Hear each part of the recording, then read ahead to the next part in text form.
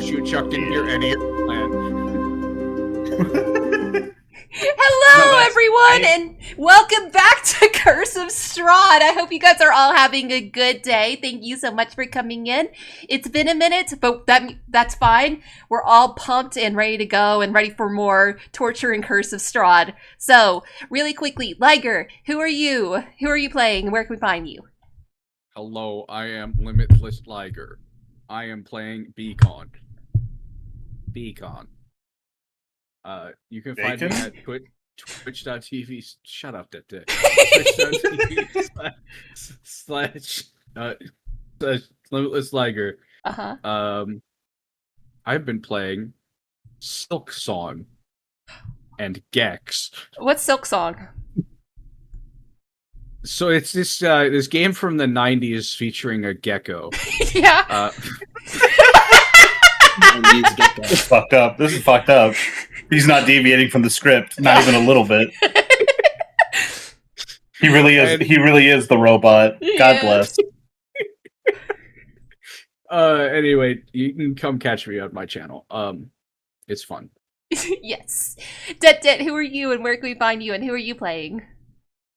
Hello, my name is Detdet. You can find me at twitch.tv/strugglepunk2. You can also find me at Dead Spot Depot on YouTube, Struggling Punk on Twitter, Struggle Punk on Blue Sky. I'm sorry that my username is different literally everywhere I go. That's the price of being on the internet in the big 2025. I'm going to be playing the definitely not Spanish Catholic vampire hunter, Ignacio Montserrat.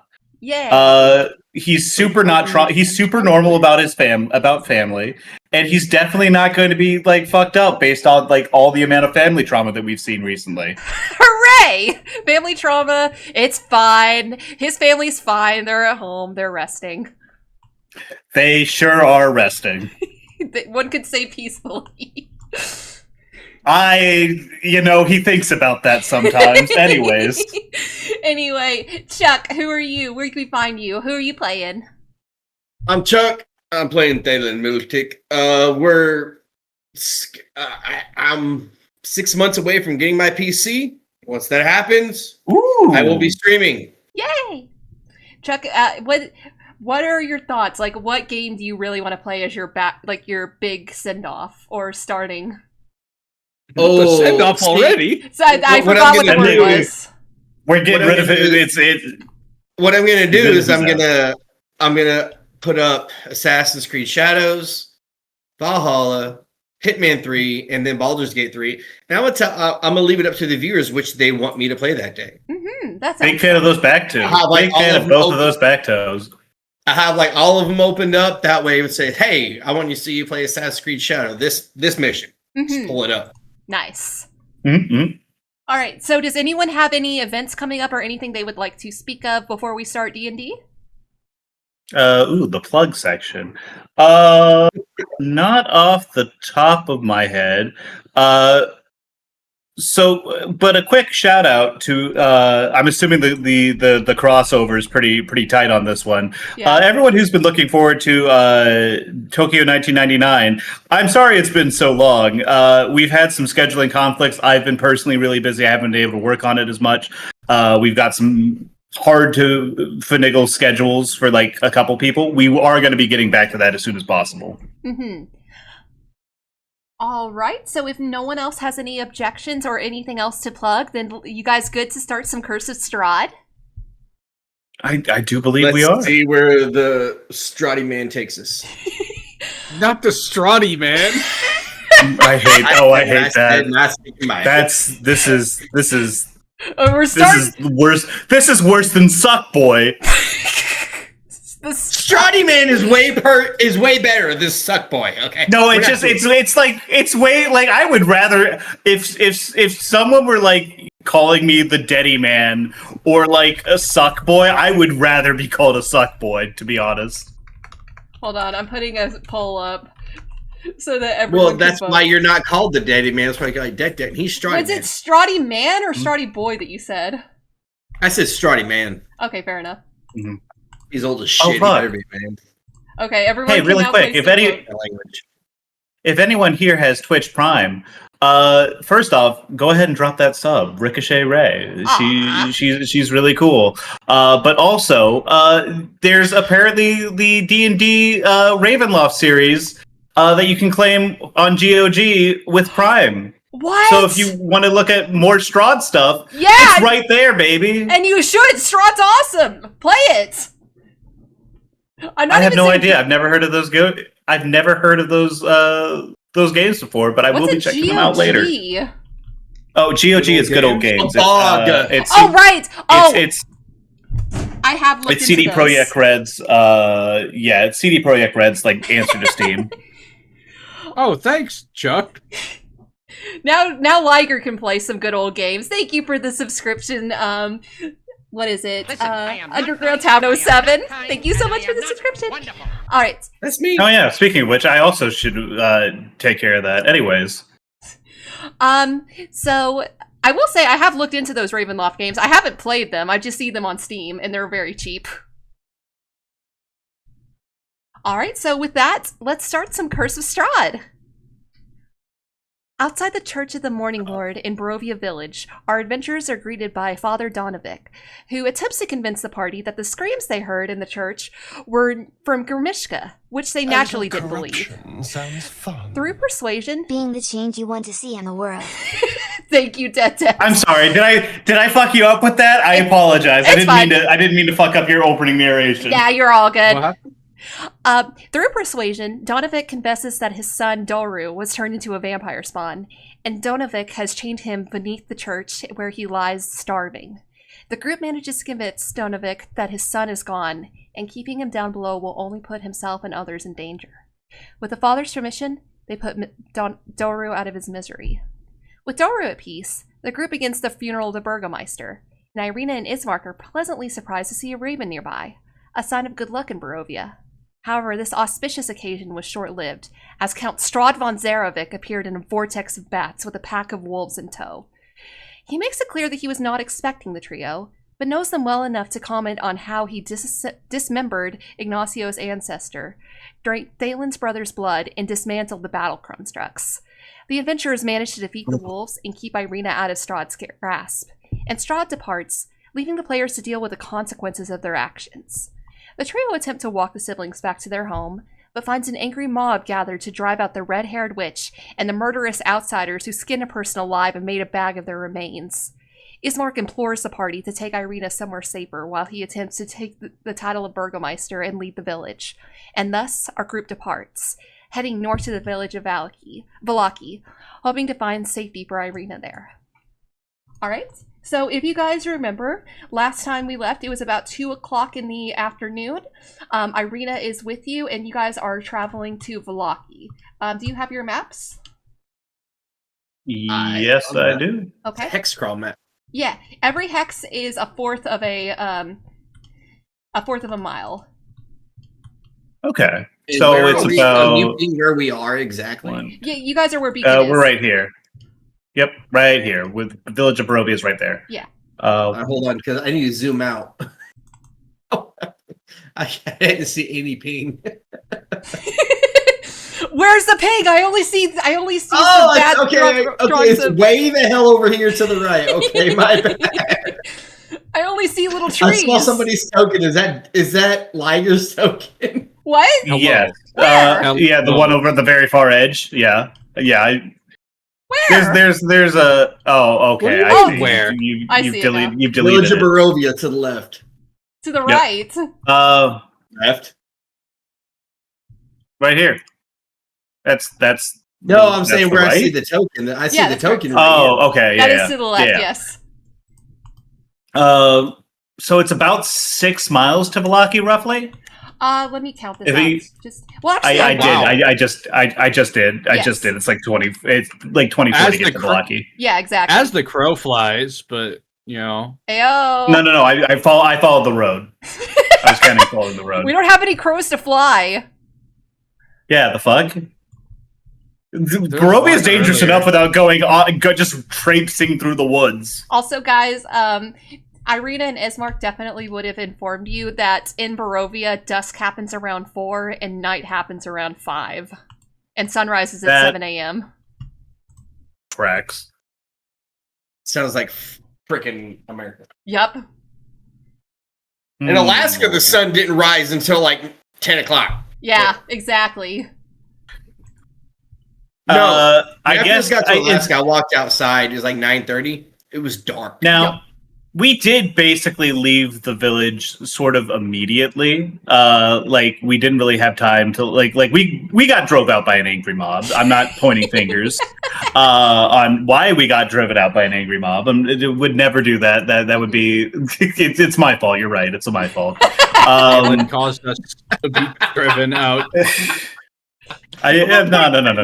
Don't worry about it. Don't worry about it. I guess as soon as we kind of clear, we're no longer within sight of the village. We've made enough distance that I feel comfortable slowing down a little bit. Mm-hmm. Ignacio is going to turn to Ireena, and he's going to kind of just ask her, "Excuse me, I'm aware that our flight from the village was perhaps a bit sudden. Is there any traveling essentials that you are missing? Anything that we might be able to supply for you?" At this point, Ireena has her hood up, so she is essentially not showing her hair, but she's also reached into a pack that she has with her and is also putting a scarf over her hair so that you can't quite see it. And she will say, "No, I should be fine until we get to Vallaki, but thank you." I just say that, nights in Barovia are bad enough without, not having shelter. If you would need to perhaps make use of a tent or something along the lines, I can. It would not be the first time that I've slept under the stars. Well, that's very kind. I hate to be the bearer of bad news, but we don't really do stars in Barovia. This is. I just Ignacio.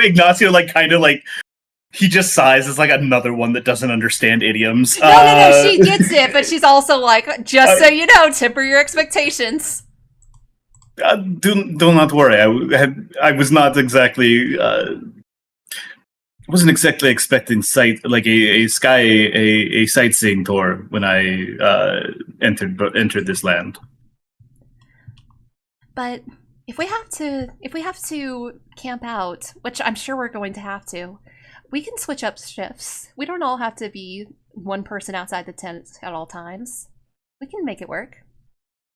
It would have been ideal to have gotten some supplies before leaving, but that appears to not be an option. You take. I sort of shrug at Beacon. You take what you can get. The circumstances are going to be what circumstances are. There's no point in crying over spilt milk. Ignacio, do you still have that silver short sword? I do, and I kind of produce it. Perhaps we can offer this to Ireena for protection. I can't remember. Was Ireena armed? I do think, didn't she? She definitely had rapier. I think she does have a rapier. Let me double check her stat block real quick. I thought she did. Yes, she does. I thought it came up okay. I think it came up during the fight where she was disengaging, but she had drawn a rapier. Yeah. It is a backup weapon for me, at very least. If you think that you would be able to do more with it, then you are welcome to it. Definitely not more, but I can definitely work with it. Thank you. And I kind of hand it off. Hold on 1 second. Oh, it does less damage. But it's silver. That is true. Yeah. Actually, if that's the case, I still might want to hold on to it then. Just so I have a method of doing silver. She looks at it and she's comparing it and the heft to her own. And when she sees that it's not great, she will offer it back to you. And since you say that you would like that, yes, I think very well. I appreciate. Perhaps later, if we get a moment to rest, we could spar a bit. No point in not keeping ourselves sharp on the road. I was gonna do that. That was gonna be my thing. She kind of smiles and she's like, "We can all give instruction." Okay, Strahd Man has won the poll as being worst. I think Incredible. only we. I think so. And I think it was universal. Mm-hmm. It was a universal yes. I didn't get to freaking vote. Which one's worse, Liger or Chuck? Suck Boys is way worse. Okay, it's not universal any longer. You've been outvoted. He has been outvoted, but at least it's not universal. Hey, All right. There are It's not many a washout. things we could have done in town. For one thing, I wish we could have asked about Gertruda. Do we? I'm about to say Lancelot ended up in that lady's house, correct? Yeah, she took him back. He just kind of hopped. Okay, good. I mean, not that I don't appreciate having a dog around. But, No, you knew the could have perils. been a distraction. This is very much like that dog is not long for this world. Why? Because I described him as being old? It definitely could have been a distraction. Like, hey, go chase the dog and we'll get from behind. What are you gonna do? You have a cute pet and in fucking Barovia? Like you think Ravenloft's gonna let you get away with having like some sort of like cute animal that can be threatened? No, they will laser focus you on gotta it. find some semblance of happiness in this godforsaken land. No, that's your first mistake. Yeah, Gertrude? exactly. Oh no. So Ireena will kind of give you a look beacon, and she says, "What about Gertruda?" She is missing. We didn't know where she is. Oh, she finally left her mom? Is that what happened? Certainly sounds like it. You didn't know Mad Mary, did you? She did seem rather Quite distraught when you upset. spoke to her. Upset Mary, she was perhaps. very happy that day. Mad in what context? Mad as in angry? Mad is in not fully Nothing. there anymore. Oh.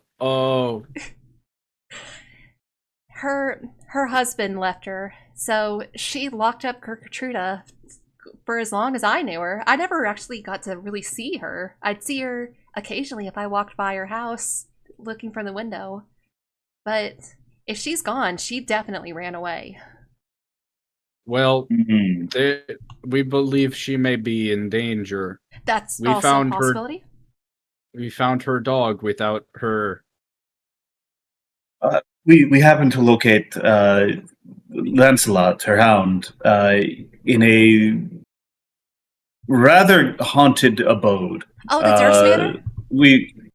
Yes, the one and the same. I kind of hold up. I hold up the will, and I'm like, technically, I think I own this. I own it now. I think Oh, you're not possession is what 7/10 of the law is the phrase. Oh, the Durst Manor will? Yeah. Oh yeah, well, I have the Durst Manor will and the deed to the and I did throw that away. You're right. You threw it in the fire. You You lit it on fire!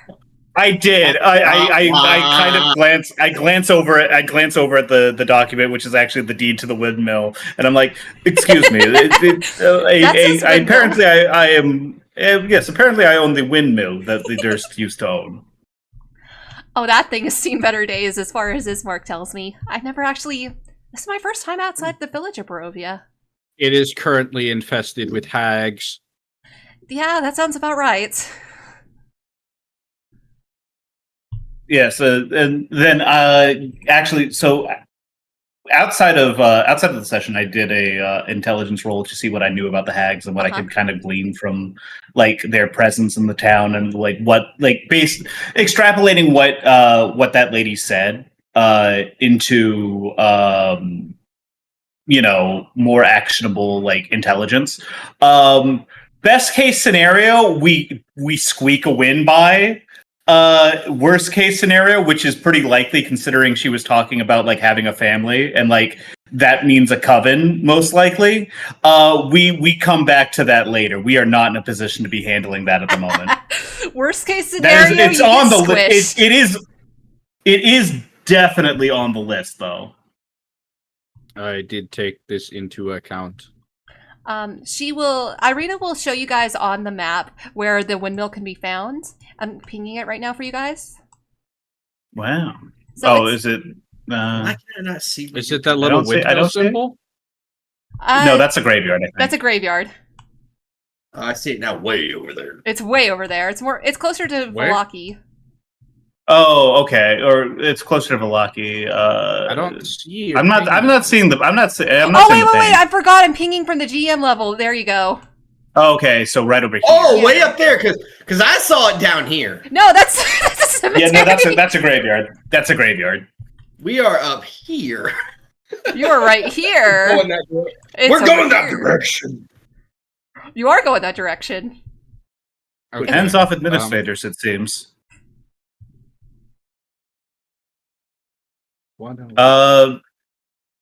I suppose. I think, Ireena, I do not know necessarily what your desire is past this point, but I think it is for the best that we try to move along to Velaki as soon as possible. My companions and I would require supplies and a chance to rest and recuperate away from the travels of the road. Of course. And the information that we seek seems most likely found in a larger settlement. First of all, my only plans going forward are try not to get kidnapped. So that sounds like it would go lovely with what you're planning. So yes, absolutely. I have one suggestion. Yes? Before we depart, we could visit this Detdet tree that was mentioned before, as we knew that the people we are looking for were there at some point. Potentially. Ireena, do you happen to know anything about this Detdet tree? It was outside of Barovia Village, but that thing was killed 3 years ago. Do you think there's going to be anything over there? Did she previously mention that the people were here 3 years ago? Yeah. How long? Wait, I think. How long was Thalin's brother 3 years missing for? 3 years. So 3 years. 3 years, 2 days, and 6 hours to now. I see. All right, that checks out, I guess. Then. I was about to say, like, I think that time does definitely kind of like flow a little bit weird in Barovia compared to like other places, but yeah, no, it doesn't.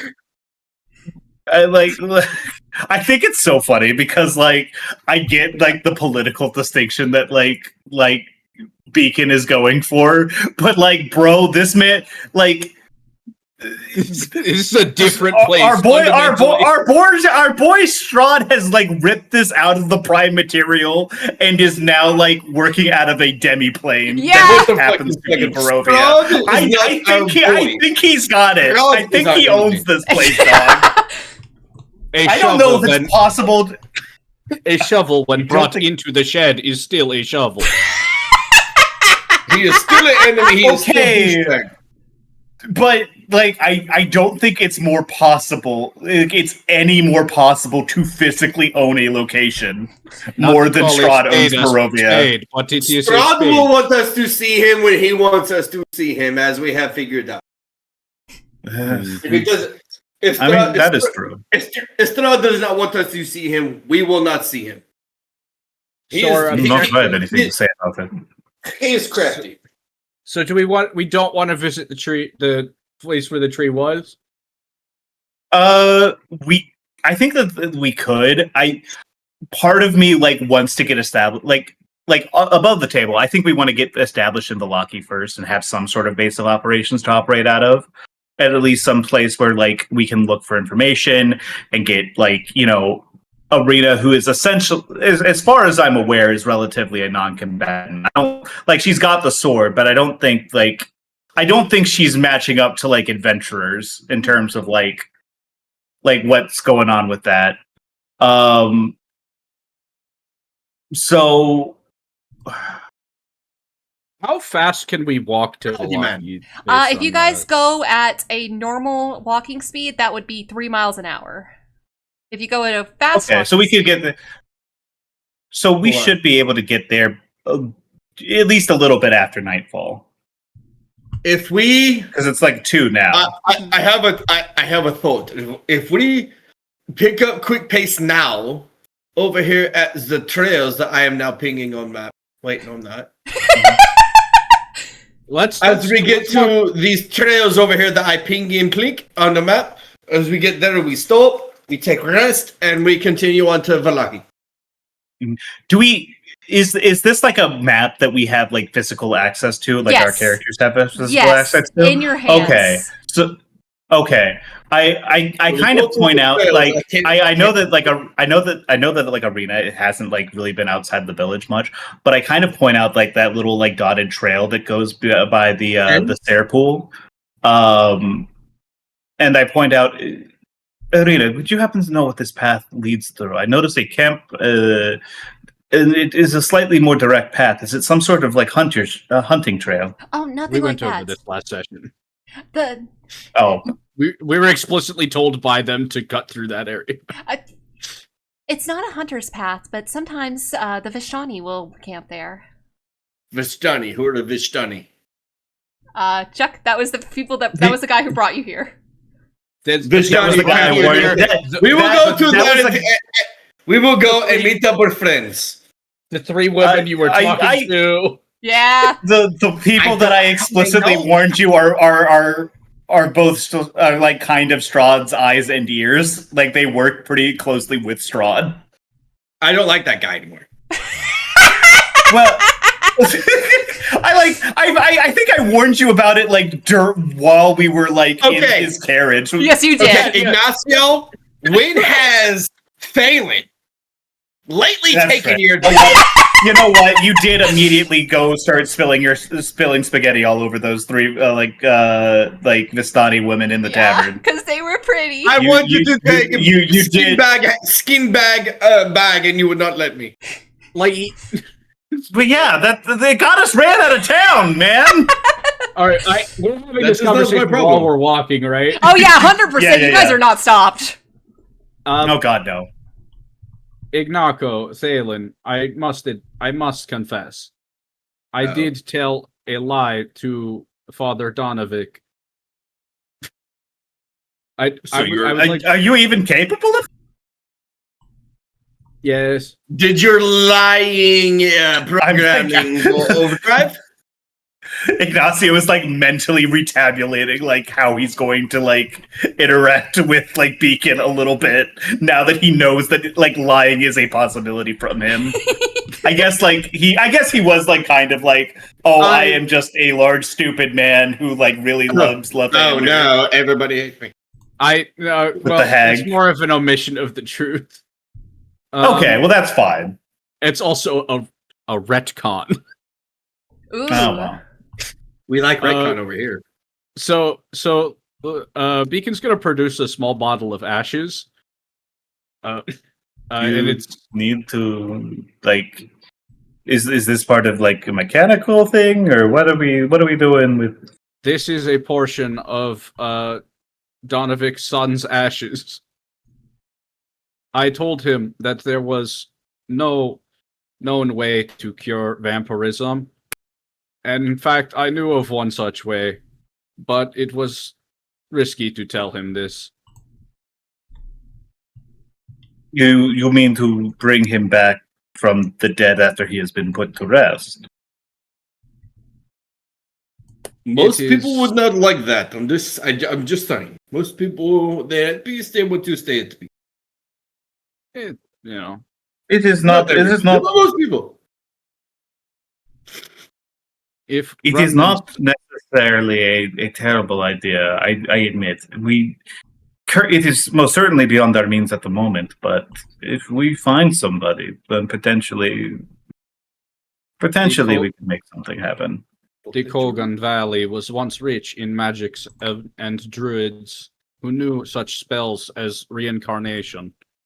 However, it is possible that many such druids have been excised from this land.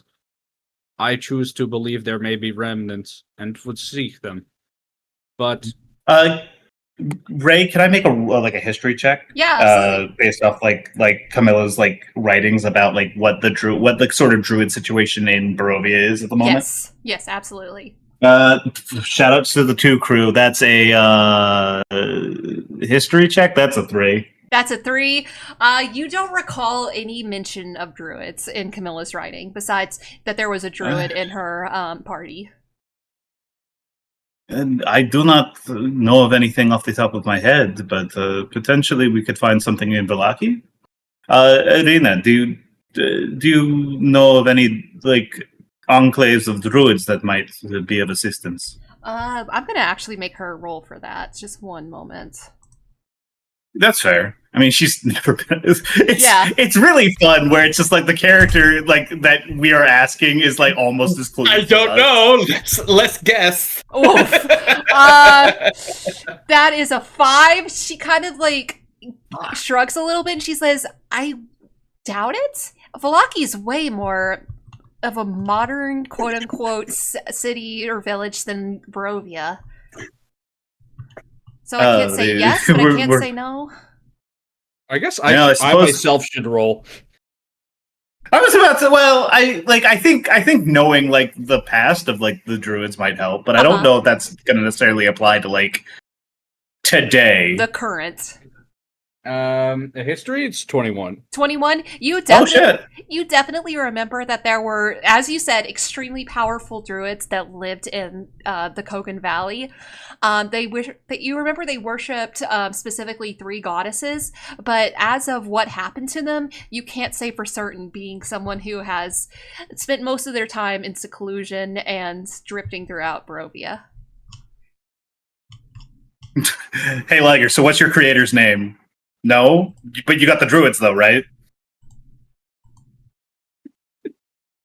Listen, we'll figure it Listen, I do appreciate that I think you've only managed to roll well on history checks for things that do not matter personally to you. Yeah. But you got the druids. This does matter personally to me. And you know, well, fair enough. I am an Oath of the Ancients, so like and like in his prime, Beacon was sort of half druid. So was it one of those things where you were?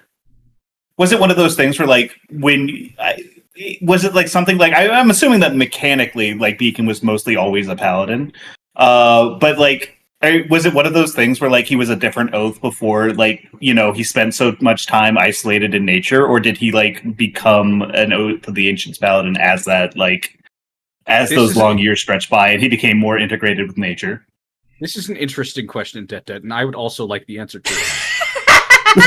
I know the answer to that question. I'm not telling you. Wow. All I know is that when I asked Ray what oath he should take, she's like, Ancient works. Yeah, Ancient's work. Ancient's good. Ancient's a good oath. It's a good oath. Also, like you were planning on multi-classing the druid anyways, so it's like what would be like? Imagine like Ancients is right there, and you just go for something else when you're already planning on multi-classing the druid. I'm a multi-class the paladin, so I have a hell of a. This is incredible. I'm just sitting here and I'm like looking at 2 carbon copies of the same character, except one turns into a robot and one does not. One is a robot. One is a robot. Well, one turns into robot animals, the other one turns to and like a mechanoid. It's fucking whatever. Anyways, yeah. I'm assuming we're just traveling as this is going on. Yeah, like we're shooting the shit, talking to each other. We're constantly bickering a little bit. Like the skin bag has come up like 3 or 4 times. Yeah, Ireena's laughing every single time you guys are getting into an argument. I don't understand how he's back me up, Ireena. This makes it truly makes no sense why he would bring this with him. No, you're right. It doesn't make sense, which is what makes it funnier. Like, yes, we got run out of town, but we really need to see the bright side of this, and that's going to be a funny story at some points. Yeah, I'm sure we will be laughing. I'm sure we'll be laughing it up in Villaki about how we got ran out of Barovia Village, and it surely will not backfire on us in any way, shape, or form. Speaking of, all of you be on your best behavior when we get to Vallaki, okay? And she's looking right at Thalin. Why? Because of the skin bag! We just got run out of town! It's a skin bag out there! Yes! You threw a bag made of human leather at a barkeeper and we ran out of town! What do you mean? Why? Wait, Detdet. He got he got a nat 20 deception check on us last session. Yeah, you don't know. Fuck, you're right. Son of a bitch, we don't know. Son of a bitch. You just know that they knew about the skinning, but they didn't know, like, you don't know how they figured it out. No, we know how we figured it out. The specific lie that Thalin told us was that the way the bartender found the skin bag was because he was trying to throw it in the trash can like a basketball. And he missed. Okay. That's right. Yeah. Well, I mean, you're not wrong. I think my crash out is still justified even in this context. But I agree that I could have. I'm not going nearly as hard as he probably deserves. Yeah. Ignacio, you have traveled with me a long time. You knew this application. You knew this was going to happen. You knew something like this was every day I learned that that I was perhaps writing off more than I should have. But you didn't. Every day after day, you didn't, and I'm still here with you, and now we're friends. I just kind of like look at Ireena and I'm like, what? What? You see what I'm dealing with? Yeah, she's still laughing. But seriously, don't do anything like that in Vallaki. We are going to get run out of town again. If that's the best case. What is significance of It is the religious capital why is of this Vallaki area. different from Village of Barovia? What you say, Chuck?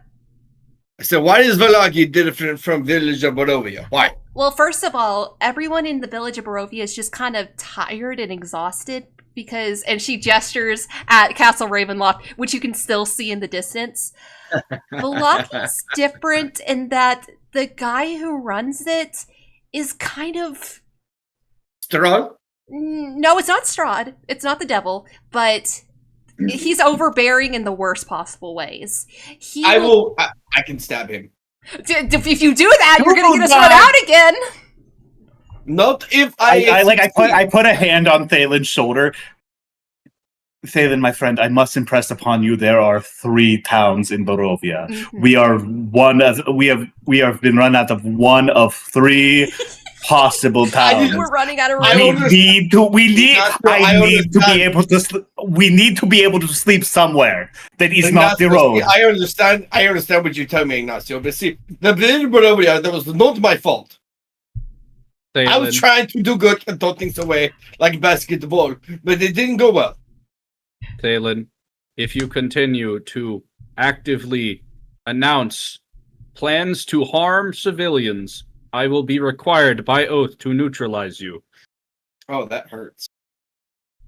Yeah. Well, I do not like to willingly hurt people. You sounded pretty willing.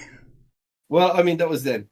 That was 5 seconds ago. That was literally an hour ago. I am a different person now. I've changed. That was in the past. I am a good person. Let's go. We live, we learn, we move on to a different town. And none of us talked about those dreams even a single time. Yeah, you sure didn't. We got so distracted by the skin bag immediately. I'm not jumping. Listen, I got my family trauma. I'm not gonna share that with people I don't know. Not sure that's stuff y'all need to know. Oh, can I check myself? Maybe Ignacio, because we've been together a while now, but I tell him everything. Can I check myself for Amber? I wish he would tell me less sometimes. Yeah, go ahead and roll me an investigation check.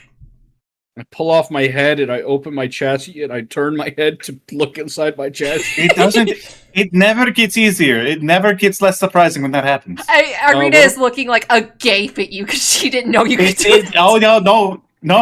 Yeah, you never get used. Without warning, every time. It's a 4. It's a 4. So you can't, like, you're looking inside and it's really dark and, like, it's really difficult. Flashlight. Okay. Go ahead and roll me an advantage then. Okay. I didn't think about that. You got that?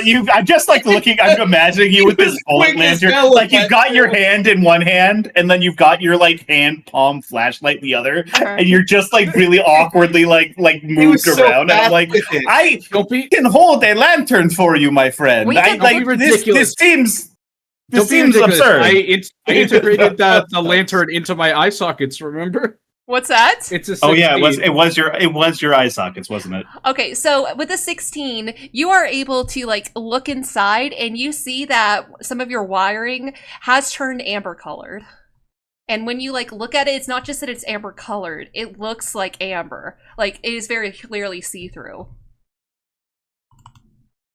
Is it messing with my functions? No, it is not. I'm kind of poking my head in and like also kind of like just like looking idly. I'm not like a mechanical engineer or anything. I got like no like fundamental thing to say. It's just like, damn, you really have been sitting out there for a while. You see like a little squirrel in the corner. Is it dead? No. But it's been there the whole time. It's been there the whole time. Does it have a name? That can't be. That can't be healthy the whole time. His name is Samuel. I guess so. I guess his name is Samuel now. It's impossible to not run with this bit. Hey, I'm Samuel. Nice to meet you. Why does he talk like that?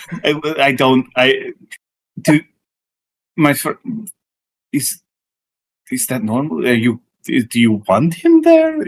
I'm very like. I mean, Let's focus on the amber.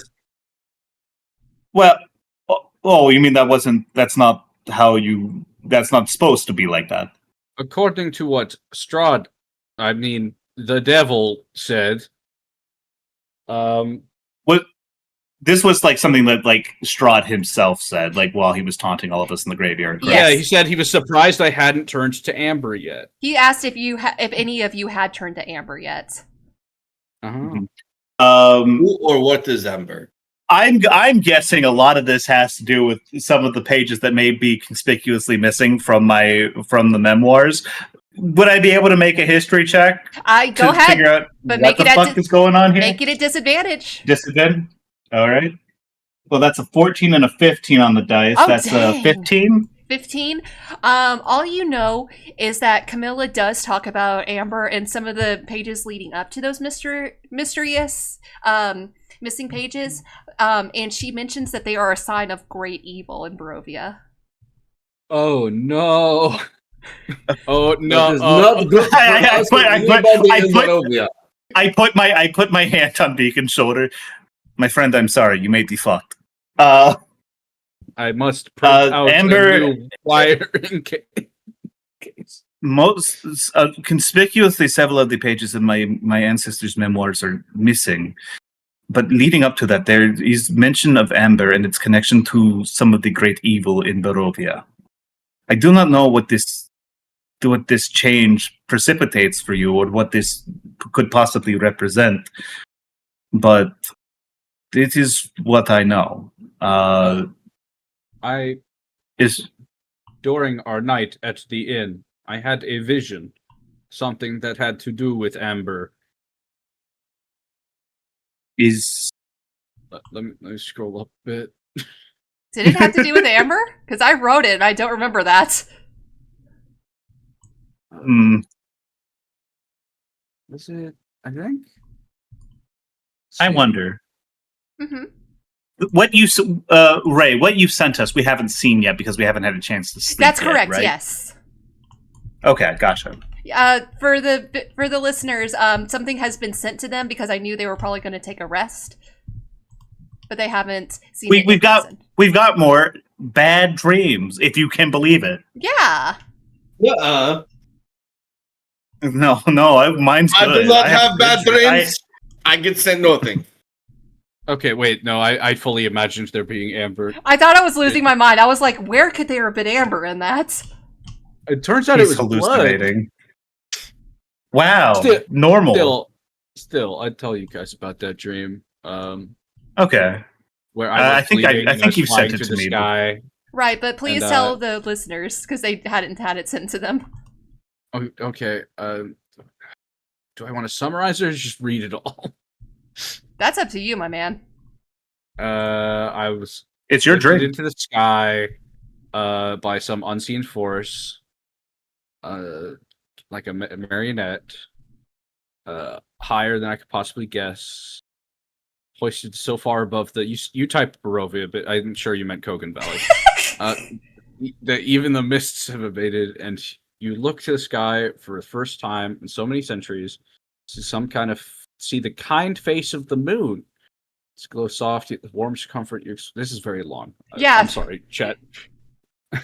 Comfort that you've experienced in all the centuries. Liger, would you like me to summarize it? I would you saw prefer it, to?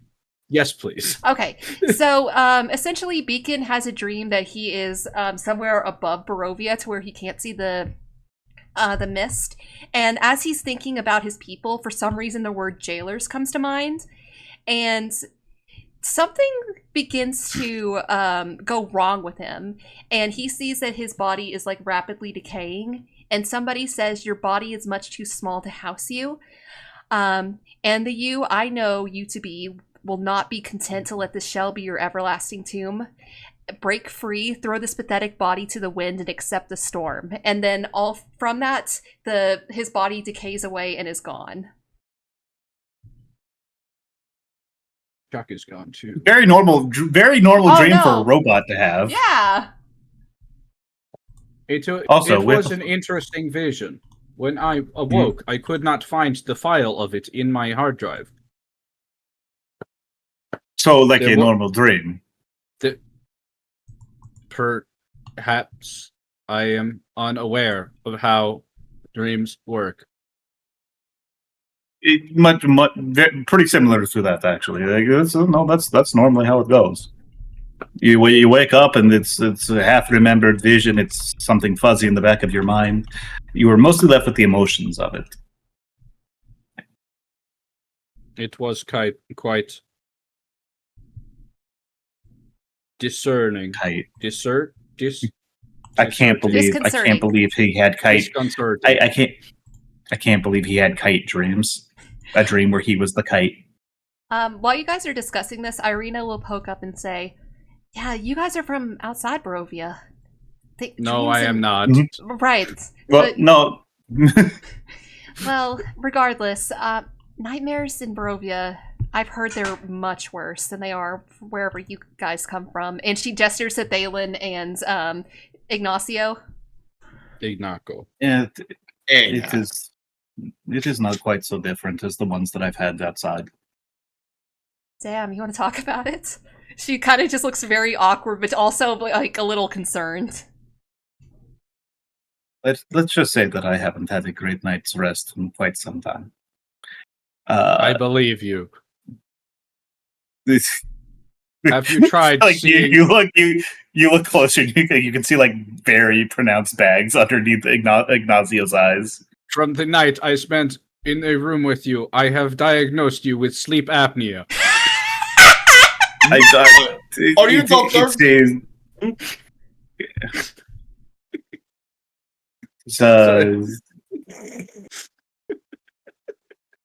I've heard tell of automata that, given the most benign of diagnosis, the benign of symptoms diagnosed with extreme overabundance of caution. I see you have a hangnail. Have you considered you have cancer?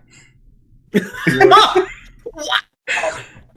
don't need women telling me what my dreams That's mean. got darker than Barovia. Listen. What if I told you a tiny bit of Beacon's inspiration was Baymax? I believe it. I believe it 100%. 100%. That like you like I kind of like was already assuming. I was kind of already assuming there was a little bit of Baymax in there. Yeah, it's a squirrel. It is the squirrel. The squirrel doesn't help. The squirrel is just Baymax. That's inside him. Anyways. You sound like him too. I guess we're hitting the fork then at this point, roughly. Like assuming we've been just talking for like an hour or so. Yeah. So you guys managed to make it to this fork, and you would see that the road, although not very well paved, is paved going off to the east or west rather. But the one going north, it very clearly is made from a path that was not there originally. Like you can see that there are chopped down trees, and there is like wagon tracks that are going through the grass. We haven't really had a chance to resupply basically at all. No, that's correct. And we've been here basically operating off of our own supplies, with the exception of that night at the tavern. Basically this whole time. So I guess I think we might actually want to go by the Sarpo, if only to refill our water skins. And just like take us, I guess, like a larger body of water. Maybe we catch some fish or something like that. We don't want to hang out with the Vistani? What are they called? Vistani? Oh, isn't the Vistani the ones that take like the Sarpo road? Like, yeah, wasn't exactly. that like? Okay, so I guess if we want to try to avoid them, that's fine. But I think that like Strahd would already know where we're going. Like, I don't think that like I am under no illusions that he does not know where we are. Yeah, I'm just kind of assuming that like those. If it was one of those things where we were heading out from Vallaki and we were heading to someplace, maybe I'd be a little bit more cautious about like letting our destination out. But like, where the fuck else are we going at this point, right? So I don't think like, as long as we don't like start blabbing about all of our deep dark backstories and like secrets and like plans to the Vistani, if we encounter any, I think we should be okay, because they're not like they're much more like the eyes and ears of Strahd rather than like, you know, it's not like they work for him more militarily, I believe, or at least that's, you know, what I get out of my journals. From what he spoke about when we saw him, it would appear he already knows quite a bit about the two of you. He did, however, seem a little bit surprised to see me intact. Perhaps I am the wild card that we should be protecting secrets about and not telling pretty women about. I kind of like Jesper Dak and Ireena. Like, it's kind of too late for that, man. Not that one. Thalin doesn't make eye contact. Aww, and she's like putting on a show, like, aw, shucks.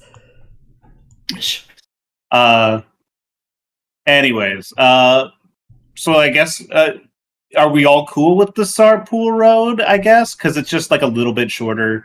We'll have a chance to resupply at the lake. At the little things, lake, right? We could actually get to the the Vistani. The Vistani. We might be able to do some trading with the Vistani. Like I said, I wouldn't buy anything that's like too unusual from them, if only because like you know, word of that might get back to Strahd. He might extrapolate some stuff out of like, you know, what we pick up there. But I think like basic traveling supplies wouldn't be like out of sorts. We could also pick up a set of armor or clothes for Ireena, who did not have the like a pack and maybe a tent or something along those lines. We left, yes. Yeah. I would something also along those outfit lines. her with a shield, perhaps. Wouldn't be outside of the realm of possibility. Still, you may want to, and as much as Strahd. A what? A goon? A goon? And some oats.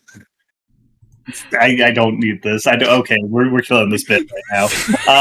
Right, so I guess I unless anyone has any objections, I guess we're taking the Sarpool Road. Yeah.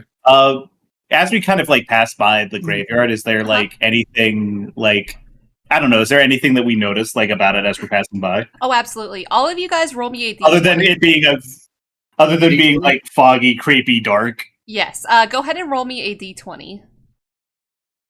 Just a d20, no modifiers. That's correct. Yes. 15. That's a 7. That's a 7. I'm paying for all the good luck that I've had so far. 17. 17? Okay. Ignacio, as you guys are passing through, all of you guys are noticing that because of erosion, you're kind of seeing into these holes where they are buried. Some of the coffins have been eaten away, and you see that there are bits of bones. Like, you can see skeletons. Ignacio, as you are walking through, you happen to look up and you see tied from a noose your brother.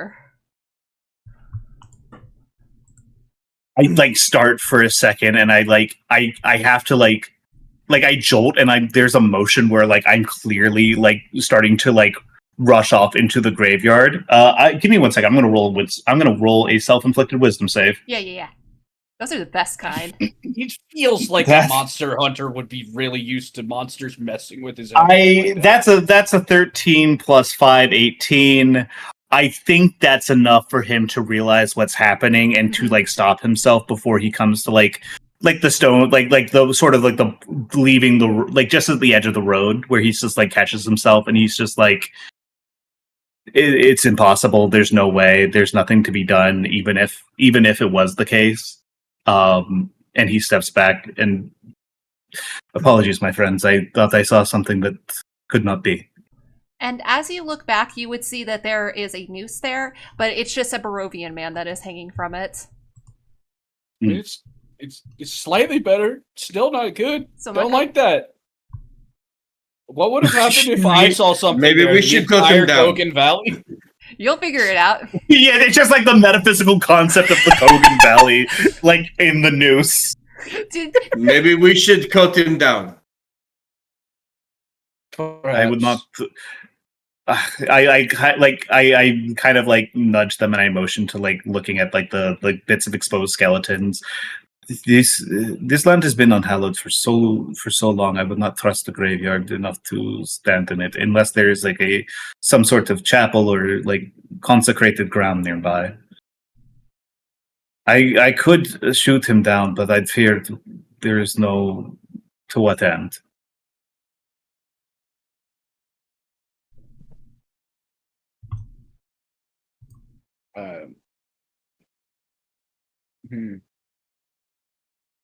Let us be about it. Okay. And I kind of like turn and like I'm moving a little bit faster than I was when I was walking towards it. This seems a little, I guess, outlandish to a degree. Can I try to shoot this rope? Yeah, no, that's what Ignacio was saying. You can absolutely shoot the rope. Oh, never mind. If that's what he's saying, then fine. Well, he said he could. No. I said I could, but like to what end? To what purpose? This is unconsecrated ground, anyways. Like, if anything, I think the man in his soul is safer if he is above the ground. Like the noose may actually be like the best place to leave him. As fucked up as that is to say. It's true. If the devil claims to be the ancient and the land, then perhaps the air is where we will find salvation. Perhaps that is the thinking of the residents here. Misguided it may be, it is not our right to cut down a man who perhaps did this to himself.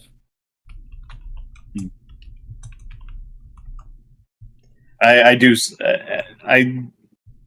At like Beacon's words, I kind of remember myself a little bit, and I mutter a quick prayer, and I'm like, let us move on.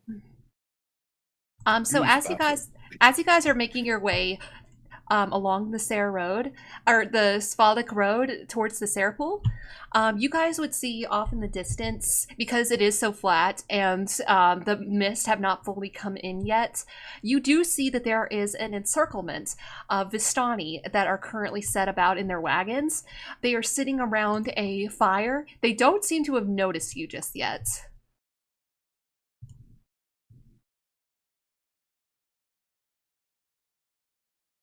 I can think of two. I have two means of two methods of thought. We could all four of us go down. If we do, it is absurd to think that Strahd does not know that Ireena travels with us. It is absurd to think that we would not be traveling together. However, if so, I would want somebody with eyes on Ireena at all times. Or we could split up. Two of us go down, buy the supplies that we need, and then one of us remains behind to escort Ireena and to make sure that nothing happens to her, that she is not snatched in the night.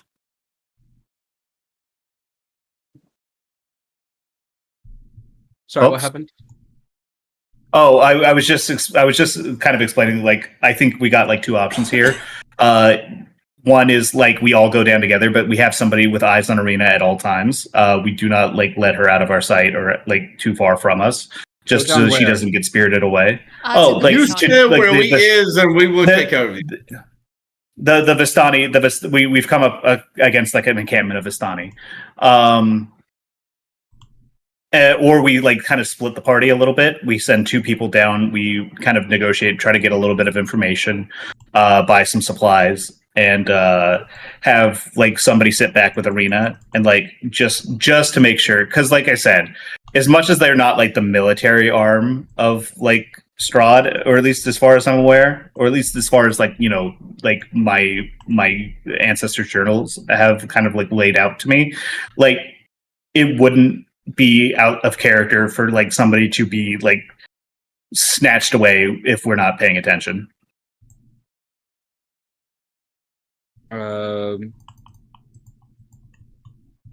Beacon will personally, offer I'm just Ireena leaning to his Beacon will offer Ireena his hand.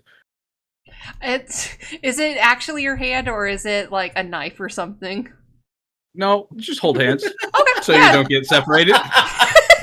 Your hand is here, and I got knife. I was about to say, because like his fingers are ballista, he's got a shield in his arm, and one of his arms turns into a buzz, and one of his hands turns into a buzzsaw. Yeah. So they both turn into buzzsaws. Oh. Well, that doesn't make it better. Well, that actually does not make it better. There is no better arm to grab. So that just means both of them are okay. Yeah, she grabs his hand. He's not in weapon mode. Not yet. I don't like that you said that. I don't either. Just be ready to like pull your hand back if something goes sideways. His transformations are efficient, if nothing else. Yeah. All right. Then I guess we go down if no one else has any. All right, so as you guys start making your way closer, you will see that there are, in addition to these wagons, you will also see some tents that have been set up. Some look like they're just like temporary, while some look like they have very clearly been there for a bit. And as you start making your way closer, you would see a Vistani man like walk over to the fire and put some firewood in. And when he turns to see you, he smiles and begins waving you over, like hello, like the big welcoming wave. I like return the wave like with equal enthusiasm. Like, hello there, friend. We seem to have come upon you on our travels. Would you mind if we share your fire for a brief period of time and perhaps do a little bit of trading for some supplies that we might need on the road? Oh, of course. Everyone's welcome at our fire. Please make yourself at home. And he will. Very well. He will like run off to one of the carts that is nearby, and he will come back and offer you guys a water skin each, or at least a swig from his water skin. Can I roll an insight? Yeah. I'm also gonna roll an insight. It's one of those things where I think that like even though like Ignacio knows that the Vistani are like technically agents of Strahd, and like they can't really be trusted, and you need to like be on your toes around them. Like I think he just still like likes them. Like I think he's just like finds their like how open they are, their affability, their willingness to like let people pull up and like share stories and just like hang out and like have fun around the fire. I think he finds it really charming. Now is that a known thing, or is that like a thing that your grandma put in her notebook? Because we know how it can be about people, you know. Well, no. This is. Camilla was a lot of things, I think, but like I don't think she was like. I don't think she had a problem with the Vistani from like this is a different group of people type of way. That's a 21 insight, by 21. The way. That's a 22. 22? Yeah. Beacon, you inciting? Oh, am I inciting? If you want to. You can. I certainly could, and I probably will. As soon as I pull up the character sheet that I have. That you definitely have. It's right there. You are not having to pull it up at last second because you forgot to do it up until this point. That would be silly. I don't even know why you're implying it. It's a 23. Yeah. Dang, guys, good job. Okay, so we're out here, more bars and more places. Goddamn. Yeah. So you guys would know with those 20s that this man is being kind to you out of the goodness of his heart. He does not seem to have any kind of malicious intent. He offers you a drink. If you say no, then he passes along. No big deal. He would point out to you if you're needing something, like where you can find it, that sort of thing. It's not to the point where it's like creepy. Like it's not like he's offering you like all these supplies and stuff, but it's more like coming over to a friend's house and they want to make sure that you have like food and drink. Beacon waters his plants.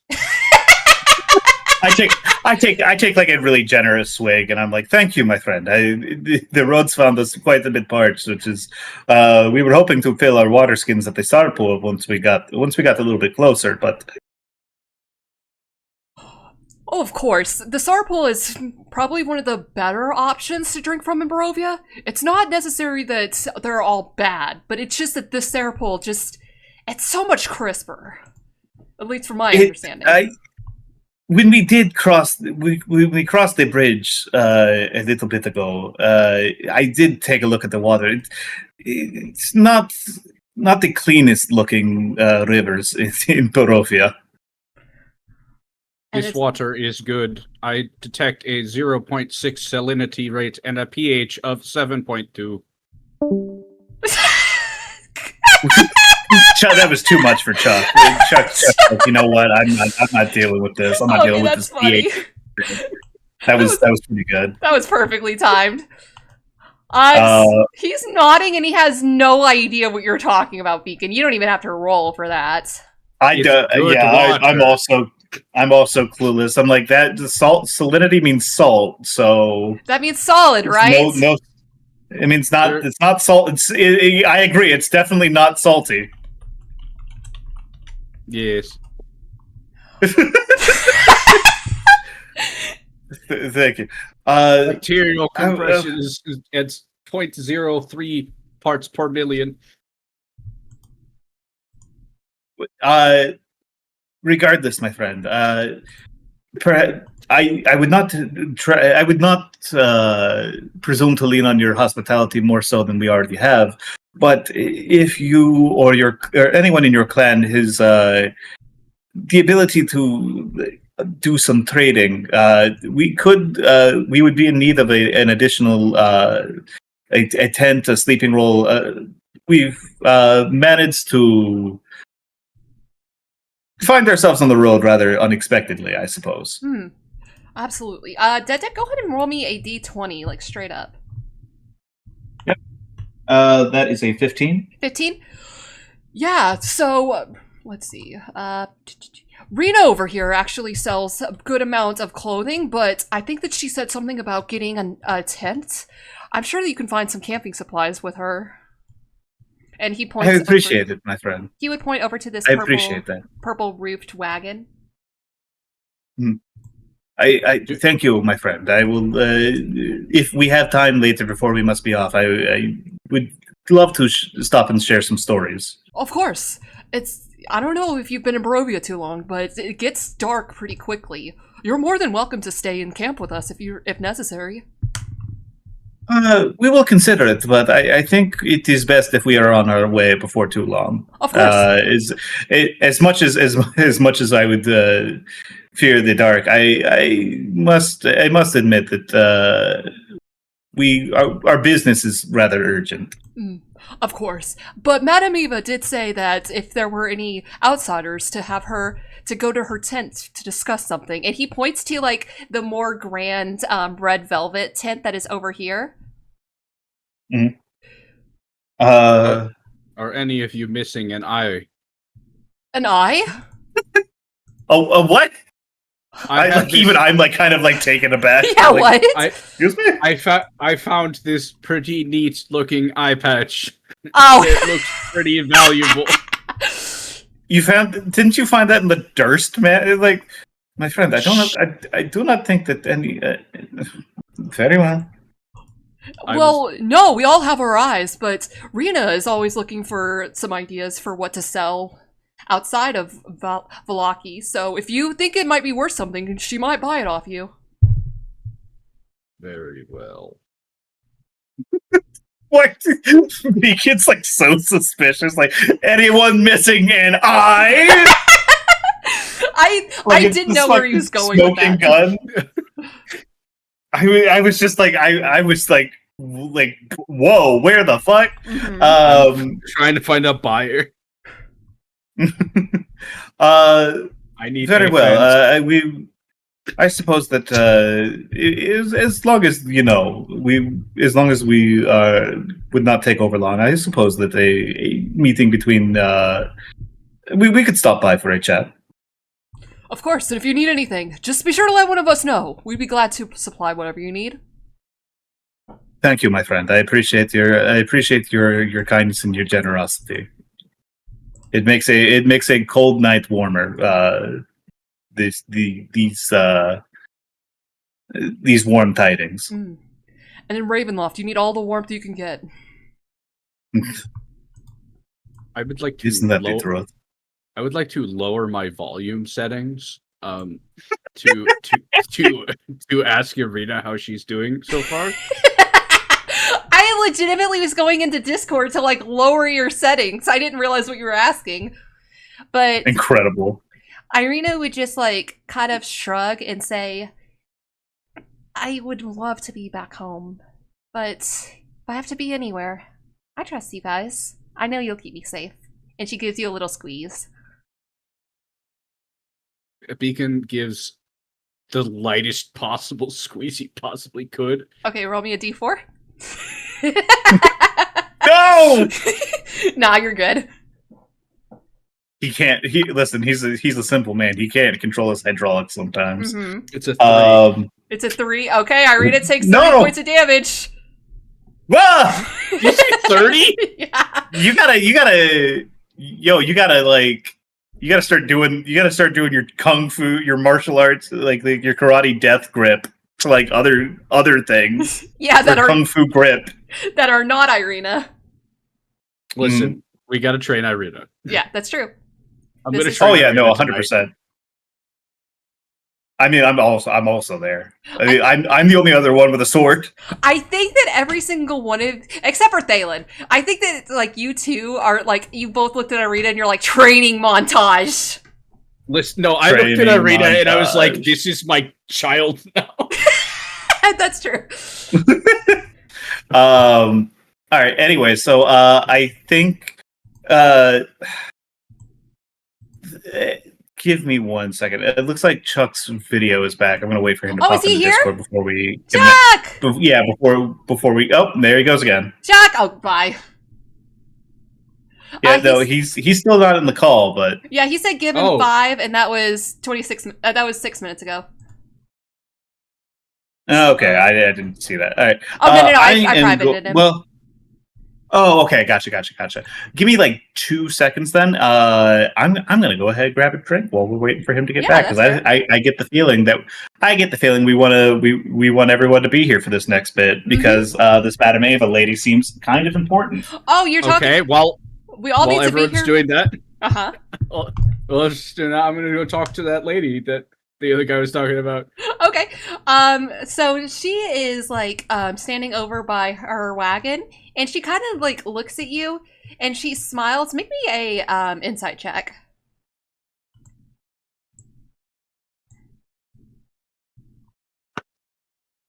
17. 17. You know that this woman is like, that is a fake smile, but you don't get the idea that it's like because you've done anything. It's just because like she maybe doesn't want to see business, baby. Yeah. That's a saleswoman if Yeah. I've ever seen one. Yes, exactly. It's time to get down to the brass tacks. And she will say, "Oh, welcome. What can I help you with? Do you need anything?" Set aside your pleasantries, woman. Okay. I am here for business. All right, what are you looking for? I present This is my so eye incredibly retail. Yeah. I present my eye patch. Okay.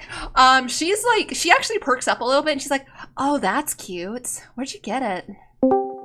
Chuck! Hey, welcome back, Chuck. An abandoned dungeon filled with death and decay. Ah, neat. So from like anywhere then. Yeah, literally. You don't know how little that narrows it down. How much are you asking? I need 90. How much did I say it was worth, Liger?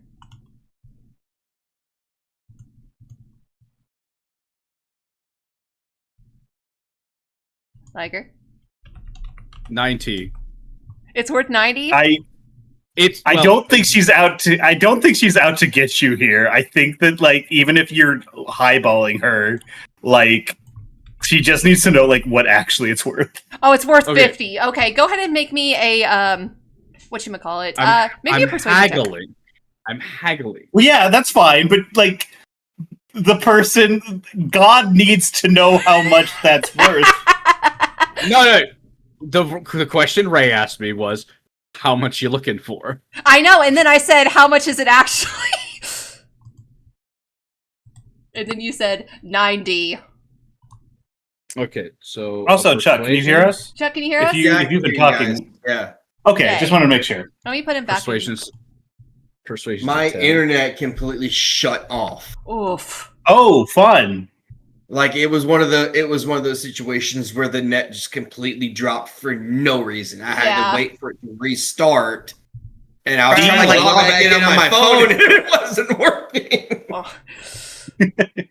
Oh well, we got you back now. Yeah, nothing really happened while you were gone. Liger, how much? Sorry, guys. We're doing shopping now. Is there a way Ireena could give me the help action? Yeah, you know what? She'll give you the help action. She's like, "Oh, you seen this like carnelian? When's the last time you've seen a carnelian in Barovia?" So go ahead and take the help action. Okay, so it's a 10. A 10. Let me see how she rolls actually. She got a 4. You know what? She's gonna look at you, like cross her arms and say, 75.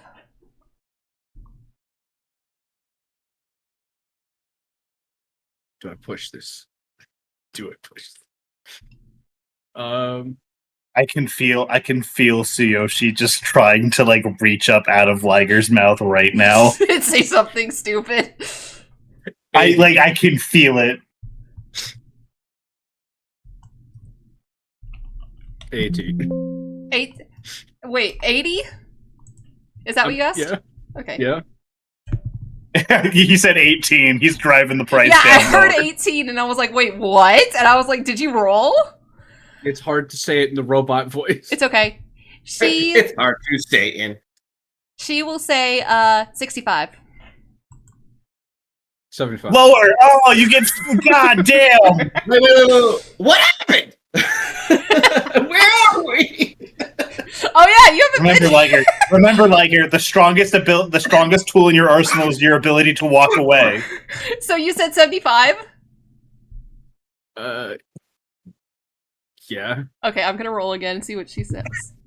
Okay, she says. Thalin's like, why do I want to see 75? Fine, 75, and she will hand you 75 gold pieces. I will hand her the eye patch. Thank you. Did you need to buy anything? That is. Yes. Would you happen to have a spare set of traveling clothes, a bedroll, a tent, perhaps? We found ourselves on the road a little unexpectedly. Oh, rough. Yeah, hold on one sec. And she goes and scavenges in her tent, or in her wagon, and she will come out with some clothing that doesn't look like it necessarily belongs in Barovia, but doesn't look like it unbelongs, if that makes any sense. Like, it's outlandish, but not absurd. And she will bring with her a tent and a bedroll.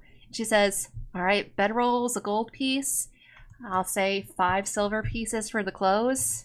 Tent is 2. So why don't we call it 350? Or 3 gold, 5 silver. Yeah, I was about to say 50 silvers. Quite a bit more. Very well. I'd be more than happy to pay that. And then I glance at Ireena and I kind of motion to the clothes and I give her the yes, no, what are we... Let me see how she reacts. Yeah, she nods. I also have a set of vestments. I don't know why I have that. Is it from your backstory? I was about to say, has Paladin? I don't know. I think if I were you, I would hold on to them, if only for the ability to kind of maybe disguise yourself a little bit more. But just a priest pack as my starting. Oh, okay. Yeah, that's where it came from. I have an you just box. You just have a magnetic snap-on priest collar. Oh yeah, I have a that's exactly what box and a sensor. Oh yeah, wow. I know what a sensor is, but I can't think of it. It's a thing. It's a sweetie thing, right? on the alms box is donations for a free Kogan Valley. Yeah. Wow, thank you, Kogan Valley. Wow. Do you have protective equipment in your carriage? Sorry, I don't think anyone here does. You don't have a shield? We don't really carry stuff like that. And she points to one of them. One of the you wagons. have healing potion. Oh, yeah, I was just about to say, that wagon over there does potions. This one next door does gems. I do clothes. We got some exotic food, but not really any armor. I will go over and healing potion station. Yeah. I hand the woman the 3 gold, 5 silver, and I'm like, thank you very much for your time. Yeah. I appreciate it. I also have a sacrificial dagger worth 4 gold pieces. Do you want to pull out the cult dagger right now? Is that what we're are we getting run out of another place? It's not a village. Let me buy health potions so you don't have to sell dagger. I'm probably gonna melt that down and use it in I don't know, a soup. A soup? No. Delicious evil cult dagger soup. Mm-hmm. The human sacrifices really add up to the iron content. No. It's you have to season it like it's cast iron, and the blood seasons exactly. it. It's seasoned with the blood of the innocent. Delicious. Yes. Delicious. Oh God. Are you gonna try to sell it? You're the one who's I want to eat it. I mean, I have a mess kit. Congratulations. Yeah. The mess kit is your meal. It's your ration. You should start eating the silverware. Yeah. All right. Thalin, you go. I asked Ireena if she wants to pick out anything. My treat. No. You guys have done enough. And she's like, I hear my treat, and I glance over at the 3 gold and the 5 silver that I've already paid, and have handed over all the stuff to Ireena, and we're getting it packed away, and I'm like, and the fucking lady. Chuck, I swear we'll get to you with that healing potion, but the lady will say, perk up when you say my treat, and she goes, oh, I've got bags of holding that have already been visited by the bagman, only 40 gold pieces. The who? I'll put the bag of holding. The bagman? The who? The bagman. Bagman. The bagman. Oh, you guys keep saying these words. They do not make sense in that order to me. I do not. Even I know who the bagman is. I don't believe you. You do bagman? I guess I haven't rolled, so I don't. Go ahead. I do not think you know who the bagman is. I know who the bagman is. Does Beacon know? If you ask me to roll a check, I'm intentionally failing. Yeah, no, you're failed. Beacon, I want you to go ahead and roll. Roll me history. You're so good at that. Listen, it doesn't matter to his personal arc whatsoever, so he's going to roll a nat 20. He's going to get a natural 20. No, it's a 5. It's a 5. The bagman, he lives in the. I was about to say he lives in the bag, but that's correct. The bagman, he is the man who makes bags in the forest. And if that is a naughty, fake thing you just said. If you are naughty, he will turn you into a bag. We have perhaps already met his work. Do not. You know what? I want to know less.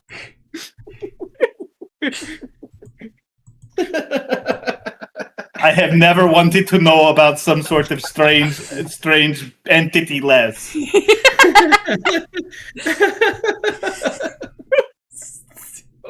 Oh, but 40 gold. Never again. It's so easy to play the straight man, guys. It's I can tell. I can't tell you how rewarding and how easy it is. So you this is awful. What? This mode is going to be very. This mode's going to be very useful for the important stuff. Cards. No. Just for stuff. Just for stuff. But do we want that bag of holding? It's 400 gold. Can you afford it? I thought you said 40. 400. Oh well, no, I can't afford it. No, I thought you said 40. I got 15 gold. You want to try to haggle? I don't think we need it for anything. I don't even think we need it for anything right now, honestly. That's fair. This is not Baldur's Gate. Mm-hmm. How else will we hold all the vampires? What are you talking about?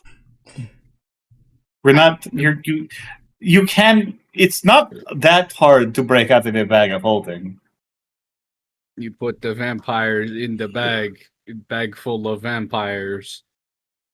And then they burst out of the bag of holding, and then you have a bunch of pissed off vampires 2 feet from your surrounding you in all directions. No escape. And then you throw the bag in the running river so they get burnt immediately to ash upon exiting. That's just dirty. Okay, wait a second. I'm coming around on this. But wait, how would you know when they're going to break out, says Ireena? You don't. That's the problem. When that's the other side of the coin we didn't tell you. When your bag starts to bite you, you know they are about to break out.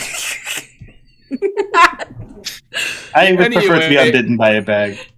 Let's go. Excuse me. My apologies, ma'am. It is a lovely bag, but I think we will be moving on. I apologize. My friends are idiots.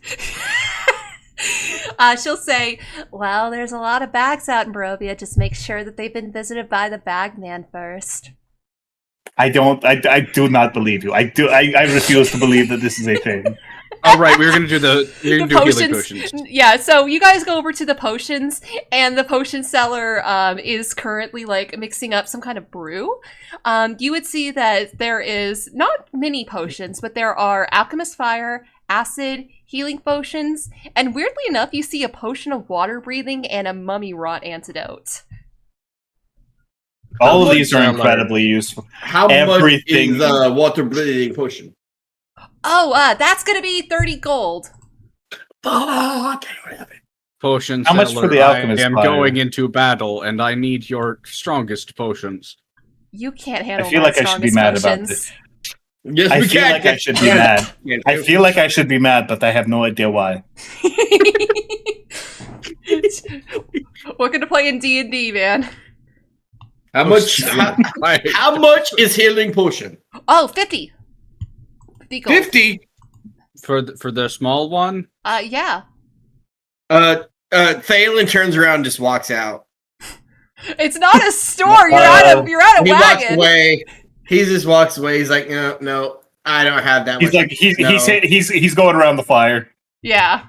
The The alchemist fire was quite useful when we last used it.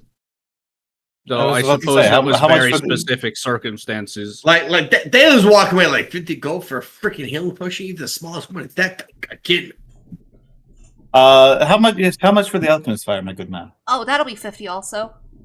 Mhm. I'm Damn. selling them about operating cost. Can't really go down any What? further.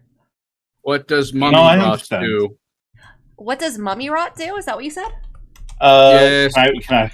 Would I be able to roll like an intelligence check with advantage because of Hunter's Bane on that? Yeah, absolutely. Because that is an undead disease. Yup, it is.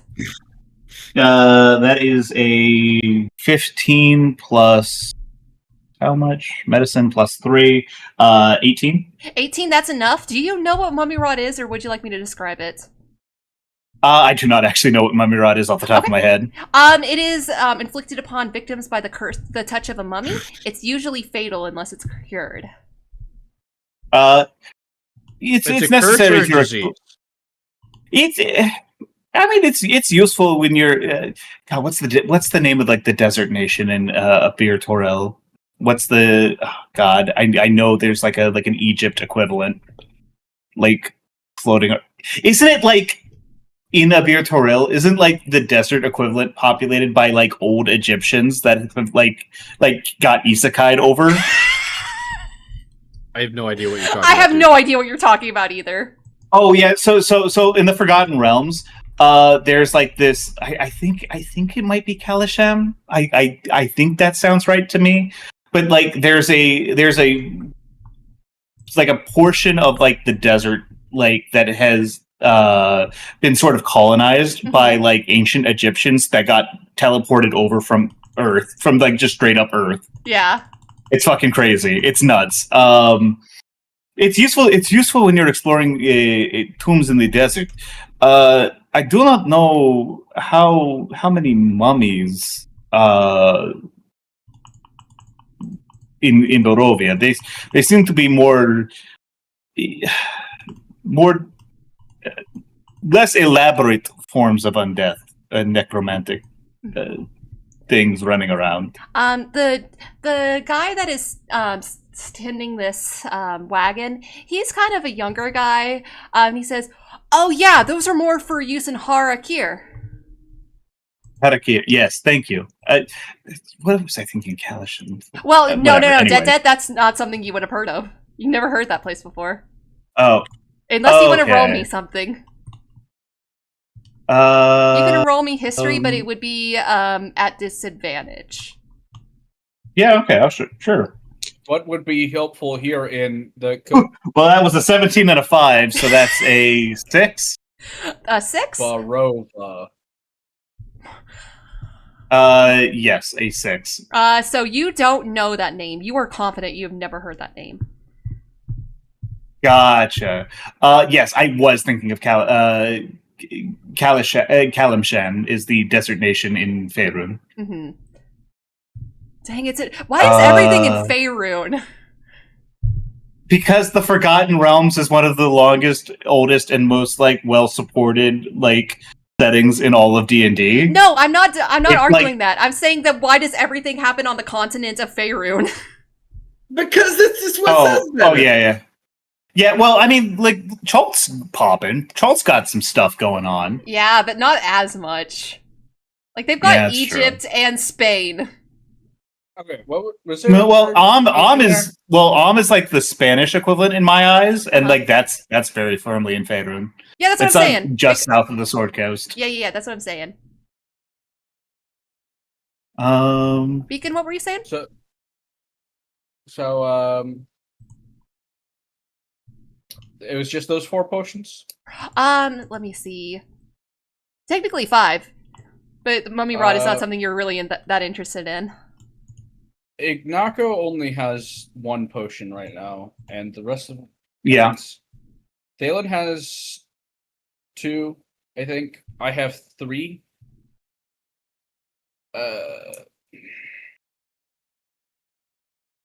Does Ireena have 1? No.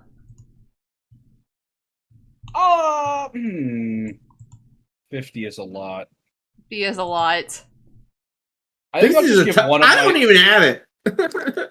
I'll give one of my 3 to Ireena for emergencies. And she would very graciously thank you. Because she was going to deny it, and then you pulled out 3, and she's like, oh, okay, I think I can stand to have one of these. Oh, I bet you can.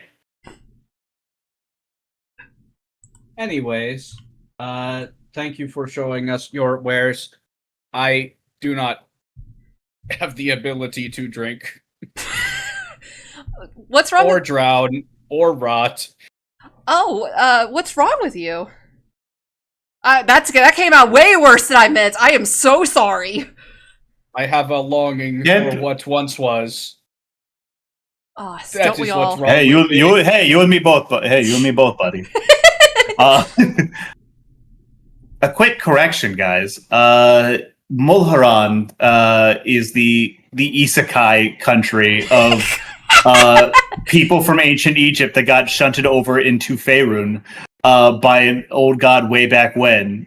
So that's one of the reasons why the Egyptian pantheon is technically in Faerun. Oh, that makes sense. Doesn't that also happen with ancient Greece too? Norse and Greek. I do believe so. But yeah, Kalisham is actually like a different one. Like it's just a different desert nation. Let's go see the freaking fortune teller, dude. Yeah, Chuck, were you there for that? Do what? No. Chuck, Oh, they want us. They want us to go talk to this Madame Ava, who's like leading their caravan. They said like anyone who's like not from Barovia, come talk to her. Is it this one?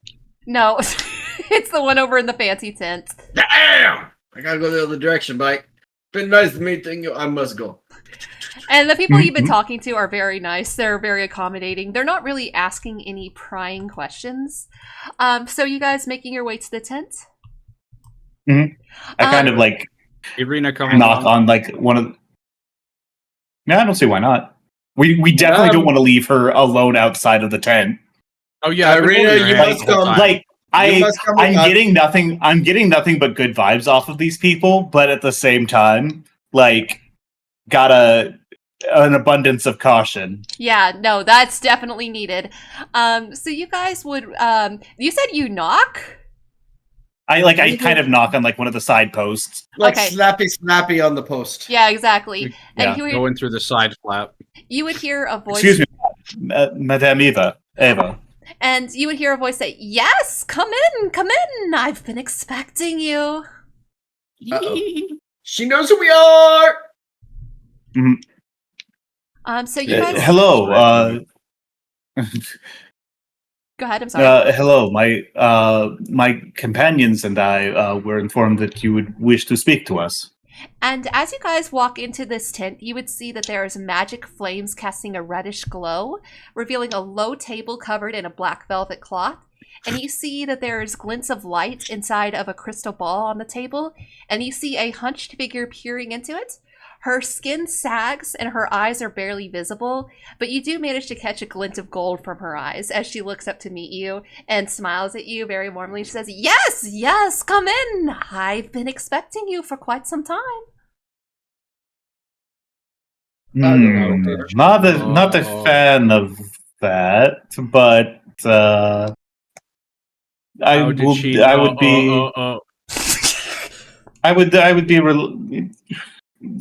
I'm just getting used to the idea that everyone knows our business at all times in Barovia. Like, there's no one that doesn't know shit about us. Everyone here in the Kogan in the Barovian Valley.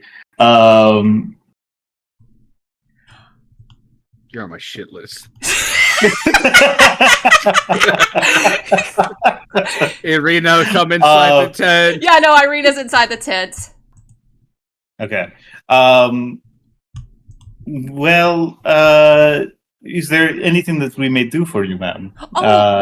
Just have a seat and have a little bit of time with an old woman. Ignacio, Thalin, can I get you a drink? I'm sorry, Beacon, I'd get you something, but... And she kind of motions to your mouth. I just watered my plants. Oh, good. I like I sigh. Do you happen to have any wine? The days here are becoming longer and longer, and I do not think that it will be that it is going to get worse before it gets better. Days? We've only been here for 1 day. 2. This is your second yes, day. and it's already very long. She will say, "Oh yes, of course. Can you give me your hand, dear?" I just like I'm kind of like fine, whatever, and I'm like I offer my hand. She would reach out and slap you across the hand with a wooden spoon, and she says, "That's a bad habit. Don't you be abiding by that. Here, let me get you some tea." What the?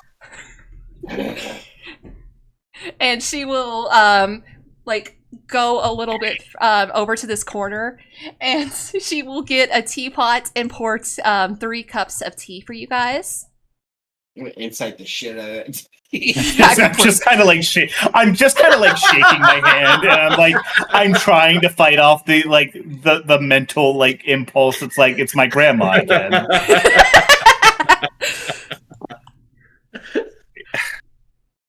If you guys want to insight or investigate, you can.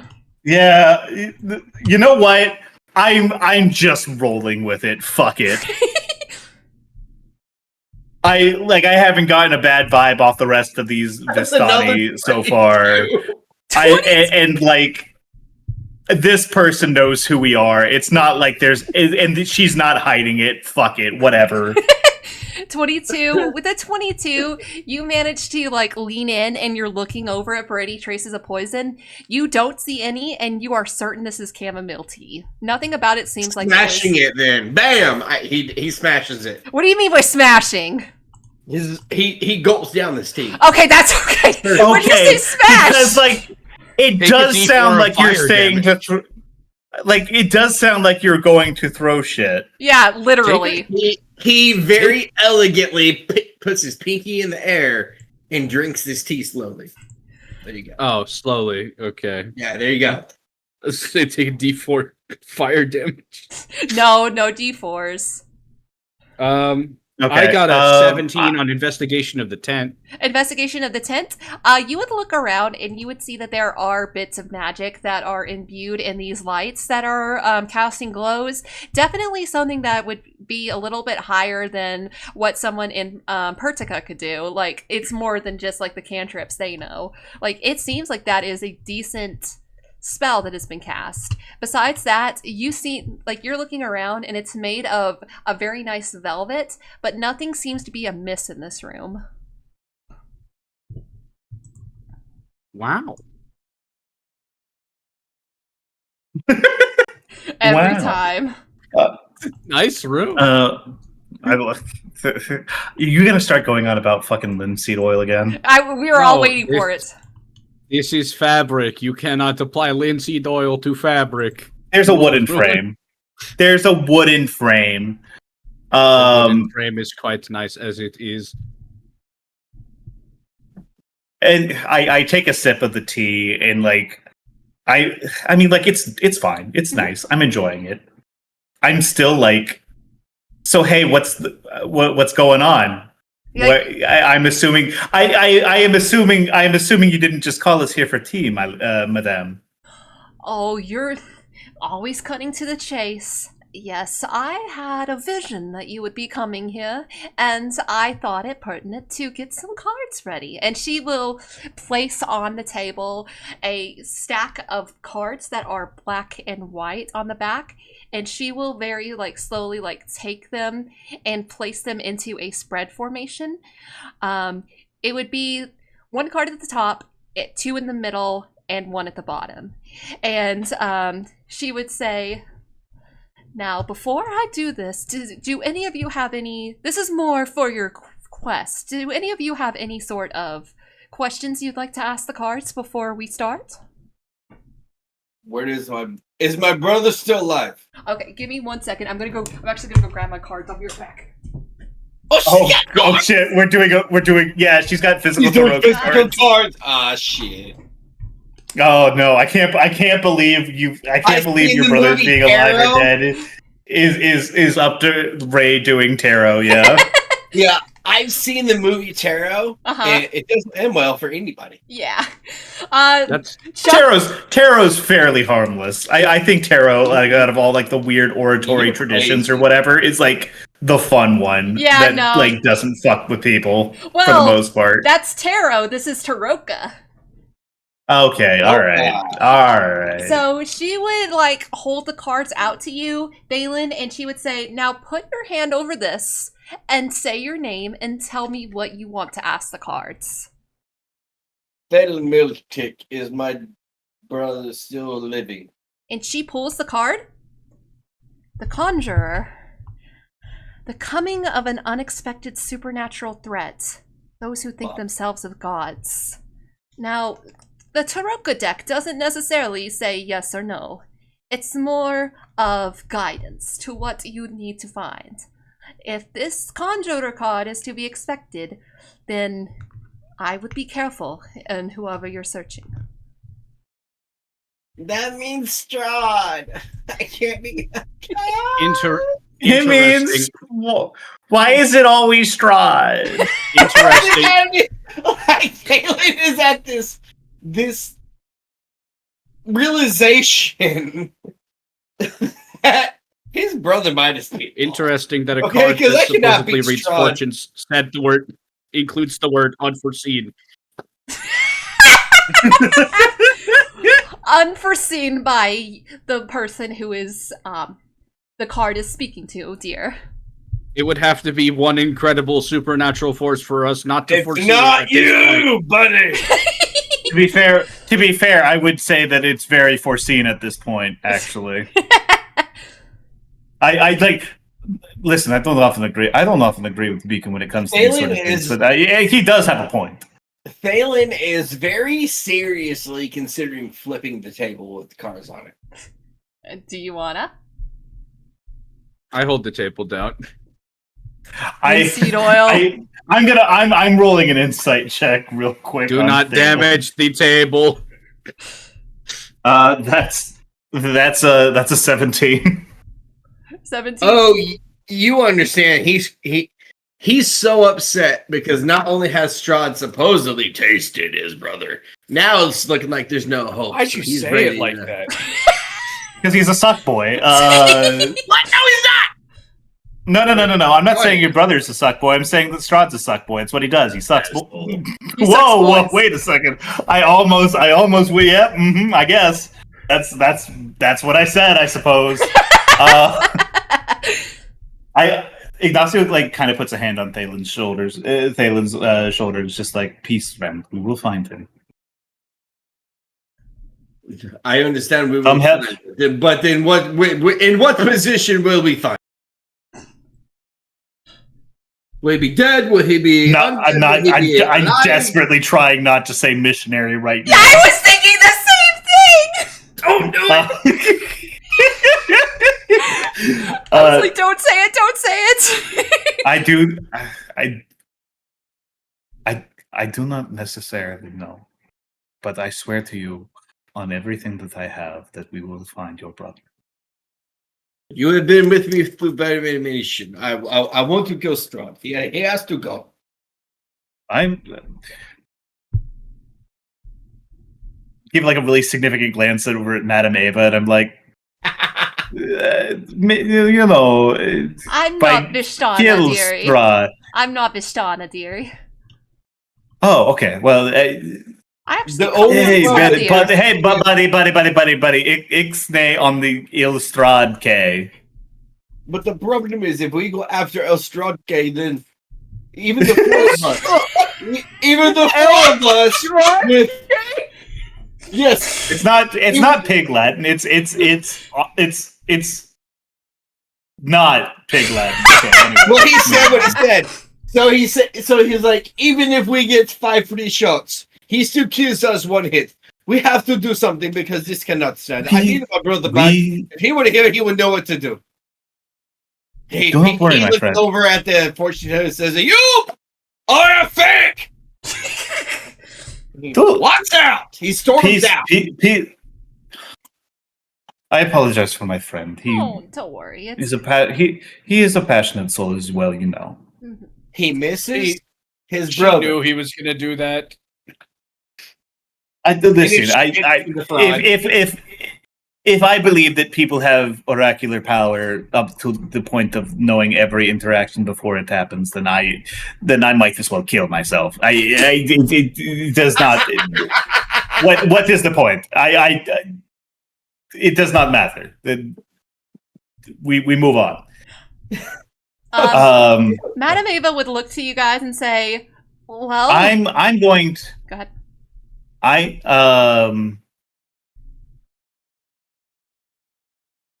going to hold my hand over the tarot deck.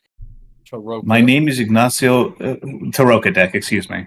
My name is Ignacio de Sotomayor Mosara, of the clan Mosara. And what is? Go ahead. Sorry.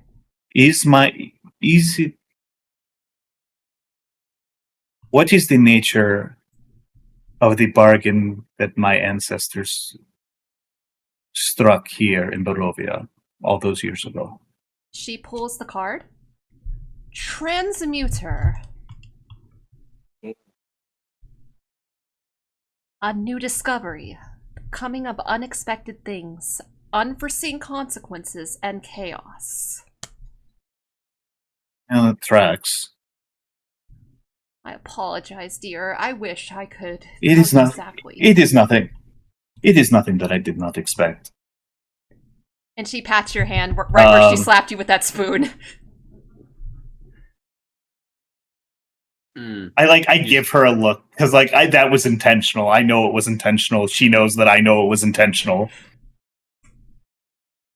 My turn.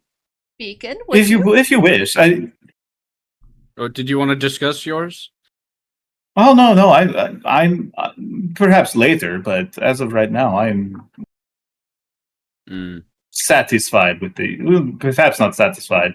I have gotten what I wanted. I wish to know the history of myself and the fate of my beloved Kogan Valley. Now, Beacon. She pulls out the cards and says, "Rules." Rules? Means your name. Put your hand over. Say your name. My designation is Battle Unit 34 Construct. And she will pull a card. The Diviner. The pursuit of knowledge tempered by wisdom, truth and honesty, sages and prophecies. What you would seek to know, you will find it. You will find it when it is time for you, but you will find it. Well, that's not very constructive, is it? The Taroka deck is often not. Now, this next fortune, I hope to show you. Oh. Ireena, do you wish to ask a question? She kind of looks at the lady and says, "You know what? I think I'm good. Thank you." I poke my head out before we proceed. Give 1 second. I sort of poke my head out of the tent and scan around to see if Thalin's still within earshot or within eyeshot of within eyesight of the Thalin is gathering his thoughts down by the water. Down by the river. I poke my head back in. If you will excuse me for merely a moment, I feel as though this is something that we should all hear. I'm going to gather Thalin. I will be back. Take your time. Take your time. And then I leave the tent and I head down to the river with Thalin. I just sit there for a second. I don't really I'm just joining him. I'm not initiating the conversation. Thalin, as Ignacio sits next to him, he just looks over and says, "I understand I'm difficult at times, but you have to understand, my brother and I were very close. He is the only one who seemed to accept who I am because of how I look, and others do not. From somebody," and he kind of stares off into the water. He goes, "For somebody that looks like me, It is not widely accepted by my family. I wouldn't. Thalin, It seems like we are no closer to finding him alive than we are to when he went missing. my friend, that is simply not true. In many ways, we have never been closer. When it comes to your behavior, to say I have no concerns would be a falsehood. But the care that you show for your family, the passion that you have when your brother is the subject of the conversation, when there is, if there is anything that I admire you for, it is that. You need not apologize to me. I understand how it feels to lose family. Thalin kind of stands up and puts his hand on his shoulder, Ignacio, or his hand on Ignacio's shoulder, and says, "I would do the same if it were you. You're like brother." Thank you. Thank you. Truly, I mean that. It's been quite some time since I have been able to call somebody brother. Well, you have me. Now, it's as adverse action as it may seem. Trust me when I say that there is no way that you could be worse than my brother. I like it. That's a touching moment. And now come. Madame Eva has something she would like to share with the group, a group reading, as it will. It seems important, so I thought I would come and collect you. He kind of like looks down, shakes his head, and he goes, "I okay. If it will help, I don't see a problem." If not, then I will help you flip. If it turns out to be useless, if it turns out to be another load of bumpkins, then yes, we flip table. I like it. Hell yeah. Yeah, and then I guess we just go back into the tent. So in addition to conditioning leather, you can also use it as a nutritional supplement. Lindsay Doyle has many applications. He doesn't stop. He never. He will never stop. We. If you have something you need to say, Madame Eva, it would be wise to continue. Beacon, we will continue this conversation later. And she will shuffle her cards again, and she will put, like I said, she puts down 5. It goes in like a diamond position originally, and then 1 in the middle. And she will hold her hands over the cards. She will whisper something in a language that you guys don't understand. And then she looks up at you and says, "Now this card tells of history, providing knowledge of your enemy that may make his defeat not easier, but more probable." And she flips the card, revealing a portrait of a woman with long flowing hair, channeling a bouquet of stars in her hands. Oh, the Conjurer reversed.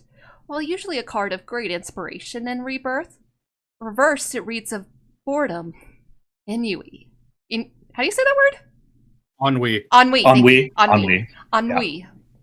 I see a dead village, drowned by a river, ruled by one who brought great evil into this world. And guys, I will say, out of character, important stuff. Write this down. Okay, drowned village. Drowned village. Watch the VOD. Yeah, if you're not Liger. A drowned village ruled by someone who brought great evil to this world. You know what? I'm just going to put it in the chat. Ruled by one. He was bored. He had ennui. Okay. And she puts her hand over the second one. This card tells of a powerful force for good and protection, a holy symbol of great hope. She flips the card, revealing a portly human man clutching a keg under one arm, a tankard in the other, and smiling despite his obvious drunken gait. The monk, A card displaying empathy, openness, and a sense of oneness. The Morning Lord's own smile. And she looks to you, Ignacio, and smiles, and she says, "The treasure you seek lies hidden behind the sun in the home of the second of the Morning Lord's venerated saints." Behind the sun of the second Of the Morning Lord's venerated saints. Lord's venerated saints. Okay. And then she will put her hand over the third card. This card is a card of power and strength. It tells of a weapon of vengeance for the devil's oldest known foe, sunlight. And she flips the card, revealing a beautiful woman wearing obviously silvered armor over a beautiful and elegant tunic. Despite her serene pose, she holds a short sword close to her chest. Her eyes focus on something far beyond your sight. The Avenger reversed. While the Avenger is normally known for serenity and hope, the reversed Avenger only knows anxiety, fear, and trauma. The treasure lies in the dragon's holds, and hands once clean now corrupt. Dragon's hold. Hands once clean. Once clean. Now corrupt. Okay. She holds her hand. Give me. Go ahead, sorry. I almost forgot. I want to make sure that I've got each of these put down for the correct thing. Knowledge, protection,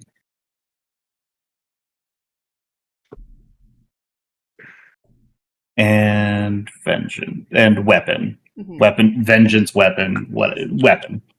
One of them's. Weapon. Okay. She holds her hand over the fourth card. Your enemy is a creature of darkness, whose powers are beyond mortality. When the time comes, this is where you will find him. And she flips the card, revealing an ancient-looking figure upon a throne. Their facial features are obscured by a full face mask, with a grand crown extending from its peak and two curved devil horns branching from the temple. One hand lies cupped on the arms of the throne, carved to resemble skulls, while the other raises, fingers long and thin, as if to command an army of undeath. The Dark Lord. Ever fitting, this card is used to demonstrate tyranny, chaos, and domination. Yes, your battle will begin in the depths of darkness, and the one place to which he must return. Depths of darkness, one place. Must return. You have to lure him to the house. It's a little on fire. Still Okay. on fire. So she holds her hand over the fifth card and says, "In this valley of despair, you will find many who seek to do you harm, but not all light has been snuffed out. You will find company at your back during the final battle, and this card will illuminate who will be your most stalwart of allies." And she goes to flip the card, but her hand stops.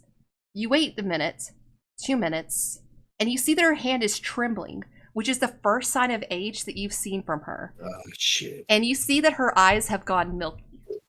And she says, "Tarsak 23rd, the signing of the blood covenant, the day when the devil usurped death. 3 bells chime. What once signaled the cadence of peace now clambers like a funeral dirge. Noon, twilight, and dusk. 3 bells, 3 bells, 3 bells. And all air evaporates from my lung. Mist. I am mist both inside and out. We are all mist. We have given ourselves to the mist, given ourselves to the devil's sacrilege, and oh, how he violates such sacred, holy oaths to the land." And as she's gasping, her eyes would focus, and you see that her vision kind of unclouds a bit, but she's not looking at you. It looks like she's looking at someone else. "Laura, oh my dear sweet Laura, how long has it been? Wait, this doesn't look familiar. You're in trouble, aren't you? Where are you? When are you? Please let me save you as you would have saved me in our younger years." No, not her. Not her, Laura. You can't survive like this. You won't. And as the silence hangs heavy, the woman suddenly lets out a long, blood-curdling scream. her eyes rolling to the back of her head as she collapses on the table, which collapses in front of you. And we're going to take a quick break. Oh, okay. Okay. So everyone go get yourself a drink, go get yourself a snack, go get yourself some linseed oil. We will be right back. Snack.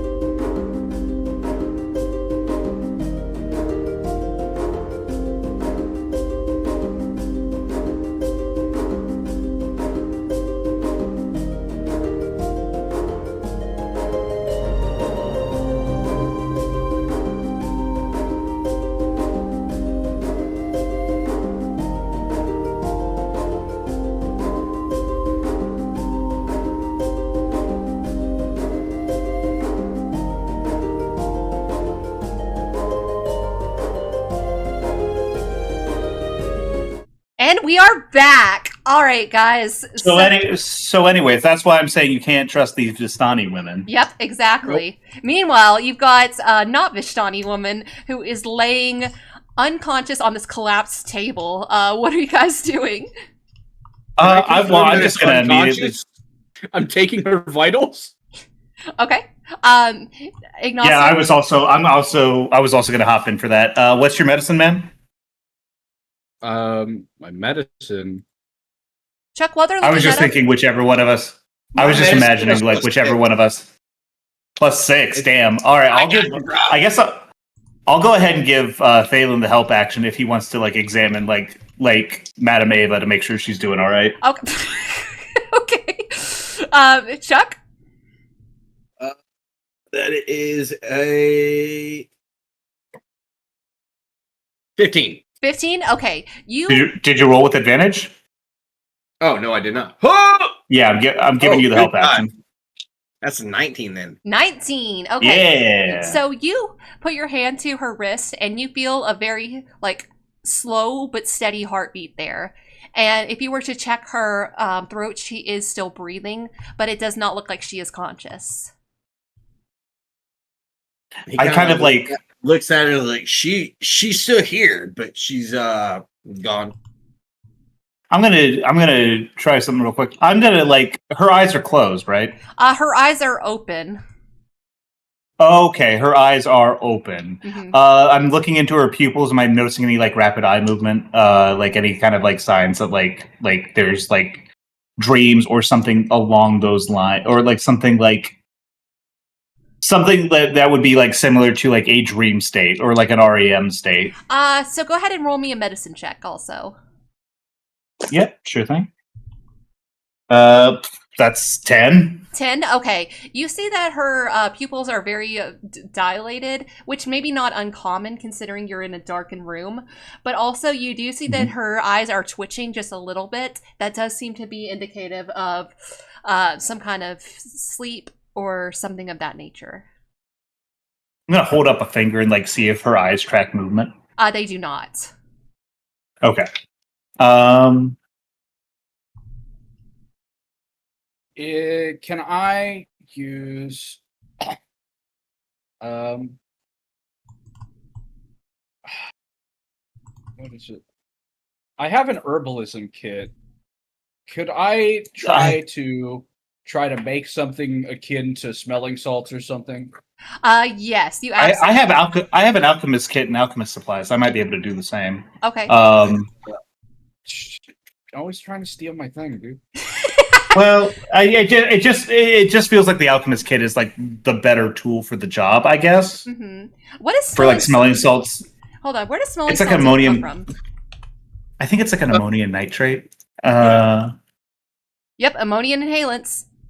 So I will say that considering that this is more of like ammonium and its chemical compounds, I think that Detdet would actually be a little bit better prepared for this. Sorry, Liger.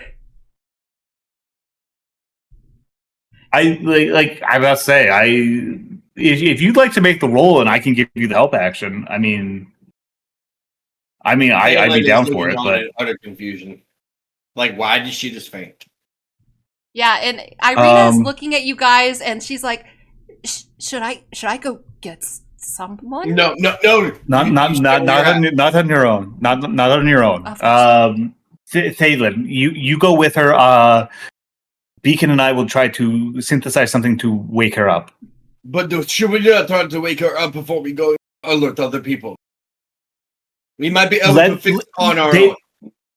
This may not be an uncommon thing. They may have some insight into what's happening to her. As far as I can tell, I will go. I will go to campfire and tell him what's going on. Mm-hmm. Thank you, Ireena. Go with him. I'm on it, please. And she. All right. Do we want Ireena? Okay. No. I think keeping. Well, I think. You Thalin. I think that duo works best because like Thalin can keep an eye on Ireena, and then Ireena can make sure that Thalin doesn't Thalin all over the place. I like the way you think, man. Listen, I'm not going to say that I'm hesitant to send you off on your own on social situations, but I think having like somebody there to keep an eye on the situation would not be necessarily the worst thing in the world. It wouldn't go amiss. We've only got so many more cities to be run out of. Yeah. It's my favorite part. I'm being when nice. He said it's Thalin time, and then he Thalined all over. I was thinking that. Yep. I didn't do anything yet. Yet. All right, I'm going to go ahead and roll an alchemist tool check to try to like synthesize some like ammonia or like some smelling salts or something along those lines. Beacon, are you Liger, could you give me the help? I was about to say, yeah. Or do you want to try to do something independently? Or do you want to try to do something independent with your own toolkit? One of the things that lay on hands can do is cure a disease or neutralize a poison. I don't think that applies to either in this case, because this very clearly is like either psychic or magical, or like it does not feel like a physical thing, considering that we didn't see her like drinking or doing anything like that. Can I roll on Arcana to see if she's under the influence of something magical? Yes, absolutely. 9. 9. From what you can tell, it doesn't seem to be, but you're also not sure what could have caused this. Damn. All right. Damn. That's a 9. I'll give the help action. Yeah. Gotcha. I'm gonna go ahead and roll that advantage. 15 on both dice. Wow. Okay. Oh, damn. That's crazy. Plus, what's your I guess this would be. I about to say this would be a tool proficiency check, which is intelligence. But I have proficiency, so that'd be 18. 18? Okay. So, Ignacio, you cook up this smelling salts. Like, you know for a fact you've done everything right. But when you put them under her nose, nothing's happening. And you know that everything should be right. If you wanted to take a smell of that, it smells like I was about to say, I actually like I put it up to my nose for a second. And I don't do my that. head back. And then I jerk my head back. I'm like, yeah. I'm like, not good. Mm-hmm. Yeah, that's potent. Exactly as potent as it needs to be, but it didn't work for some reason. We didn't take a long... You did not take a long... Can I examine... I'm going to flip over that Taroka card. Okay. So from where everything has scattered, there's actually 4 Taroka cards that are there. They're not the 4 that you were looking at. And are you going to flip them over? I'm going to go ahead and I was going to try to find the one that she was about to flip over, but if these are the ones that I can find, then yeah, I'll flip those over. Yeah. So you would flip one, and it is artifact. The second one would be seer. Okay. Artifact. Give me 1 second here. Let me put this down. Artifact. What else? Seer. Seer? Mm-hmm. Okay. The Seer's fall catalog. Wow. Yeah, it's just there. Listen, it's what they had to work with back in the day. Uh-huh. Mist. Anyways. Mist and Raven. Gotcha. Oh, actually, I tried to look at my cards, and the one on the very bottom is Raven. Damn. Well, it's like, no, please, not me. I don't want to be involved with this. I don't want to be involved with these fucking jack wagons. That's exactly what you guys are. I found my D4. Shit. God, how many? Like, has it been like almost a year? Like almost like months? It's been a while. It's certainly been months. But like, I think has it been like a full year? I don't know. It's been a while. I don't remember if that was Tokyo 99 or Abra or Pertica that happened. I think it was the first campaign where it was like Bareth and like it was session 3. It was session 3 of 99. Oh, okay. That's not nearly as far away then. Okay, well that's not that bad. That could have been worse. It was really. It was really funny the way you announced it. You're like, okay, I've dropped a D4 on the floor, and we're like, oh, did you get it? And you're like, nope. Nope. And we're immediately just like, okay, well, you live in hell now. I need to show you guys a picture of how sharp this is. No, I believe you. I'm sure it's like one of those like sharp resin polymer, like very, very tight edge on that. No, I got a D4 that's literally metal. Oh, and it's gross. I have stepped on this damn dice. That's You a might as well caltrop. just start roll. I was about to say you might as well just start rolling caltrops. Mhm. I like. All right. Made me Anyways, so mad. Anyway, okay. So we've got these 4 flipped over. Is that Is that messing with her condition at all? Not from what you can tell. Now, Thalin, you and Ireena are heading towards this fire. What are you saying to the Vishtani that are around it currently?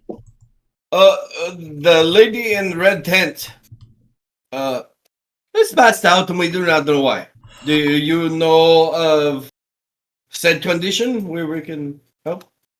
They gasp, and one of them will stand up and say, "Oh no, it's been so long since she's done that," and she runs to the tent. She has done this before. What? A few times. It's been a while. What As happens? she enters the She tent, does this. as she like runs to like enter the tent, I turn to her and I start like listing off like what we've attempted, what symptoms we've noticed. She's not tracking movement with her eyes. She's not responsive to like any sort of like normal alchemical like rousing agents. And that she was in the middle of the Taroka reading when this happened. So the woman is listening to you and nodding, and while you're in the middle of this, another Vistani male will come in, and he will like hoist her up a little bit, carrying her, like almost cradling her, and say, "I'm gonna take her over to the wagon so she can get some rest." And the girl that is in the tent with you will nod, and she turns back to you guys and says, "She hasn't done this in a while, but sometimes she does just get seizures like this, and she just needs to rest. Thank you." I suspect she has sleep apnea. I don't think that you know what sleep apnea is, actually. I'm starting to be convinced that is just a word that you've made up. Here's a thing, not his thing. It has an explanation, not his. But you said she was doing a Taroka reading. Did she finish? No. Not quite. She was about to pull the last. She was about to flip the last card when all of a sudden she had. I don't know if it was some sort of vision or a fit or something. She said something about a woman named Laura. Mentioned whatever date it was that you said. You said it very quickly, and Tarkash it's not the 23rd. Tarsak. She said something about Tarsak the 23rd. Sorry. She said something about Tarsak the 23rd. A woman named Laura. Something about being saved.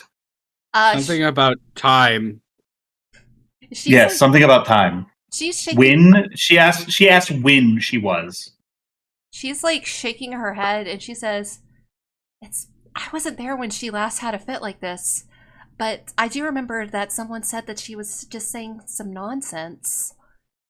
Sometimes she gets a little confused on when she is instead of where she is. She sometimes talks about people who haven't visited her, people that have visited her, but it's been so long and she's acting like they're still there. Do I know a Laura? Go ahead and roll me a... Yeah, I was about to say, do any of these... Are any of these names ringing a bell to me? Like maybe somebody I heard to like through like the journal or whatever. Go ahead and roll me a history check, all of you. All right. And no advantage, disadvantage. No advantage. Just okay. straight. Well, yeah. I just wanted to. I was mostly asking like, do I roll blue dice for blue decision? Oh, nat 20. Nat 20? Oh, really? Shit. I got a 9. Yes, good job. I can prove it. Maybe it was like he was like looking through my shit. Beacon, what you got? Watching Beacon's character go this way I know. Way, like he's thinking real hard. Like, oh, I got it. Mm-hmm. So before you asked us to roll this, I was rolling absentmindedly, and it was a nat 20. And then after you asked this, I rolled, and it was a 4. And then after that, I was like, fuck. And then I threw my dice, and it's a nat 20. Okay. I think you Why? So the actual roll... I give you a 15. The actual roll is like a 6. Here's the thing. I was not going to give you guys anything unless one of you got a natural 20. Hello, Chuck. This is fucking crazy. I don't know how. Good luck. So basically, you are thinking back on the name Laura, and you've heard of the name Laura Stoneheart as being used as like, kind of like a portmanteau of the spirit of the mountains. So that's the only thing that you can think of that would make any kind of sense in this context. So Laura Stoneheart did what? Laura Stoneheart is kind of like a portmanteau of, which I actually don't think that's what a portmanteau is, but basically like a name that is used as anagram? Yeah, kind of. A pseudonym. A pseudonym, yes, thank you. That is used for like the being of the mountains themselves. Pseudonym. So, kind of like in the same way that like you would refer to the ocean as like Poseidon or Neptune or whatever. I call the ocean Jerry. I call it blue water. I call it big water. Why? So I call it the ocean. Why would you? That's so many letters, though. Yeah, mine's a reference to Land Before Time, so mine's better. mine's reference to the reflection it has off the sun. Mine's a reference to just being a real personable name, you know? Yeah. I can go out to drinks with Jerry, not with the ocean. This is nothing. This truly is nothing. So you guys are a pseudonym. Yes, correct. You guys are doing too much. There's so much happening. I'm not doing nothing. I'm playing. Yeah, exactly. This is just the way we play, man. He is playing. Goddamn, you can't say he's not playing. Ireena is with you. Ireena's. Yeah. Okay. He's like, I don't trust you. I don't trust that fucking shit. Ireena should be rolling every time we all roll. Okay. Looking for Ireena. Glancing around and making sure Ireena's there is going to become the new my character breathes. My character remembers. One of those is Ireena around? No. Okay. Whenever Ireena's not on screen, we should all be asking, "Where's Ireena?" Just start loading it up with monsters. Incredible. And fine, Ireena. The lady that is with you, she will notice Ignacio the cards, and she will hold her hand out and say, "I'm not Madame Eva, but I know a little bit about fortune telling. Do you want me to finish it?" That would be helpful. Mind, I do not know. It seems as though Jesus, goddamn it! I like every single time I'm like, okay, so maybe this is the scene where like Thalin is normal, and he's like, no, maybe she died for it, so probably finish it. I'm like, Jesus Christ, man! I didn't hear him say that. Yeah. Okay. So yeah. I do not know. I don't know how much. That's not valid, though. I do not know how much of this could be salvaged. The card that was on the table that she had yet to flip was. I cannot seem to find it, but there were these 4 cards on the ground. Right. Maybe, and she'll take them and look them over. None of them speak to me as if it were the one on the table, but none of them are saying that they're not. Does that make sense? I'm sorry. It's kind of... No, but please continue. Okay. Fortune telling is not an exact science, as you might have noticed. No, surely not. She will pull out the artifact card and she says, "This one I see a man with a monkey." And she will pull out the seer card and say, "I see a prince of elves." This third one, oh, this one is a Vishtana monster hunter. And then the fourth, And this one is the Patriarch of Ravens. And she will turn back to you and say, did that help any? Oh, above the table. Damn, good picks. Thanks! Very I was nice. hoping for a druid in there. When she says Vistana Monster Hunter, can I roll like a history check to see if I know, like, if this is ringing any bells? Yeah, absolutely. I think that this is like one of those things where we happen to be running in pretty similar circles. Yeah. That's a 15 plus a 1. That's a 16. So you're going back on your memory and thinking of like if there's any like Vishtana. By the way, Vishtana is the female term for Vishtani. If you've heard of any Vishtana monster hunters, and you have heard of one, you can't quite remember her name. You think it was Ez something, but you remember that you heard Ez something. Yeah, Isabella. You heard of You heard of a Vishtana that was being trained by the late and great Rudolf van Richten? I know that name. Van Richten's apprentice is what was her name? She's kind of looking at you and blinking. Actually, let me roll and see if she might.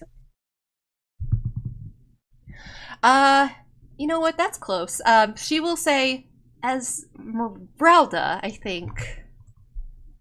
Is that rings true, right? Like that. Yes. That's like that's what it was. Esmeralda. Yes, as Esmeralda. She was working with old man Van Richten. God rest his soul. That any monster hunter trained by old man Van Richten worth their weight in a fight. At least one of if she happens to be in Barovia, then we may find ourselves with a very potent ally indeed.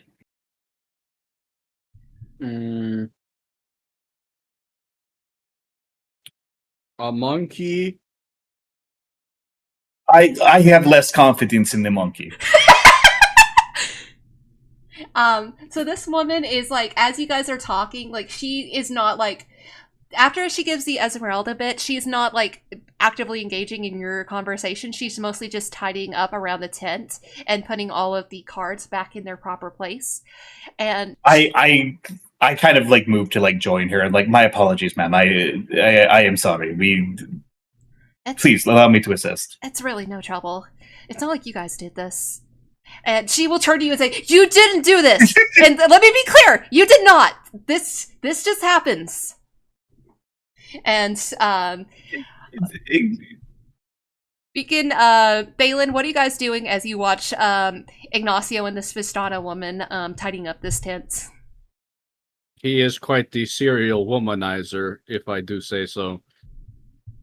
Perhaps I am assisting in a cleanup that was caused by the collapse of a woman who was providing a service to it. What do you mean? He can. One of the apertures of his eyes closes rapidly. Is that supposed to be a wink, you motherfucker? So at the mention of a womanizer, like this woman goes like very red and like she will kind of hurry out of the tent a little bit while she's like holding her cheeks a little bit, like not upset, but she's just like embarrassed a little bit, leaving you guys alone in this tent. I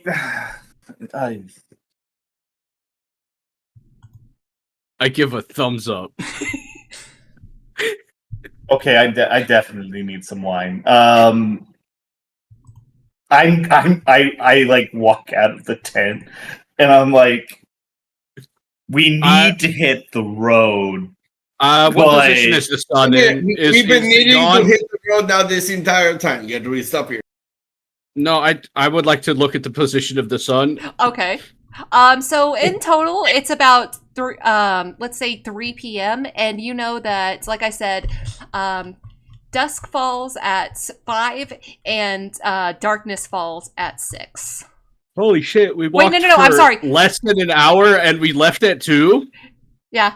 I'm sorry, I got that backwards. It's 4 p.m. that the dusk happens and night happens around 5. So Barovia is not very big. You guys have only traveled like a mile so far. Yeah. I mean, it's a single Kogan Valley. Yeah, how big could a Kogan Valley be? Kogan Valley. How big could a Kogan Valley really be? 10 You miles? are asking me to measure the size of my heart. That's quite sweet, actually. Yeah, that's good. That's genuine. I genuinely was caught off guard by how sweet I found that. Damn. Kogan I was about Valley, to say, my beloved. Kogan Valley's my home. if there's anyone in this party that I trust to know exactly when and how long we've got until dark, it's Beacon, because he's been sitting there for like hundreds of years with nothing better to do than to mark the time. Yes, that's true. So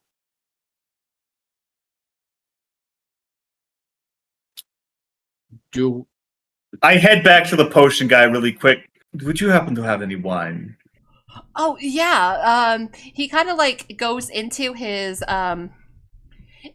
wagon, and he will come out with a bottle that you can tell by the way that you're looking at it that it definitely has like a few glasses that have been taken out, and he will uncork it, and he will offer you a glass that he pours. He says, "On the house." Oh, you Morning Lord bless you and light your path, friend. This generosity I will not soon forget. And then I take a heavy sip, a heavy like a less generous man would say. He starts to chug. Yeah, but it is a glass. Yes. I take like a very heavy sip, and I'm like, this is exactly what the doctor ordered. I will say that this wine is of a lower quality than the one that you had before, but also given the fact that it was a dowry from a count, that kind of makes sense. Yeah. Oh yeah. No. 100%. Like Pretty shitty dowry. Listen. Ignacio has had both like some of the more expensive vintages you can get in which is like crazy expensive. Like that's like crazy expensive. That's a merchant republic. There's some fucking wild countries in that nation. He has also had some of the worst gutter swill you could possibly imagine when he's been traveling on the road. Wine is wine. Yeah, it's definitely not gutter swill, but it's definitely like, okay, it's a little cheaper. Yeah. I don't know why, so I can't say. It's probably like a relatively like one note flavor palette. It probably doesn't have like a very deep flavor palette or something like that. Like I'm not out here to like express tannins. I'm here to drink wine. Right, exactly. I'm getting notes of the ancient, perhaps the land. Ew, you're drinking. Why does this wine taste like Strahd? Yeah, stop drinking Strahd. Ew. I'm drinking on that. A word people used to describe wine is earthy sometimes. Oh, you're right. You're right. Yeah, it's the ancient. This isn't bad. You wouldn't happen to. I was about to say the Barovia. I kind of like pause and I look at the label of the. I take a look at the bottle, like the labeling on the bottle. Yeah. Is it like what does it say on it? That's a good question. Give me one moment. This one says Red Dragon Crush. Red Dragon Crush. And is that the manufacturer? Or is that like the vintage? That is what it says on the bottle as far as the vintage. And you would notice that underneath it is you would see it is an old label, but you see on it says distributed by Wizards of Wine. And that's the same that was like that was the same as the champagne that I drank, right? Yes, like, exactly. It was labeled as Wizard of Wine. excuse me, friend. There wouldn't happen to be some sort of a vineyard or some like a winter in Barovia, would there? Because this is the second time I've seen this maker's mark. This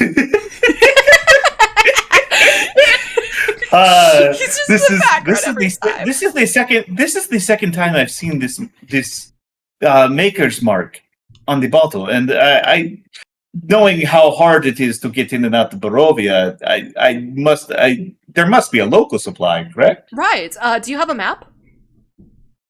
Yes, I produced the map. Okay. He is going to point to the very far west, and I will go ahead and focus ping. So you guys will see that did it work? We cannot see it at the moment. Dang it. We can't see it. What about that? Oh, wait, you guys aren't on the right map. Oh, sorry, hold on. Yeah, we're on the. Okay, there we go. There we go. Side quest, okay. Right here. Okay, so the one that looks like a pile of grapes. Gotcha. Yeah, the 3 grapes. He would say. Side quest added. Enable Ignacio. Listen, if we just happen to end up by Crest, if we can take like an hour detour, if that's just something that fits in with our schedule, I would appreciate to be able to stop by and grab a couple bottles for the road. Yeah, why don't we do a wine tour? Yeah. I mean, I don't know about a wine tour, but like, this is a lot to be dealing with sober. Boy, is it. And he would say, right here beneath the Raven River and south of or north of Yester Hill, you will see that there's these 3 grapevines that would lead you right to the Wizard of Wines. Thank you, my friend. Once again, you have been a light in this dreary land that I cannot thank enough. Oh, well, glad to be of help. And he would smile at you. I raise a glass. I raise a glass to him, and then I like finish the rest of the wine, and I set the glass down. Thank you once again. Mm-hmm. And then I rejoin the others. I'm like, so if we ever end up near Cress, if we could make a small detour, and then another time to get Gato. Oh, did you discover a lead in that conversation? Ireena's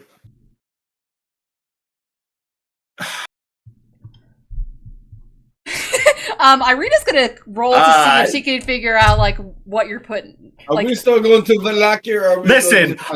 Oh no! We're going to Valaki. That doesn't change. I'm just saying, if we happen to end up near Kresk, if we could make it's not too far out of the way, maybe an hour. I would appreciate the opportunity to stock up on some libations. Hey, Detdet, Ireena rolled a 16 to see if she is catching whether you're putting down like the Wizard of Wines or not. Is a 16 enough? Well, I mean, I guess it would be passive deception. Give me 2 That's up to seconds you, here. man. How old is it? I got a 0 deception. I've got a 0 deception. I'm not really trying to hide it. So yeah, no, I mean, I'm saying that, like, if we happen to be in the area, if we could stop by, I could pick up a couple bottles for the road. Are you saying that? Yeah, exactly. Okay. Essentially, I'm saying, like, if we could it would be an hour out of our way, but we would be able to stock up for the road. It's something that we could use to trade. People always want wine. And it would be nice to have a couple bottles for myself. It's been quite some time. Ireena will perk up and say, yes, absolutely. We should absolutely go to the Wizard of Wines. I've never been. You guys have to take me. How old is she? Do you ask her that? I'm asking you that. She definitely... Beacon's a narc! She definitely looks to be an adult. Maybe like mid-20s. If you were wanting something that was more substantial, you'll have to ask her yourself. Yeah. Does a robot know not to ask a woman her age? I really wish that Ignacio was a bit more of a narc, so I could call him Ignarco. Why would I be a narc? What the fuck? I'm cool. I'm a hero. The pun! But consider the pun. I'm a hero. How could I be a hero if I was a narc? Listen, I'm a bartender. It's part of my job. That's true. It is instinct. Yeah, okay. Where's Demon Slayer? Where's that showing? What theater? No, jeez. All of them. All of them. Fucking all of them. Ireena will perk up and say, like, or not perk up, but she will say, it's getting dark. Are we gonna stay here, or should we go to Vallaki? Based on our current location, about how much longer? Like, can we estimate like how much time it would take for us to make it to Vallaki? Yes, I'm counting Based on right the map that we've got. And also, what is this structure right here? now. Could that be used as shelter? That's gates. Whatever. No, probably not. So probably not. I counted 11 squares, which is what's 11 by 4? 11 by 4 is just about 3. It's just under 3, so it'd be like 2.75. Okay. And let me look and make sure how long it takes you to travel, because I think that should be. We got about 3 miles an hour. We're like 3 miles an hour. You said? Yes, I you thought? are. So you're 3 miles an hour. You guys could reasonably make it, but the thing is that it's dark and it's getting darker. So that is up to you. You said it's 3 right now, and then it's getting dark at 4. It's dusk at 4, nighttime at 5. That is correct. Yes. So we've got an hour. We should get there by dusk. I don't know if you're like if that was your intention, but like as of right now, we could make it before dusk. Yeah. Right, and again, that's assuming that everything goes well, that you don't Would get we stopped. move- Of easily. course.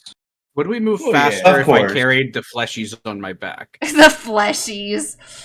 You would not. Damn. Let's go ahead. I think we go ahead and go. I think I think so. being in a town is like more, I would say like more important than like maybe like a couple hours of like, or like maybe like a little bit of like dusk or like twilight traveling. Because I think that's like what it would be through, unless we somehow manage to get waylaid for a whole hour, in which case, well, shit. I think speed is kind of the name of the game as of right now. Because like Strahd knows where we are. Strahd knows like if we give him more time to like get somebody out here or like have somebody get put into our path, I think that's going to be worse than if we, a little bit of like slightly darker, like lower light traveling.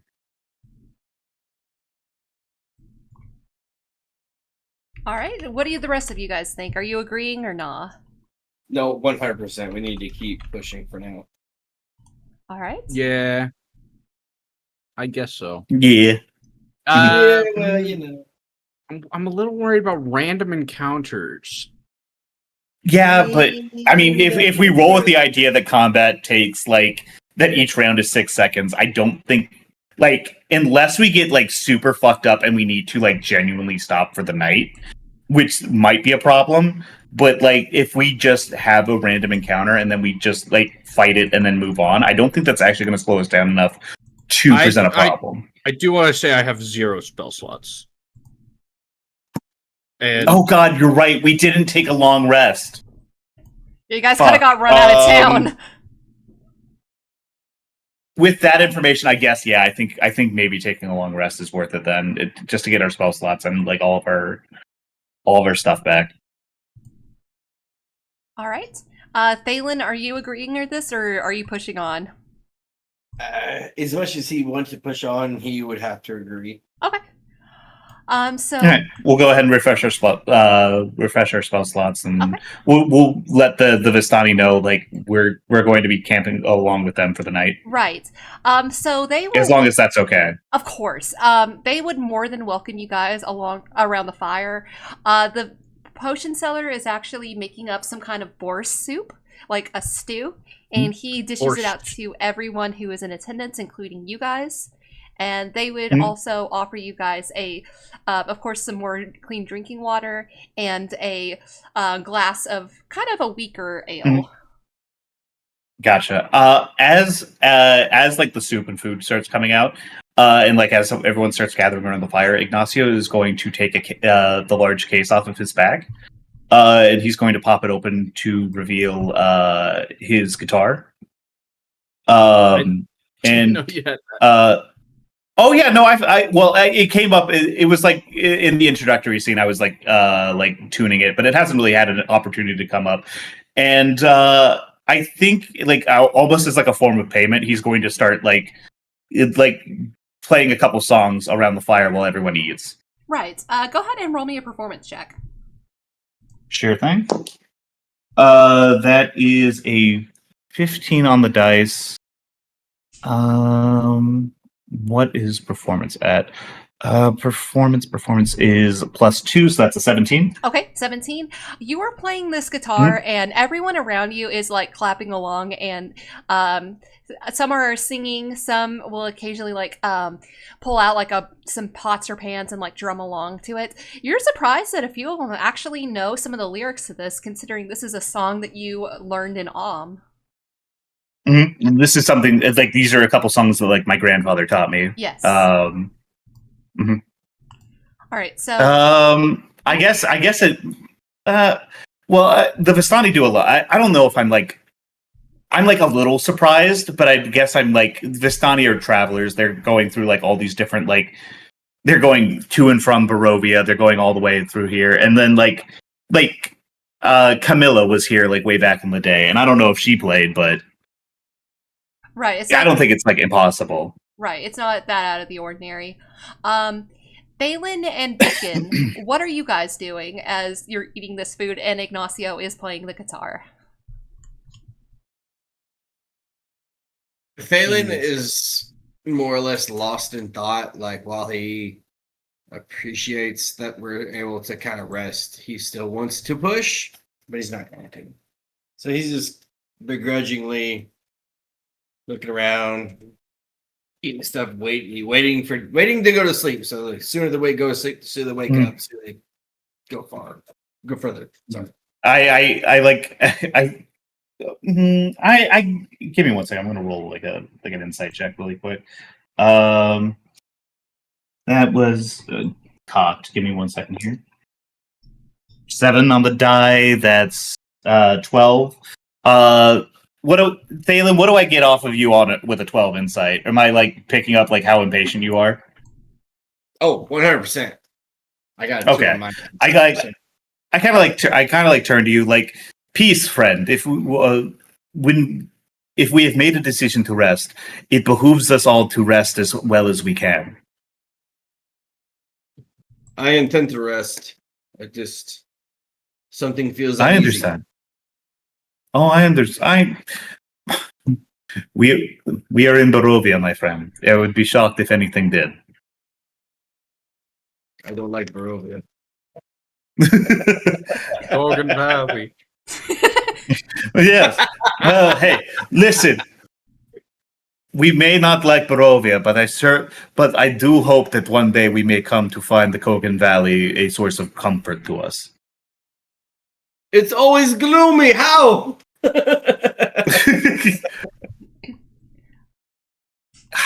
I will say I don't actually know if like the Kogan Valley was like a really like kind of like shitty like the soil wasn't great or like it was just always like foggy and like there was all this other shit like even before like Strahd came through. Mm-hmm. So Beacon, go ahead and make me a history check. Oh, okay. Yeah. I love those. Yeah, you're great at those. Anyway, this is to figure out like how old linseed oil is. Incredible. So he's going to roll a nat 20. It is, in fact, a nat 1. I knew it. I knew it. I was going. I wanted to say so bad. It was like, okay, so this is important. This is part of his backstory. Yep. It's going to be a 1. Yep. So, Beacon, you're listening to the way that Ignacio is, like, slamming the Kogan Valley as, like, you don't know, maybe it could be worse. And you open your... No. I'm saying, I was saying that, like, yeah, Barovia sucks, but I hope that one day the Kogan Valley is, like we really enjoy the Kogan Valley. Oh, I see. I'm going to use an inspiration. Okay, go for it.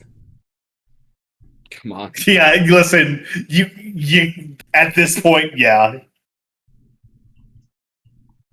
Okay. That's gonna be a 16. A 16, yeah. So as you're like thinking of like the way that he said the Kogan Valley may bring us peace or comfort, you like are able to close your eyes and you very visually like remember like sitting beneath like a very shady tree to keep out of the heat of the midday sun, and you realize like that would be happening right at this moment if you weren't where you were currently. And as you look up, you feel a little bit of pain in you, because you know that the Kogan Valley is so close to you, yet everything that it embodied is so far away.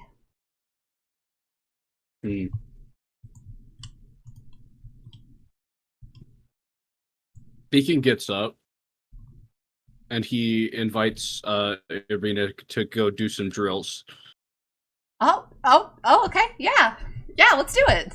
And she will put her soup down and chug her ale and like grab her sword and come with you.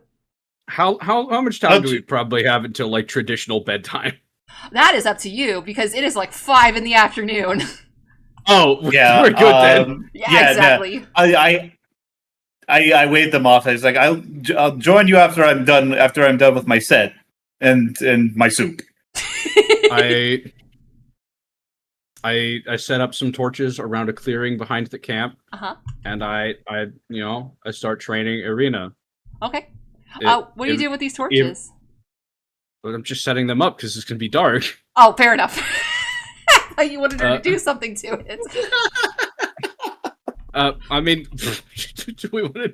I don't know. Does she know magic? She does not know magic.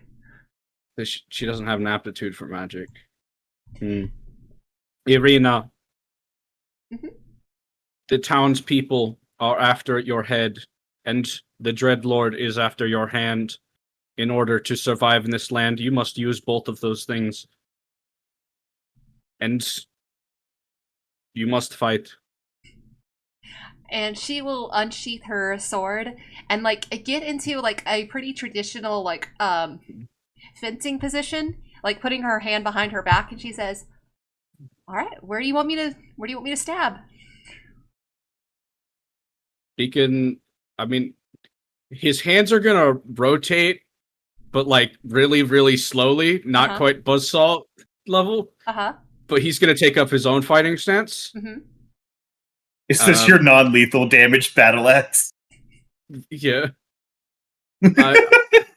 It's just sort of. It's like on like 1 RPM.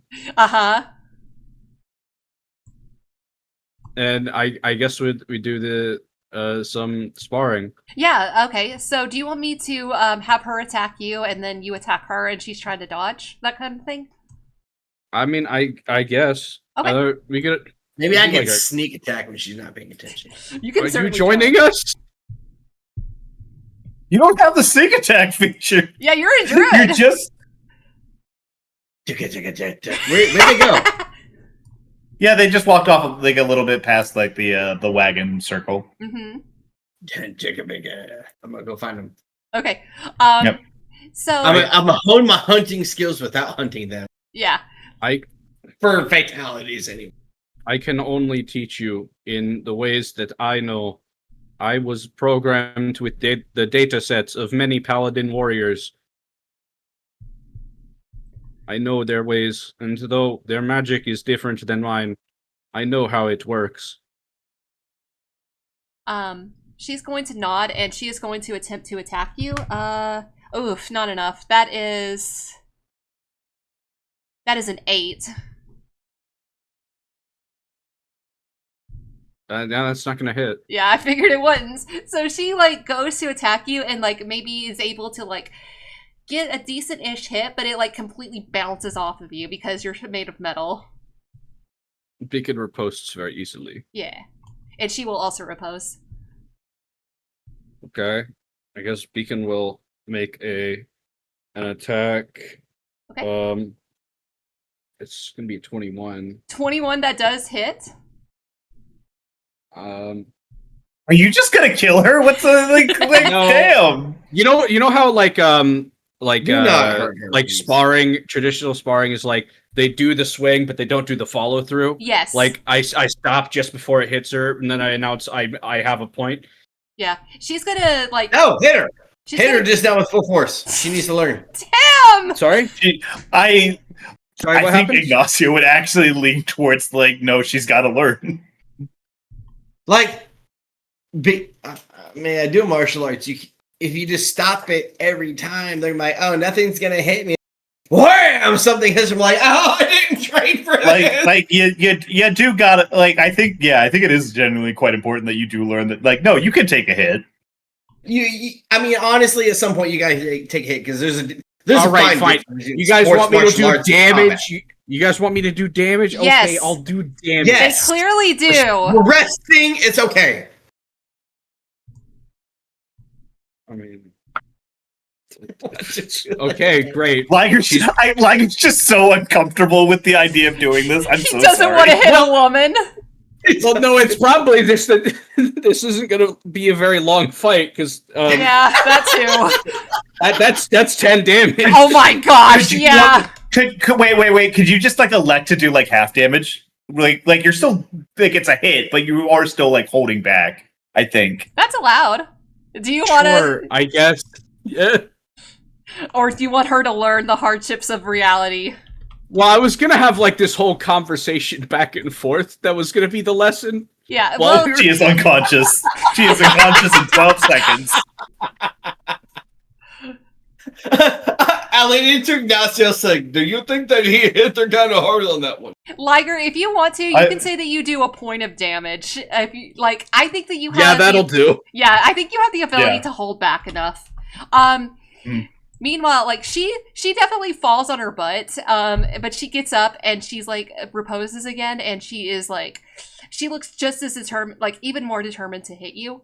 Thalin, I want you to make me a stealth check if you're trying to sneak up on them. I was about to say, can I get ready to flank her? Yes. Incredible. Yes, go ahead and make that. Beacon, make your perception check at Perception? disadvantage. Oh. Yeah. Make it Or at would it be dis- passive perception? Oh, that's a +6. on No, my passive stuff. perception is like if you walk into a room and you're trying to see if you notice anything, rather than like something 17. happening. I thought it was the other way. I thought it was the other way around. I thought an active perception check was like when you're actively looking around a room. Passive perception is like what people need to beat when they're trying to sneak up on you. Oh, maybe. Unless like Yeah, I think you're right. So go. What's your passive perception? It'd be 12, Okay, same for Ireena. which is crazy because I got a 15 on the disadvantage roll, but whatever. So I'm sorry. Thalin, what you got?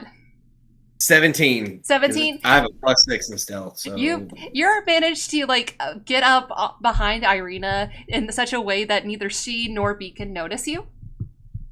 I'm gonna hold where I'm at right now and kind of see where they go with it, Uh-huh. and then I'll kind of like pop in at the end. Okay. So You're holding your action for like bopping her on the head. Holding my action for sparring, baby. I'll tell you Yep. All right. So she is going to attempt to attack you again, Beacon. Oh, not enough. That's going to be a 9. Okay. I'm rolling low, and she doesn't. She doesn't have. You're great- gonna have to roll really high. I know. So she like again like manages to like smack you on the arm, but again you're made of metal and her sword just can't quite like do any kind of damage on you. Ireena, what drives you to be a good person? To be a good person or a good fighter? To be good, to be just, to be an agent of justice. I guess just the idea that like all of Barovia has it so hard, and Logan Valley. shush, and she will. Jesus Christ. She tries to hit you on the head and misses again. And she will say, I mean, it'd just be nice. It'd just be nice if I could be someone's light, you know? This you can do. I'm trying.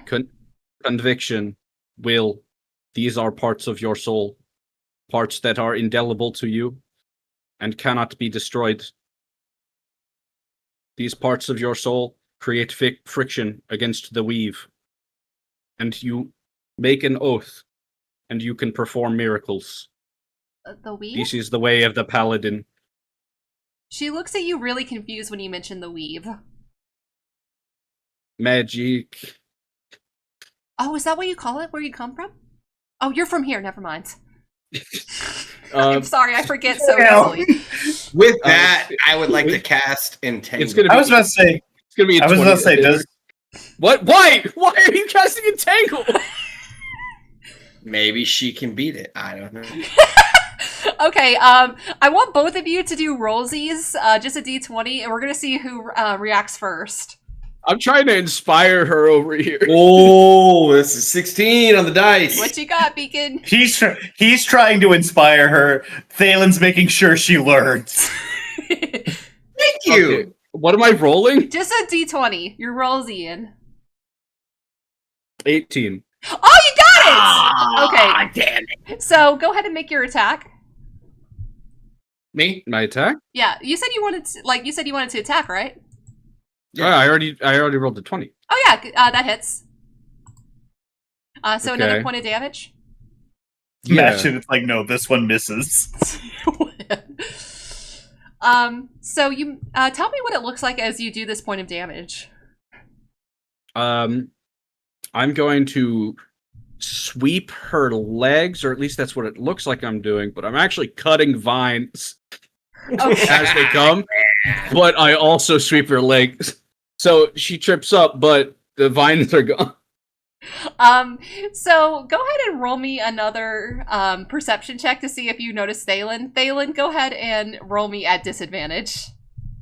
Oh. You lost the element of surprise.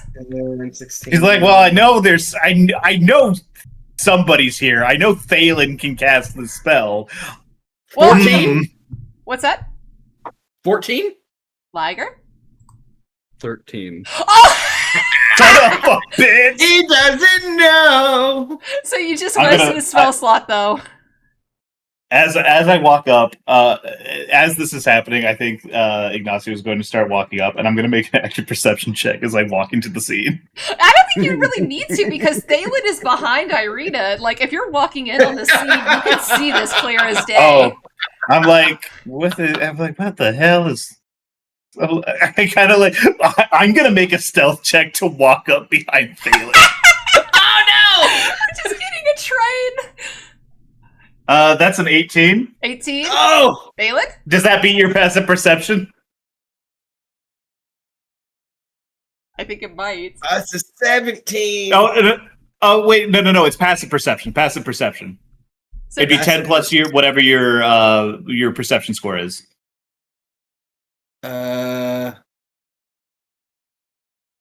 10 plus perception. what's your plus to perception? 1. 11. No, wait. Okay. 4. It's supposed to 4. Okay, I still got a what was it? What did I say it was? God, You it was got like an a 18. 18? 18, yeah. you So I walk up behind Thalin and I'm gonna like bonk him in the head with the butt of my sword.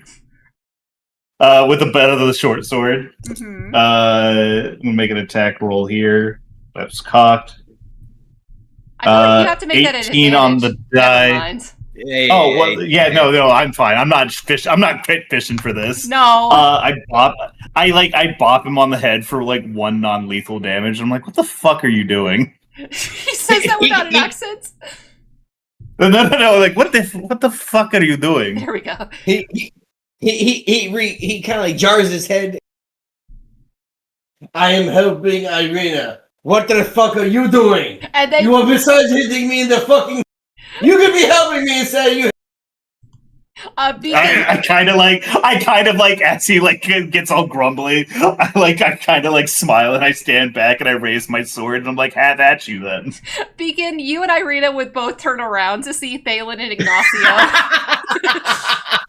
Beacon Hello, entirely. don't mind us. Don't mind. Don't mind us. You go back to what you're doing. I have a bone to pick with Ignacio.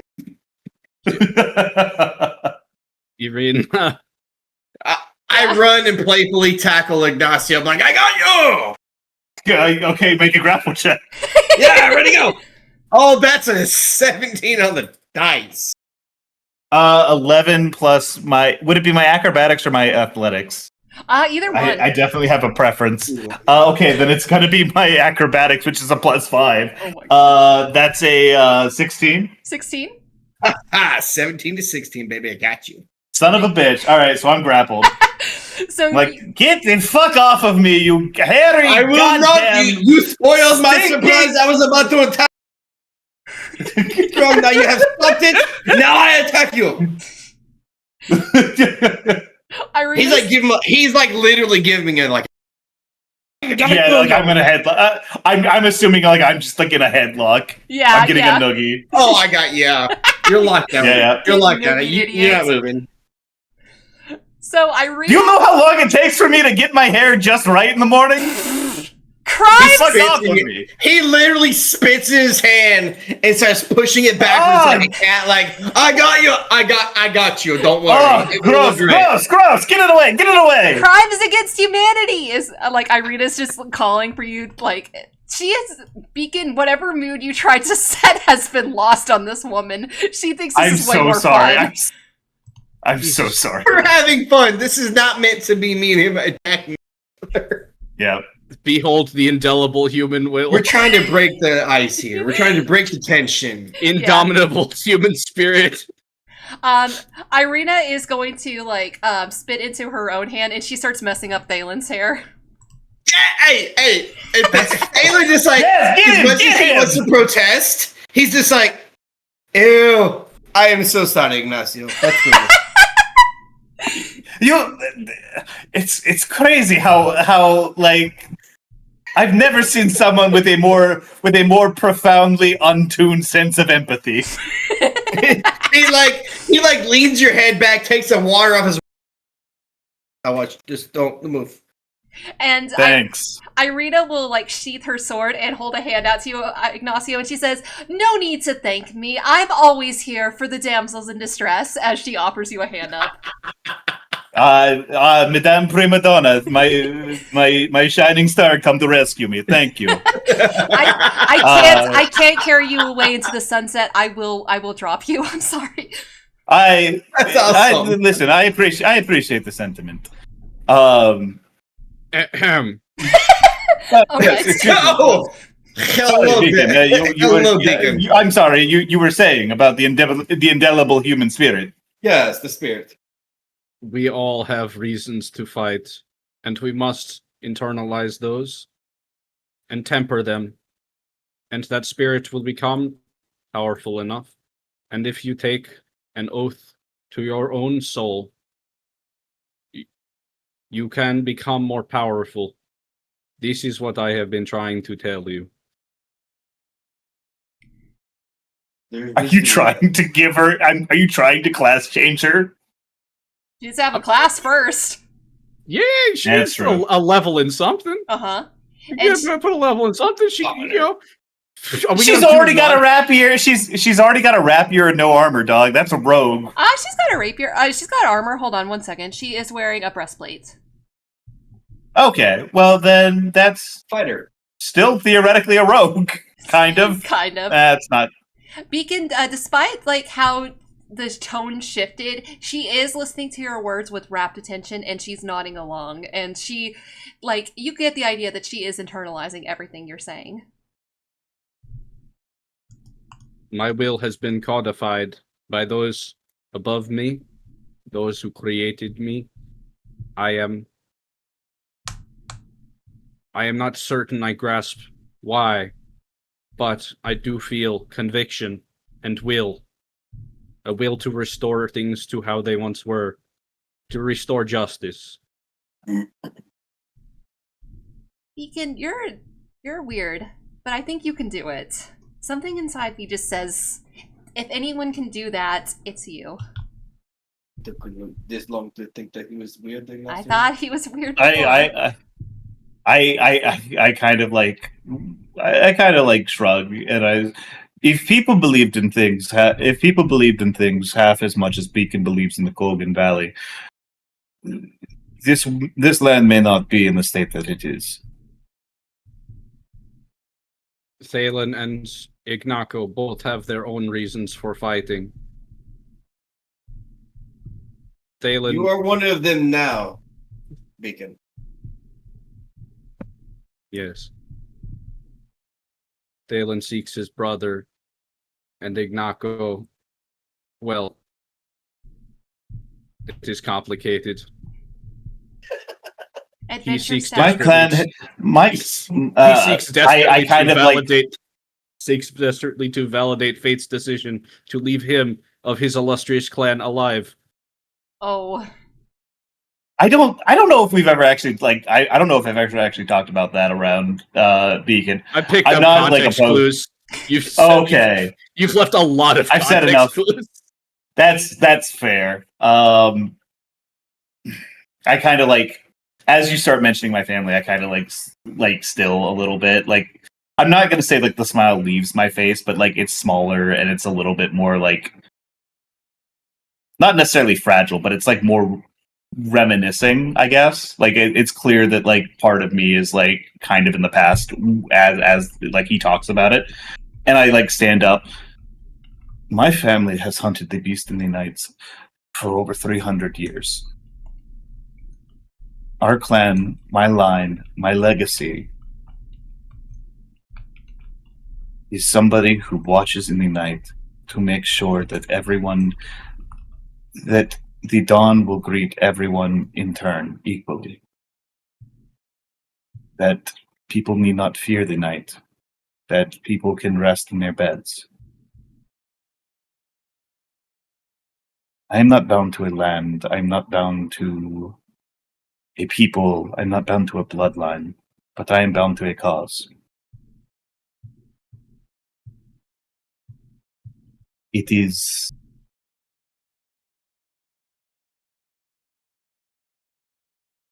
hard work, and often thankless. But to see what I can give to other people, what my service, what my family's service, what it enables other people to do it is all I have ever known and is all I have ever wanted. And he's aware that he's gotten pretty heavy. He's gotten a little darker than he wanted to. So he kind of stands back up, from where he was on the ground, and he brushes his pants off and he draws his short sword. Now, the hulking brute over there with his buzzsaw arms and his body made of steel may not necessarily have the best fit in terms of combat style for you, Ireena. You wield a weapon of finesse. And the whip is not the only weapon that I have been taught, that I have been instructed in its use. Why don't you and I have a spar? And maybe you can see an example of what might work better for you. She is going to nod and say, well, I don't want to give you an idea that maybe it's going to be easy, but I have not been able to get a single hit in it on Beacon. The man is massive, and he is covered in metal. I would be shocked if you managed to do any damage to him. Honestly, yeah. He is a hulking beast in a machine of war. I turn to Beacon and I'm like, you are intimidated. When we first met, I was half ready to shit myself with fear when you started moving. I will not lie to you. I could sense it. Thank you for not revealing it, my friend. It's truly. I chose not to speak on it. Ignacio, but yes, I must apologize for just now calling you out. However, it appeared as though we were having a bit too much fun here. It cannot be understated how dangerous what we are attempting to do is. I must instill this upon Ireena. I apologize, but it is an important lesson to know what is at stake. Of course. But an equally important lesson, and one that I fear you may not have learned, is that when you live in a state where you are never guaranteed the next morning, when you live in a way where every night might be your last, when you have the opportunity for joy, when you have the opportunity to live, to carouse, to experience what life might offer you, you must take it. You must drink deep of what joys you can, for you do not know when they will come next. In darkness, light shines all the brighter. And it is these lessons that we must learn. Yes. Ignacio. I am very aware that you say to everyone. However, I must confess, I do feel a twinge of something when you refer to me as your friend. Of course. We have fought together, we have traveled together. We embark now on a grand quest to slay a dark lord of evil.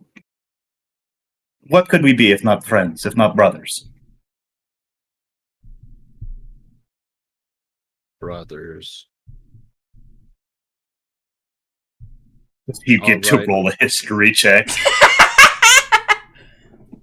So now we're all gonna beat up on Ireena together. Yeah! Yeah. No.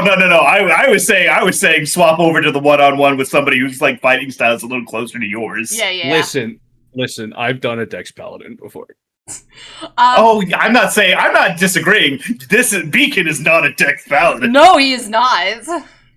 Listen, I'm trying to teach her about how to tap into willpower She's as a trying. magical And I'm trying to teach her how to stab real good. Ireena will turn to you, Beacon, and say, Sir Beacon, will you give me leave so that I can test my rapier skills against Ignacio and kick his butt? As long as I can kick Thalin's ass. Oh, yeah. And she motions for you to come up beside her, and she's like, why don't we, do a tag team? Tag team. Beacon with the iron chair. Yeah! You're basically an iron chair. Thalin, I call Ignacio. I do believe this tin can has gotten slightly too big for his britches. I believe so. It is perhaps time we put the fear of the mortal races into his cold mechanical heart. We can do that. I can do that. It's better than anybody. All right, so rather than having initiative play out, I'll just go ahead and Thalin, if you're wanting to attack Beacon, you can. Let's see. Do we want to just roll? You want to just roll like a d20 with maybe a plus our to hit, I guess. Yeah, Ireena got and then another 9. Have that call the battle. Oh, this is rough. Why does this keep happening? Because this is narratively makes sense. True, I know. But... She goes to thrust at me, and I use divert it off the path with the flat of my blade. Yeah. And I kind of push it up until she's moving to close, and then I'm up, and then she's up, and then my blade is at her throat. As she kind of comes in with the momentum. Mm-hmm. Committing a committal thrust is not necessarily always a bad idea, especially when you know that a opponent is either too dumb or too clumsy to be able to respond to it. But given that I am using a short weapon that is light, that I am dexterous, and that I have my wits about me, it leaves you open to many consequences should your blow fail to find its mark. And she's nodding along.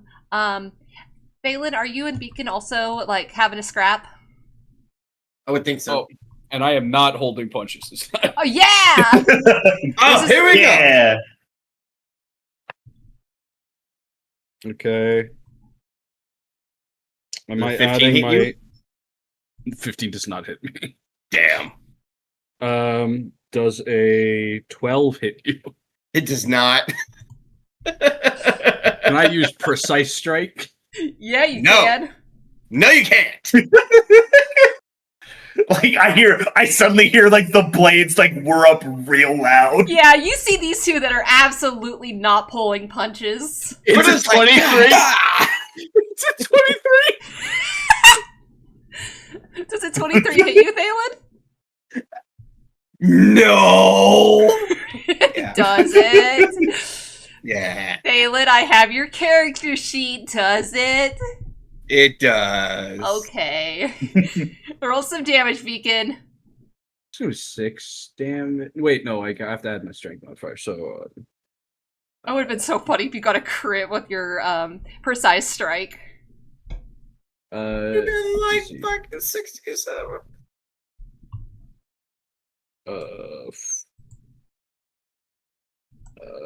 12. I think. 12?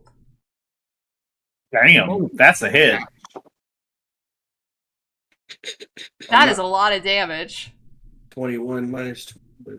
Rather than rolling an attack roll against Ireena, Mhm. would I be able to like roll? I guess like roll mentorship or whatever. Yeah, go for it. I guess like maybe like insight or something like that. Anything, like any application, like any stat that you wanted to add to that, you can do that. Just let me know what you are applying so I can flavor it correctly. This feels Sure. like a fade to black moment. It really is. Yeah. It's about to be, Yeah, but give me a minute more. Here.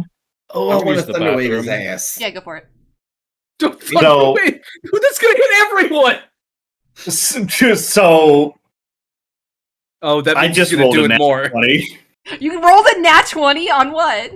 I rolled a nat 20 on insight to like help like train Ireena. Damn, what's your insight? It's +5. No, what is the insight you are offering to her? Oh, I think I'm mostly just like I know that it's like Rome isn't built within a day.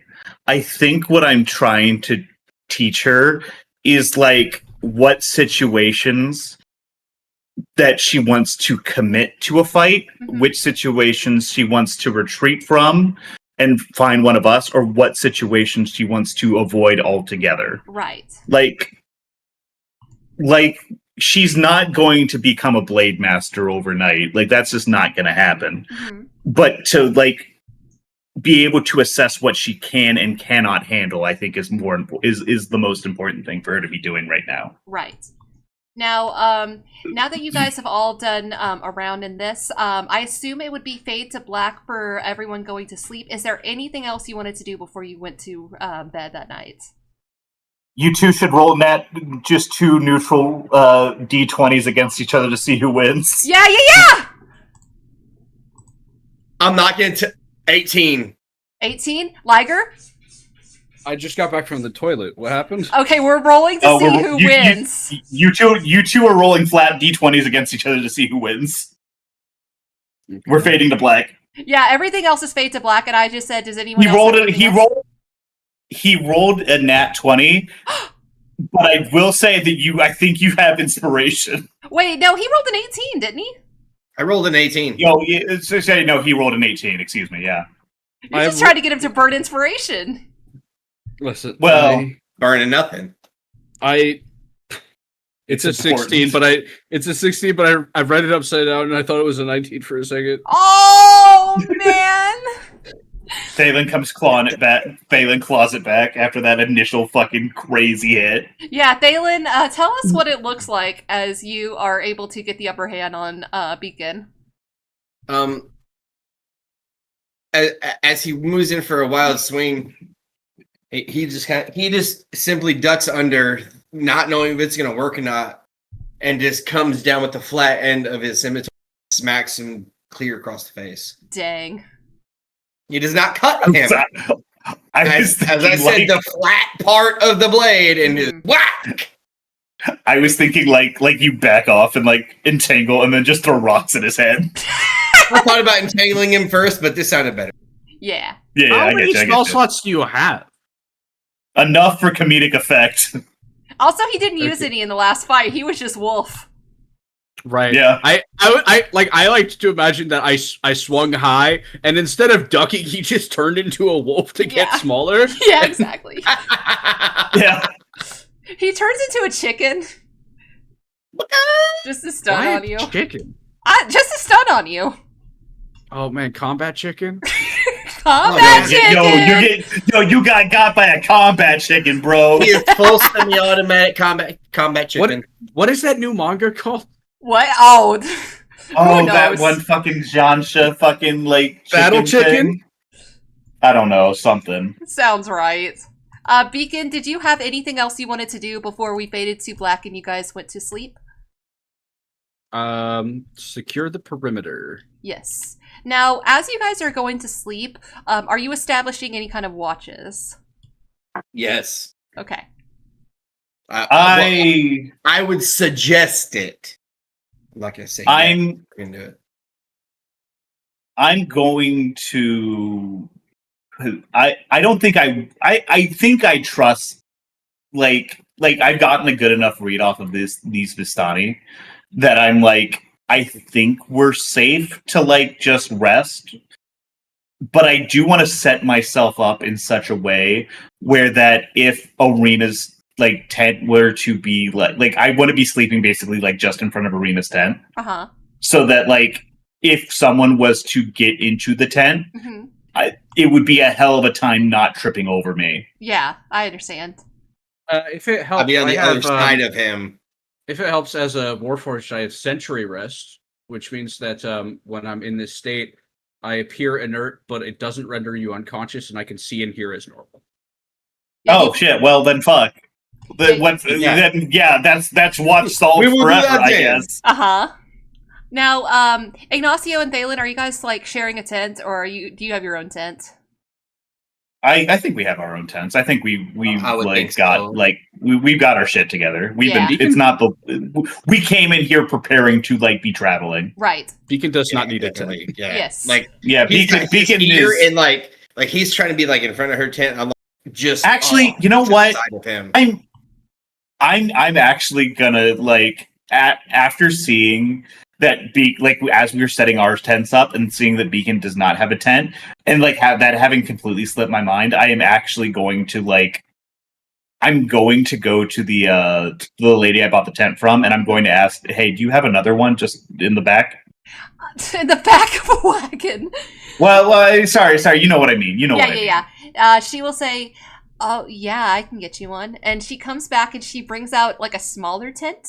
Or, like, actually, it's the same size. And she'll say, you remember how much it was? It was 2 gold, correct? Yeah, I think that's about right. Thalin would lean in and just like, I got it. Thank you, my friend. And then I go back and I present Beacon. Beacon, this is yours. I know that you may not necessarily need it, but it would help keep you out of the elements. And truthfully, I would feel weird about you not having a tent. It would bother me. Okay. Beacon accepts the tent, sets it up, and sits in it with it both ends open. For some reason, I was expecting him to like put it around him like a blanket. I was thinking the same thing. Like he like wraps it around himself and he like makes himself like a little cocoon. Yes, something. Exactly. But his head is still out. Yeah, his head's out. Exactly. Yeah. He's like, "Good night, Ignacio." Good night, Ignacio. No, he like makes the most perfect, most like machine made tent you've ever seen. Like he sets it up perfectly with no wrinkles or anything. No wrinkles. Every edge is in there to spec. It's perfect. Machine precision, but no soul. Yeah, there's not a soul in that tent. Yeah, it doesn't have the juice. Yeah, to quote Detdet, you can tell a clunker made that. You can tell a clanker. Come on. Oh, sorry, damn it. If you're going to quote the made up slurs that I use, please get them right. I'm sorry, Detdet. He said, please get him right. All right. I've heard a lot of people speaking out about a clanker recently. All All right, so are you guys establishing a watch, or are you letting Beacon do it? I guess we're letting Beacon do it if he's got that thing that lets him keep watch and rest at the same time. Okay. So you guys, I want all of you guys to make me a perception check. I want Ignacio and Thalin to make it at disadvantage. Son of a bitch. Perception. This is like, isn't this like the perfect time for passive perception though? No. Especially for them. That. Well, the first one's a dirty 20. Uh-huh. I rolled a 10. My low's an 18. Mm-hmm. Yeah, boy. My low is 20. I love this dice, baby. Yeah. A natural 20. I rolled a 5 on the dice. I got 10. 10 Liger, what does that equal? Oh no. Oh no. It's You rolled a nat 20 anyways, but like what's the stat? 22. What's the modifier? Hey, Liger, remember when I asked you before we started the session what your maximum was to perception? Yeah. Anyway, you have a nice night and nothing goes wrong. You Son of a motherfucker. Son of a Damn bitch. it. I will All right, say, so Loop, when Loop makes nat 20s, she's not going to auto succeed. when who? She's gonna... Oh, that's fine. That's fine. I'm fine with that. Listen, if you had seen what I rolled, you would understand. What's the point of like asking me to roll if I couldn't possibly do it? I wanted to see. I mean, Okay, so I got my natural pass. I got my first nat 20 in the session. What the fuck? And give me some inspiration or something. Okay, fine. I'll give you a point of inspiration for getting that. Okay, now quick, roll that to beat the shit out of Thalin. While he's sleeping. It counts. This is Beacon coming in with the iron chair. So you guys Beacon with the iron chair. You guys awake the next morning, and you had a very rough night's sleep, except for Beacon, who slept fine. There were some strange dreams that came to you in the middle of the night. Besides that, everything else seems to be right. What are you guys doing to get ready for the day? Is Ireena still here? Yes, Ireena is still here. She wakes up like about the same time as the rest of you guys. She looks a little disgruntled. Like she definitely probably had some of those darker nightmares that she was telling you guys about. But otherwise, she is here and she looks fine. Thalin would just get up, get all of his gear ready to move out. But we're level 3, right? I've had a particularly bad nightmare that I can't really. Ignacio's had like a very bad nightmare that he can't necessarily write off as like just like weird dreams or like even just like the eternal bad vibes of Barovia. This feels very targeted. This feels very specific. This feels like something that he's in a pretty foul mood when he wakes up. He's got like a little bit of blood in his mouth as he wakes up, and he's like washing his mouth out. Detdet, as Ignacio is like reaching in his bag, you would notice that hairbrush that you had gotten from the Durst Manor is gone.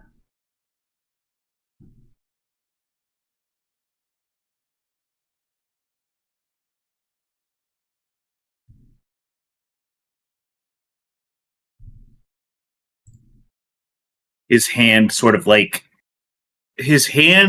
grips the spike end of his whip, and like it starts to pull tight before he realizes that he's like almost fucked up.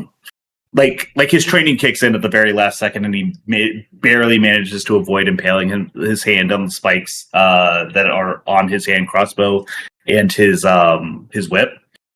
He readjusts his grip, but he is like, you can hear the leather creaking as he like grips as his grip tightens.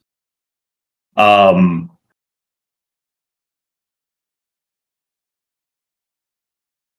I roll an insight to see if I think that this was the Vistani or if this was Strahd fucking with us. Go ahead and roll me an insight check.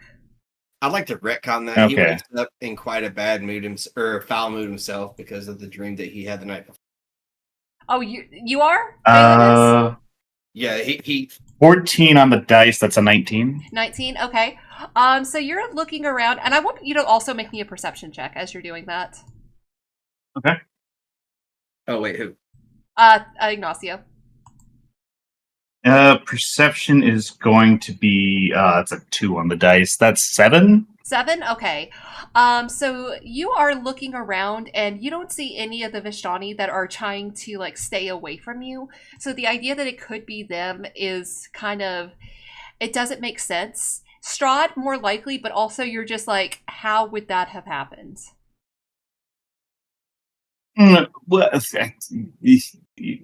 Castle Ravenloft is like within like a couple miles. Oh yeah, you can still see him. You can still see the castle, but at the same time, how?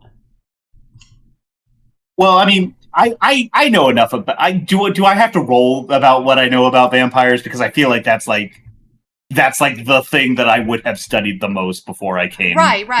Like what the capabilities of a vampire. Go ahead and roll me a roll me history or arcana at advantage. Okay. 18 Arcana check plus 3, that's 21. 21? Okay. You know that vampires have the ability to turn to mist and turn to bats. So whether that was possible, very possible that he may have gone inside your tent, but then that raises the very real question, was Strahd in your tent last night? And if he did he just take this brush? Can I roll an insight based off like what I've read and my personal experiences with Strahd so far, where he's like just been fucking with us? Yes, go ahead. Where he very clear. I don't even know if I want to make this a roll so much as like. I think it's fair that's to a 12. say That's a 17. 17. I think that like based on like my own prior knowledge of the man, and then like from what like. Because he clearly could have killed us at any moment, at any time during that scene in the graveyard. Yes. But he didn't. He just wanted to like watch us squirm. Yes. And that feels fairly similar to what's happening here. He's taking something that I found personally important or found some personal meaning in, and then he's fucking with me by like saying like I could have taken anything and you wouldn't have had any opportunity to do anything about it. Right. So you're knowing what you know about him. Very, very real possibility. I have a question. Uh-huh. So, a 22 wasn't enough to see anything. Uh-huh. Like, I didn't, like, hear anything. I didn't, like nothing at all. I didn't hear, like, a stick break. Liger, do you want me to tell you how much it was? Oh, was it 30? It was 37. 30? Jesus Christ, what do you mean? Jesus fucking Christ. Okay. Why did you... I admire that you asked what my top perception was, but you didn't have to. Yeah, you could. This is very much a situation where you're just like, well, I know, but I still wanted to give you guys a chance. Wake up.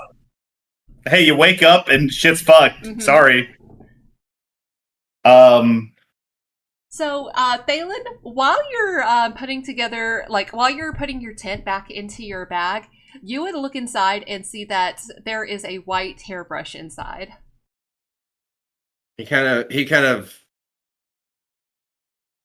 looks really confused, and he stops what he's doing. He pulls out this white hairbrush and he starts to look at it like, where did this come from? I don't brush my hair. Canon. Yeah, you just run it back with a little water. No, he gets sticks for that. Ignacio, you would probably see that. I'm going to go ahead and just looking at this brush. Can I give an insight? Maybe see where it came from. Well, I mean, I see it in your hand. I'm walking up to you. Excuse me, Thalin. You wouldn't have happened to have found that in your bag this morning, would you? He narrows his eyes, like really squinty eyes, like, yeah, I did. How'd you know? That motherfucker. Who's fucking mothers?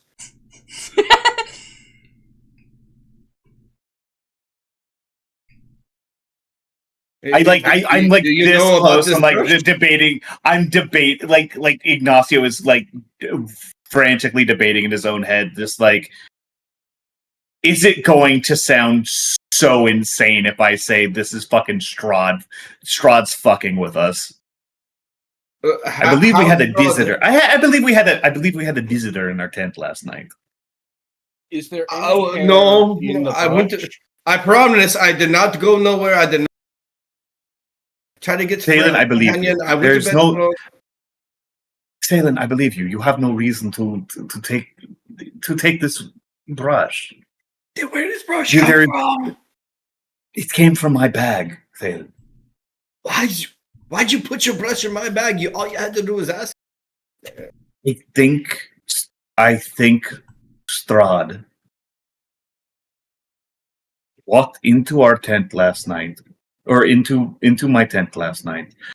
Took this ivory brush from my bag, from my things, and put it into yours, and then walked into your tent and put it into your bag, just so that we knew that he could do whatever he wanted, and there was nothing that we could do to stop him. That is so one he theory. did this to perhaps it was to sow distrust between the two of you. Oh, perhaps, but either. That would make no sense. Distrust. If he put the brush in my bag and he had, and they didn't sleep, and he'd never know. And I've traveled with Ignacio for very many days. I will admit that the thought crossed my mind that your sense of personal property is not what I should say the strongest among us.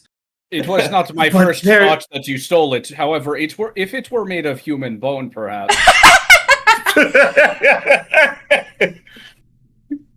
Or human skin, maybe? Brush! Ew. Is there hair in the brush? The bristles. Yeah, is there like any difference in the brush? Or like, is there like hair that wasn't there? Did like Strahd brush his hair and then put it back?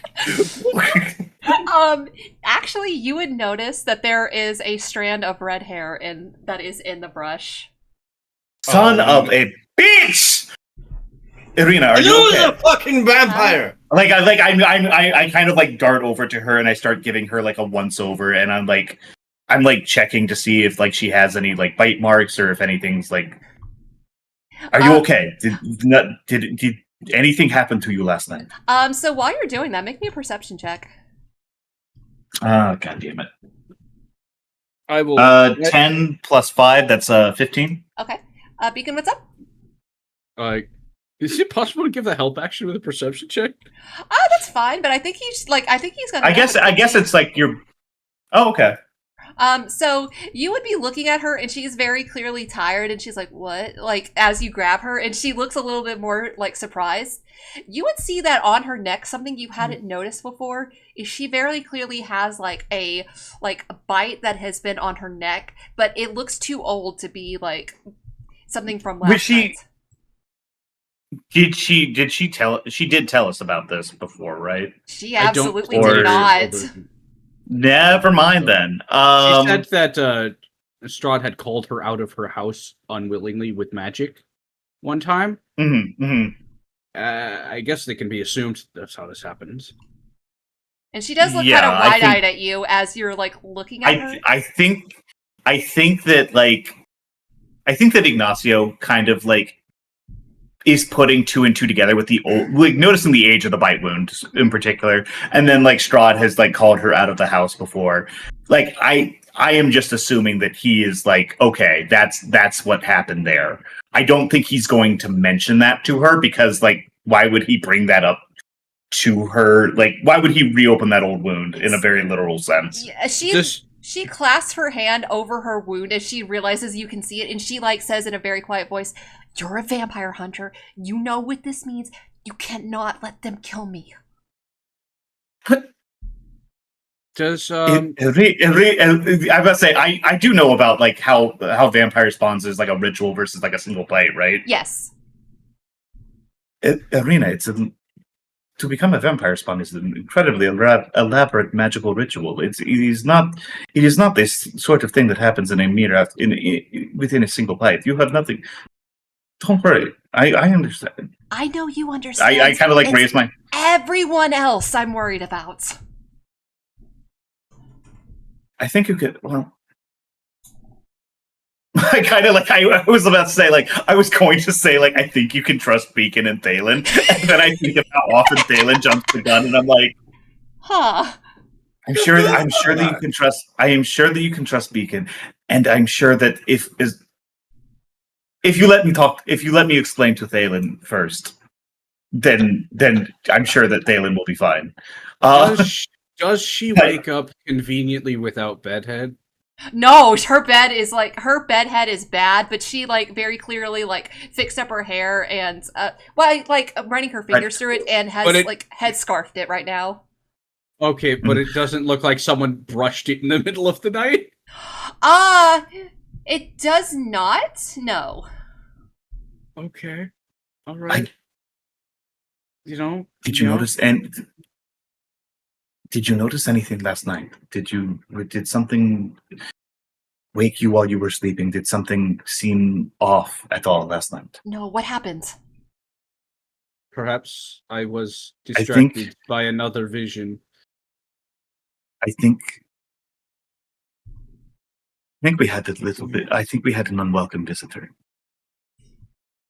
I think you know who. Yeah, she looks terrified as she's like looking between you guys. You probably should be terrified. Also, Beacon still has no clue what's happening. I saw him in my vision. I noticed. What do you mean I don't have a clue what's happening? I've been here. Yeah, but he's listening. Okay, fair enough. I wasn't sure if you said it out. Yeah, we talked about like I explained the entire like chain of events. I believe I kind of like produced the hairbrush that I'm still holding on to. This was in my pack. When I awoke, it was gone, and it was in Thalin's pack. It was in Thalin's pack, and we noticed that there was, well, a red hair that was not there previously. She kind of like. Go ahead. Does she have red hair? Yeah. Yeah, she's got red hair. That's kind of the whole thing. I figured as much. She's got like a really unusual hair color for Barovia, which is all like normally like. They brush your hair. They put it in mine. No, we have. Can I would like to check. I would like to do like a color check to make sure it's like the exact right color. Yeah, absolutely. Because there was someone in the vision that I just experienced that had red hair. I would like to color check, do a palette swatch. Yeah, absolutely. You don't even have to roll for that. So Ireena would like get some of her hair out from the scarf and she would allow you to check it. The person in the vision you just had, it was more of a copper color, whereas Ireena's is like a more dark color, and it very clearly matches Ireena's hair more closely than what you just saw. And she will say... Would you say that Ireena's hair is more like blood? Mayhaps. But she would say... What's that smell? What's for dinner? What's that smell? It's blood. What's that smell? It's blood. It's blood. She would say, back when he first called me out of his house, he did take a few locks of my hair. I didn't even want to think about what it was for, but that would explain where this came from, if it didn't come from, me last night. I think it is imperative that we make it to Vallaki with all haste. I think so. And hopefully to find some sort of domicile that Strahd would not easily be able to enter, or some sort of sacred ground, and we establish some sort of base. There, in Vallaki, I'm sure maybe Ismark said something, but there is a church there that apparently he can't come into. The devil, not Ismark. I was about to say, I don't think Ismark does not seem to be an altogether unreasonable sort. I would have really questioned what would have driven a church to ban him. Anyways, I think it's best that we pack up and leave the office with all haste. Right. And we should go. As you guys pack up your packs, that is where we are going to end for tonight. Wow! Good session, everybody. Yeah. So before we raid out, my players have asked me to possibly do a little bit of a retrospective. So the floor is open to you guys if you would like to discuss anything that has happened tonight. We didn't do shit tonight. You did No. great. Well, okay. No. Hey. Whoa. We had a lot of incredible character moments. Yeah, tonight. you did. I don't know what the fuck you're talking about. That's like half. That's like okay, yeah, no plot got done, sure, but we have we've got all these fucking clues about where to go, allies that we could potentially recruit. Like we've got all these there were so many good fucking character moments. Holy you guys shit. did so good. I was very impressed. Ireena's fitting into the group dynamic pretty well. I'm going to be sad when we have to decide to keep her when she gets kidnapped. Yeah. It's probably gonna happen. Let's be honest. She'll be fine. Well, don't worry, guys. The second I get, it's one of those things where it's just like, on one hand, leaving her in a place leaving her in like hallowed ground that Strahd himself can't enter, probably not a bad idea. On the other hand, I get the feeling that the second we let her leave our sight, goodbye, Ireena. Strahd man's gonna grab her. Listen, she's too hot-headed to just stay in a place we tell her to stay. Oh, she's absolutely got like, I don't necessarily want to say plucky kid because she's like in her mid-20s, and like I don't want to like infantilize her like any more than like necessary, because like the dynamic between her and Strahd is already fucked up enough. Oh boy, is it!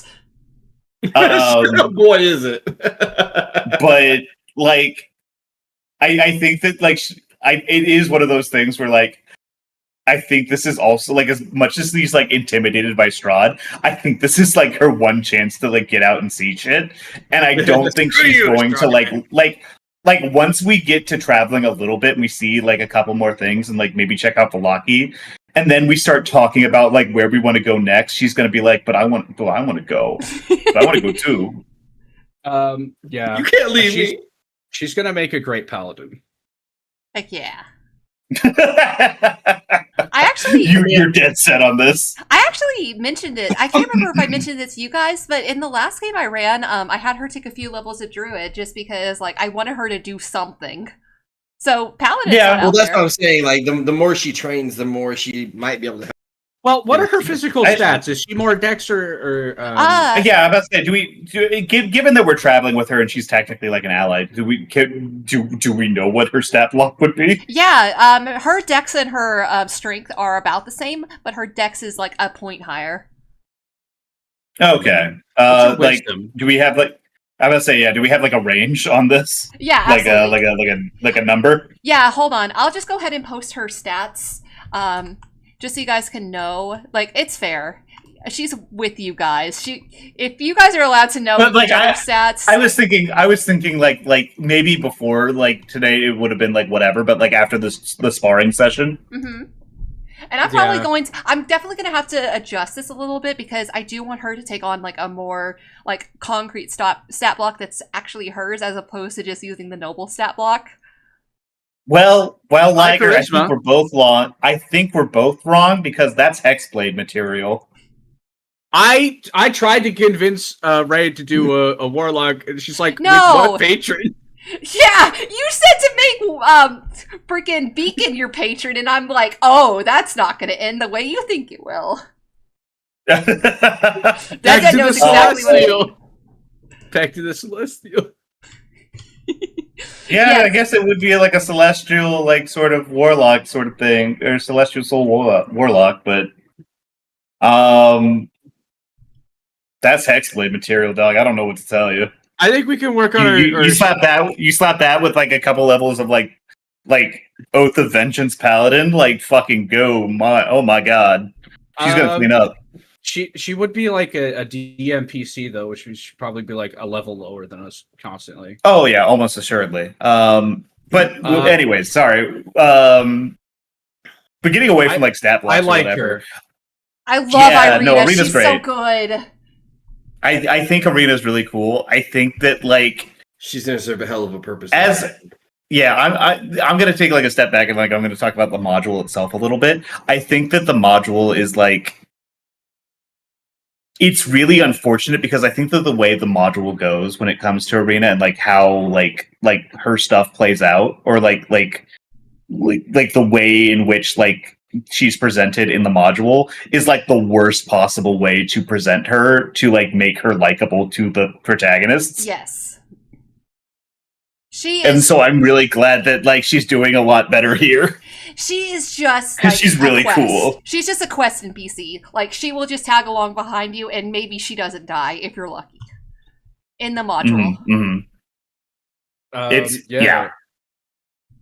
Like much the way better. You much better. Her in session 4 was I think the first words out of her mouth was a string of insults to Strahd, calling him like limp dicked. Yep. And maggot filled. You got to make an impression. It was incredibly like I'm like what god damn, all right, I don't know what I did. Man, I mean she's clearly talking about Strahd. Yeah. You don't got no blood, he can't get it up. Yep, exactly. Maybe I was pulling a little bit on Liger there. Yeah. I think we all had like a really good character scene with each other like the whole time. I think that like that scene down by the river with Thalin and Ignacio was like incredible. I think the scene where like Ignacio and Beacon were doing their back and forth after like he kind of cut into the sparring session was like really good both ways. I think that like you guys having your like you're like, all right, fucking put them up, tin can, put them up. Let's go. That was incredible. Like the little grapple, like the moment where we were like grappling and like you gave me a fucking noogie. That was crazy. Yes, that was adorable. I won't lie. I was really hoping that part at the end would be enough to like bring you guys to blows, but it did not. Congratulations. I mean, nothing is gonna. If we go to actual blows, nothing good is gonna come of it. So yeah, exactly. Let's tie him up, give him a nugget. Like, well, nothing good for you could have happened. Something good for me could have happened. Well, you know. Yeah. I honestly feel it would have been like thematically better if Thalin got a little humbled. Yeah, but like, no, fuck you. You got to work for it.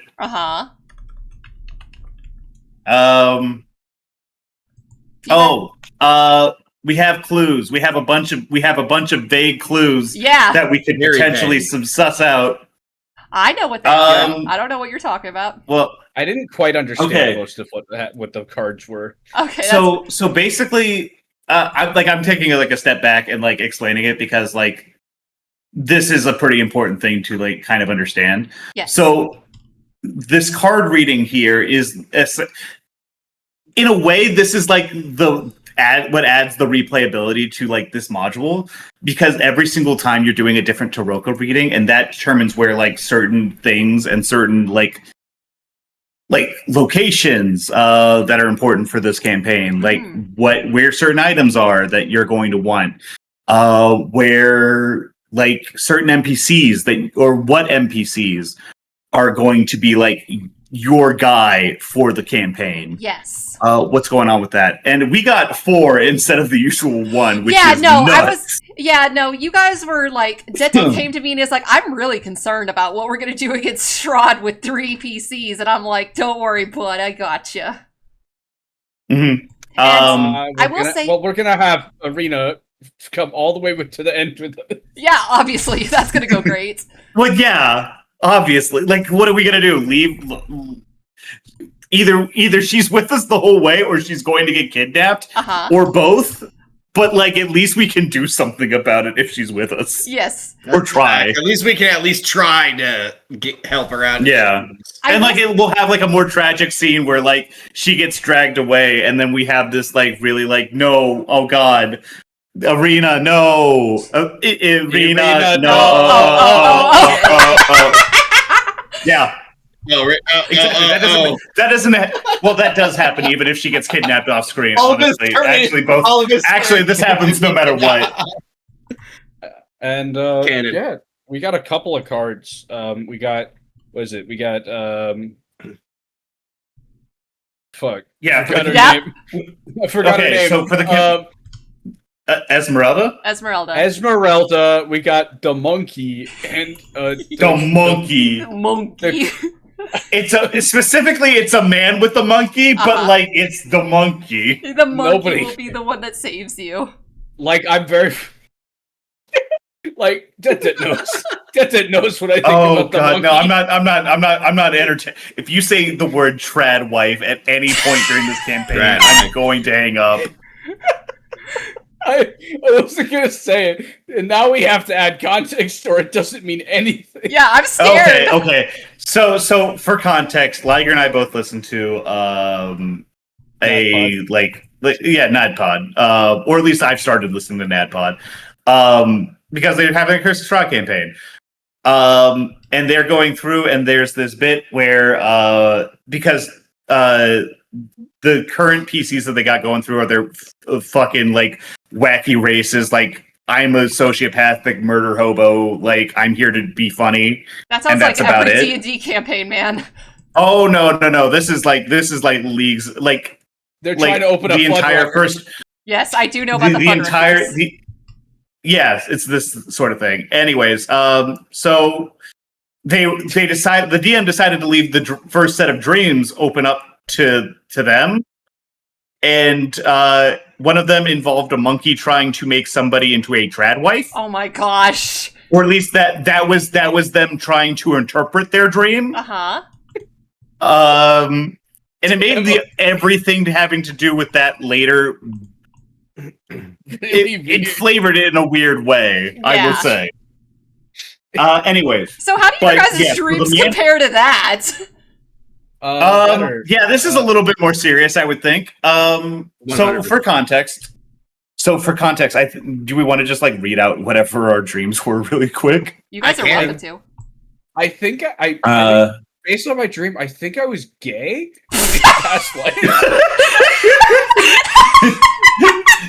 Ray is going through the DM screen to point at you. Yes, you, Liger. You are gay.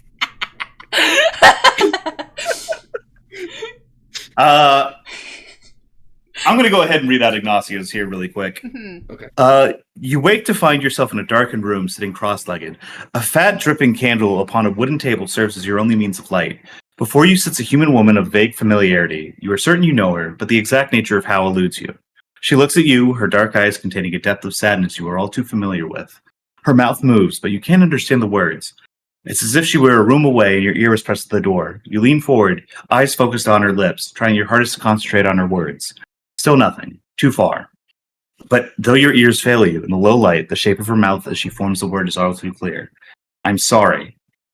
A sudden pain forces you back into your body. Your arms are marred with bloody scars, and the blood that flows from the wounds slowly turns black, as if oxidized by the air.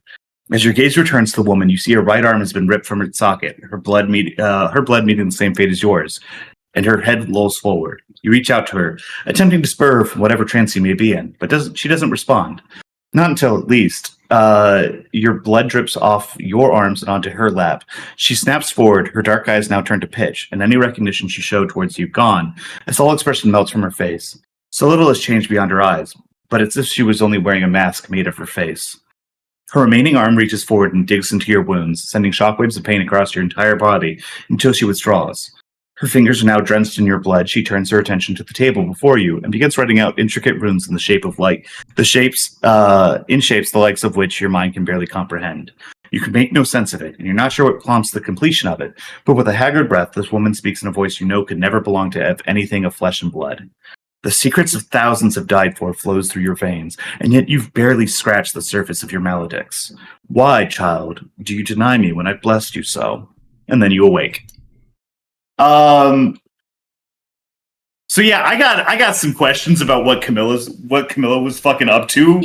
That shit seems pretty bad. Mm-hmm. Seems pretty sus. Pretty sus. Yeah, I think maybe every single member of my family might have gone to hell forever, actually. No matter what. Well, it is forever, whether you like it or not. You know, you had your chance to behave better, but now you boil in a pot. Camilla. We've been doing pretty good. Camilla is the ancestor the ancestor that founded my family. Yeah. If you use some of the letters in her name, you can maybe somehow spell Griffith.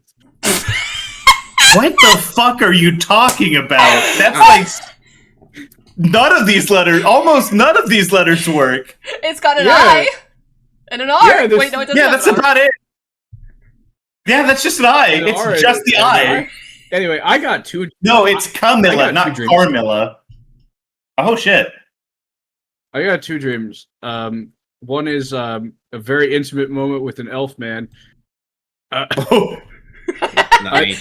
me. Like how intimate, or did Ray just send you her fan fiction that she'd been writing accidentally? It's damn. It appears to be emotionally intimate, but like that's where the sauce is, you know. Detdet. Oh yeah, of course. You find him in a position and it's missionary. That's how intimate it got. Oh my goodness. You wake to the cool touch of grass at your back and a heavy hand of night looming above. But unlike the cold abyss of mists permeating the sky she types Barovia here, but she means the Kogan Valley. Kill you. Of course she means the Kogan Valley. It's Kogan Valley, man. You find a bright and ever-expansive canvas of stars high above you. Without any effort, you find your eyes tracing constellations. The worm, the all-mirage, the owl bear. How curious. Until this moment, you were sure you had no memory of what constellations were. But now they come to you without any hesitation. Do you regret it? Your sight falls to the elf in the grass beside you. His skin is an ashen shade of brown. His hair a strange combination of gold and silver, melded into one color that in the low light almost appeared to be glowing. His sharp green eyes searching for your reaction, sadly. I didn't mean to belittle your choice. I admire you for it, and all you stand for, but he trails off, his gaze falling from you. It just feels lonely, cold, I don't know. A pause follows, and though you hear nothing, you know a response was given in some capacity. You're much stronger than I am, but we both already knew that. His smile betrays the sadness in his eyes. And that's the end of the first dream that I had. Damn. You were fucking that. You and that elf man were fucking. You see it, right? Oh yeah, no, it's there. That's intimate. Okay. Yeah. The second one is as you blink, (blink ? You're surprised to find the darkness doesn't abate you when your field of vision opens back up. In this darkness, you sit until the darkness is pulled back, and the face of the noblewoman, Fierce Fiddlemane, as Ireena called her, appeared above you. Hey, buddy, I'm on watch duty. Want to join me? Without waiting for a response, she pulled your head from your station, which you rationalized must have been her pack, and the two of you sit in silence, beholding the forest you know by darkness alone to be, she types Barovia here, but I know she I'm choosing, you're just finding, like, Control F, Control R, like every instance of Barovia with the Kogan Valley. Yeah. Just like he does when anyone says everyone, he means to say every pony. Oh. The silence hangs heavier than the mist, but she finally breaks it after several moments of quiet. The others probably think I'm crazy to talk to a disembodied head of a construct. I don't know why I'm giving her an accent. I'm sorry. But this is canon now. It's canon now. We can't stop this. Uh-huh. I've tried telling them that you're still there, just on auxiliary power. They don't listen. And who else am I supposed to talk to? Quidrith vows to prevent her from speaking. Acario only wants to talk about Pelor. Escher used to talk to me. but now he only wants to talk to Icario. And for some reason, Icario will talk about something other than Pelor, but just with Escher. I don't get it. With a huff, she cried. Your brother was getting it in, dog. We're learning With a so huff. much. With a huff, she crosses her arms over your head, resting her chin atop them. But I like constructs. They're objective, logical, and great listeners.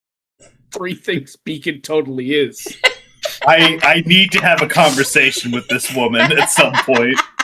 I don't know about the first 2 for you, but you're easily the best listener I've ever met. A pause. Is your body somewhere in... She types Barovia here, but she means Kogan. I regret giving you this. This is incredible. This is maybe almost as good a bit as like Lathander. Judging by the state of your head, it probably isn't well off. I bet I could fix a lot of damage, but I worry how many pieces you must be in. She trails off another pause before the silence becomes. Okay. She lifts your head up and spins to face her. Huh? Oh, you kind of cut What? out. Sorry, go ahead. You blipped for a second. You're good. How about this? Once we get out of the Kogan Valley, I'm just gonna start mentally control, like find and replace every time you say the Kogan Valley with Barovia. Oh, wait. Oh, is my internet down? I'll take. Oh, sorry, go ahead. Gotcha. No, you're good. I'll You're take good. you back to. You're still I'll alive. take you back to Lantern with me, and I'll make you the best body possible. Think about it: advanced hydraulics in your legs, a series of interchangeable weapons, upgraded vocal capacity. You want it? I'll make it work. Oh, I've been needing a new project, and the folks back home would adore you. I just know they will. Although the gnome's declaration seemed genuine as a potential mad scientist could sound anyway, you find focusing on her words difficult. You were certain you had seen something in the background when Fierce turns to you to face her. You play the footage back frame by frame, and it was only a single frame right before your vision fully settled on Fierce. You see Strahd standing amid the tree line, watching you both intently, for that single frame before vanishing without a trace. See, he's always just fucking with people. And then Thalin's. You wake to find yourself in the grand library of your father's estate. It's been so long since you departed this prison of loneliness, and yet it looks just as you remember it. No, something's changed. It's entirely quiet. Quiet in the library is nothing outside the norm. Silence was bereft to the study of wizards. Leafing through Chuck, you're blipping you're pretty hard. blipping. Also, hello. Thank you so much, also- Mari, for the raid. Hello, Raiders. Hello, we're doing our post-session wrap-up. Yeah. It was a good session. Yeah, nothing bad happened. So sorry to interrupt, Chuck. Please continue. Yeah, sorry. Please continue. Oh gosh, you're gone. Oh yeah. Sorry, Chuck. You're unintelligibly blipping. Uh-huh. say there, monstrosity. Do you know the times? Chuck? I Yeah, think he might be gone. Chuck? Okay, it seems like he can hear us, but yeah, like you're speaking, and all we're getting is like. All we're hearing is like beacon malfunction noises. Yeah. But it doesn't sound like Lathander. Thunder. While he's going, thank you so much, Lamari, for the raid. I greatly appreciate it. I didn't want to interrupt anyone, so I couldn't say anything. Let me give a shout out. Internet, no, yeah. Oh yeah, yep. And there he goes from the that. Okay, I think he messaged me. Yeah, he did just message me. What did he say? I can hear and see y'all. Cool. Okay. Gotcha. Damn, I really want to hear what the rest of his stream was. Damn it. Do you want me to read it off? Yes, please. Wait! Okay. Chuck? Yeah, wait, Chuck, we can hear you. Oh. Hello! How do you do?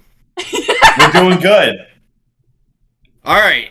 Can you still hear me just fine? Yes. Yeah. Absolutely. Let's You're go good. ahead and start at the beginning. Yeah. Yeah, You wake to Grand find Library of your yourself- father's- in the grand library of your father's estate. It's been so long since you departed this prison of loneliness, and yet it looks just as you remember it. No, something has changed. It's entirely quiet. The library is nothing outside the norm, but this silence was bereft of the study of wizards. Leafing through ancient tomes, scribbling notes, and passing whispers to their peers is eerie. Something has to be wrong. You take the hallways, find it empty. The same was true for the drawing room, the dining room. Their absence shouldn't matter to you. You wouldn't miss their haughty attitude, the way they thumb their noses at you back. As your mind begins to recall the passive remarks and veiling insults, you catch movement at the end of the hall. A flick of long, blonde hair. It could have been anyone, but at that moment, your mind could only of one prospect, Escher. You nearly trip after yourself that you gave chase. You round every corner as quickly as you could, pushing yourself further and further, but you somehow closer to him than it doesn't make sense. You were always faster than him when you were. How could he outpace you now by walking alone? You turn the corner and freeze at the end of, and freeze as the halls have led you to the dead end of your father's study. Never was anyone to disturb your father, least of all his bastard son, and the consequences always followed. You couldn't be apart from Escher a second longer. You throw the door open instantly. Feeling no longer exists. It instead opens to an expansive darkness above you, and from that darkness hangs long stretches of tar, glinting in the roar of the fireplace. And from those ropes of tar are bound necks from all the mages of your father. Their blank eyes rolled forward, each fixed on you, almost accusingly, though their bloated lips offer no retort to you the way they had before. Your sight falls immediately to your father's desk, and though you expect to see him in a similar state, you see something else. There sits a creature made entirely of crafted in some way to resemble a skeleton, veins. The exception was his skull, which only resembled a humanoid from the jaw downward, while the rest extended into something of a jagged.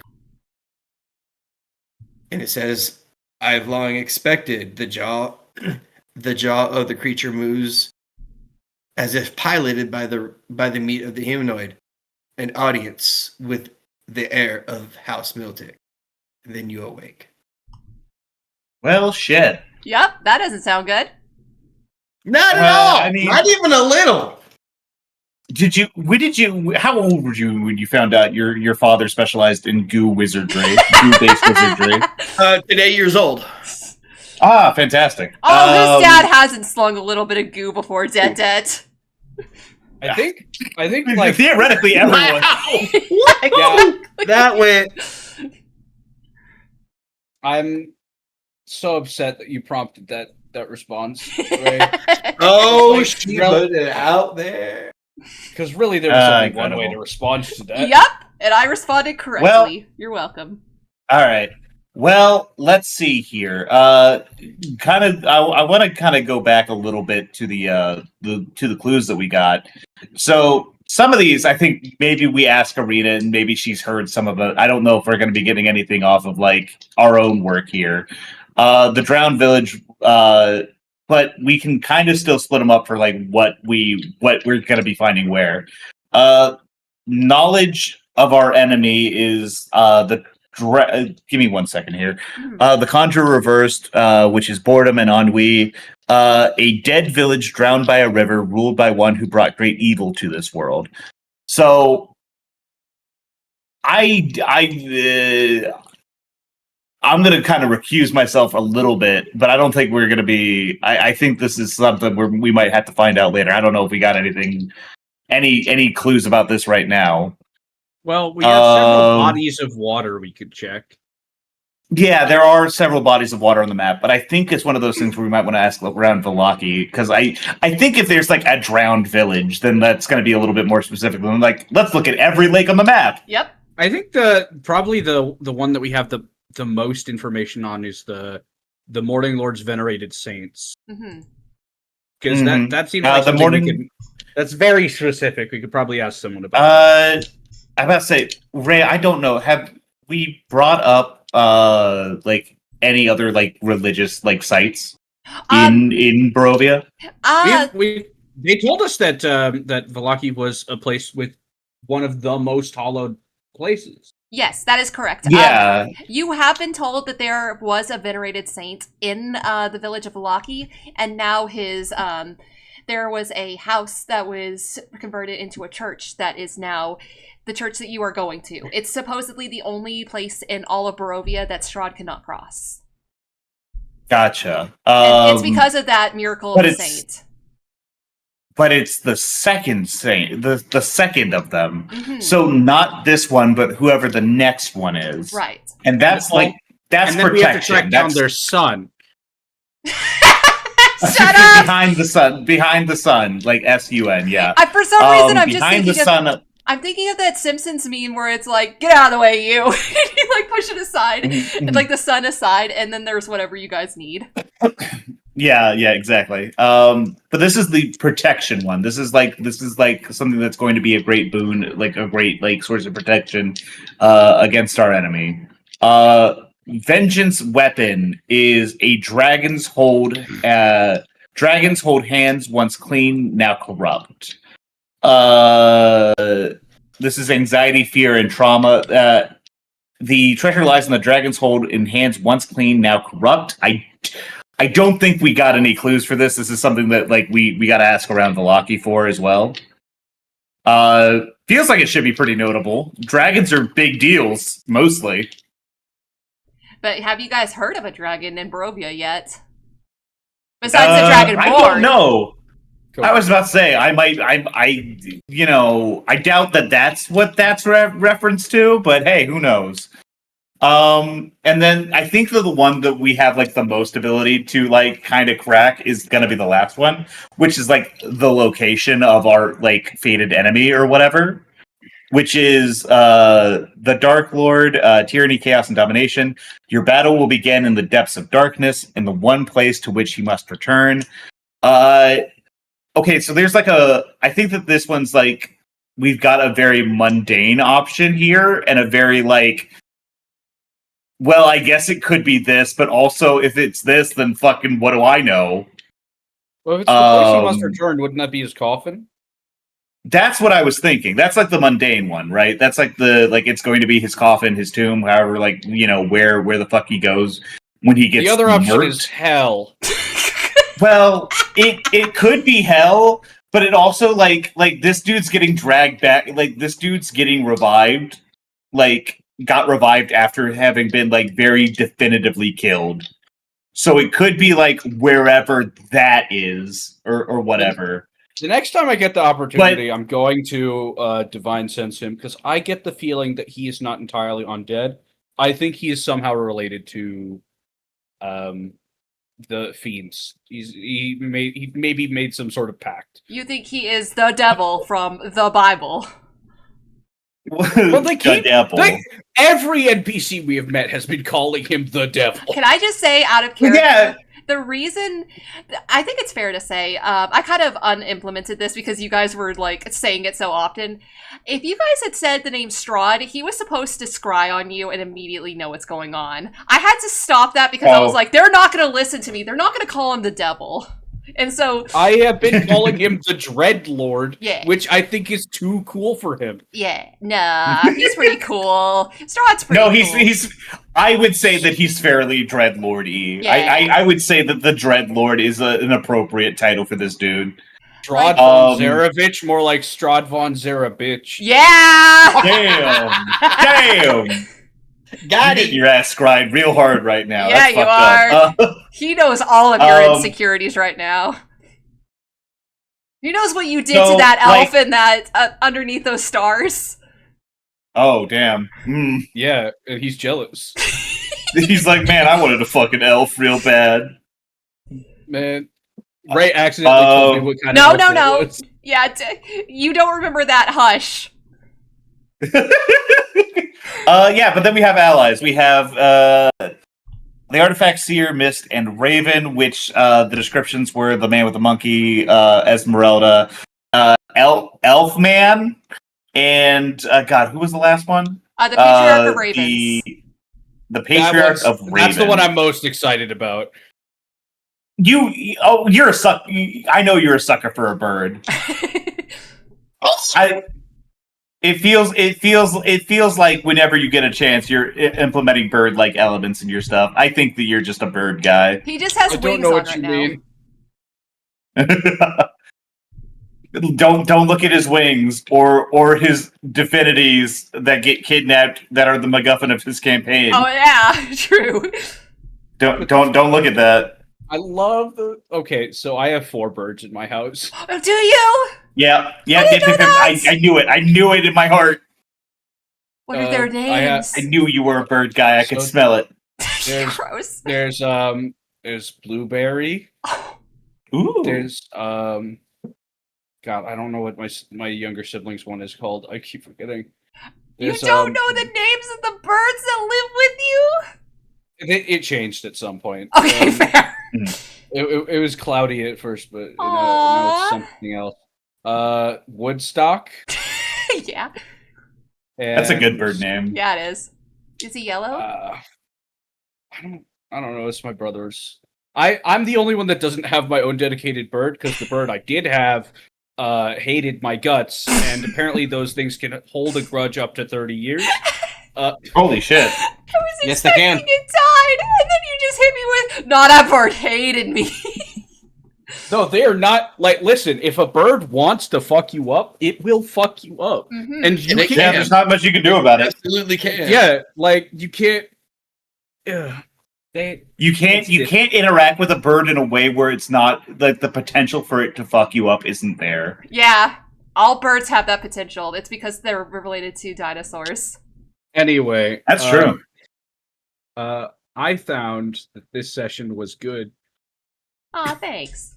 I had really enjoyed it. This is I genuinely think this is like one of my favorite sessions yet. Aw. And all of them have been really good. Yeah, you guys are really good at this. Stop being so good at this. Actually, don't. I'm going to continue to have heartfelt emotional moments, both lighthearted and not lighthearted. Yeah. I like role playing. I do want to find those druids though. That's on my list. Is find those druids. Yeah. Well, I think that's something we can check. Like I said, I think for us right now, all roads lead to Vallaki. Quite literally, yes. I think. So I just think that like. Oh yeah, go ahead. Was this long rest us getting to level 3, or is that later? I was gonna do it whenever you guys get to Vallaki. I'll be transparent. Okay, that's fine. So we'll just have that for when we hit Vallaki or whatever. Yeah, exactly. Depending on what happens on the road tomorrow. See, I knew you guys would make it to Vallaki this session. Because we gotta have this whole fortune telling thing, which is sick. Hey man, I'm not complaining. In order to achieve my particular side goal right now, I need to either find someone that knows Gentle Repose or learn it, which means getting to level 5 within 10 days. Yeah, he was like, I need to find a super strong druid in 10 days. And I was like, Liger, what are you talking about? He's like, I need someone who knows resurrection. I'm like, okay. I do also, like, I appreciate that we had basically the exact same reaction to it, because he was telling us about it before the session started. And I'm like, Liger, what the fuck are you talking about? Yes. What do you mean? Listen, I feel really bad about yeah. Okay, so like I obviously flavored it. Like at the time that we were doing it, in session 5, we were talking about ways that we could possibly cure vampirism, and I rolled a nat 20 on that, and Ray told me just wish. And then after session I was like, hey Ray, would this spell work? And she's like, wait, that actually could kind of work. So I just sort of like retconned it into me being like, well, he's not going to tell the desperate father that when there's a hag nearby. Yeah, that seems like a terrible idea. Yeah, it does.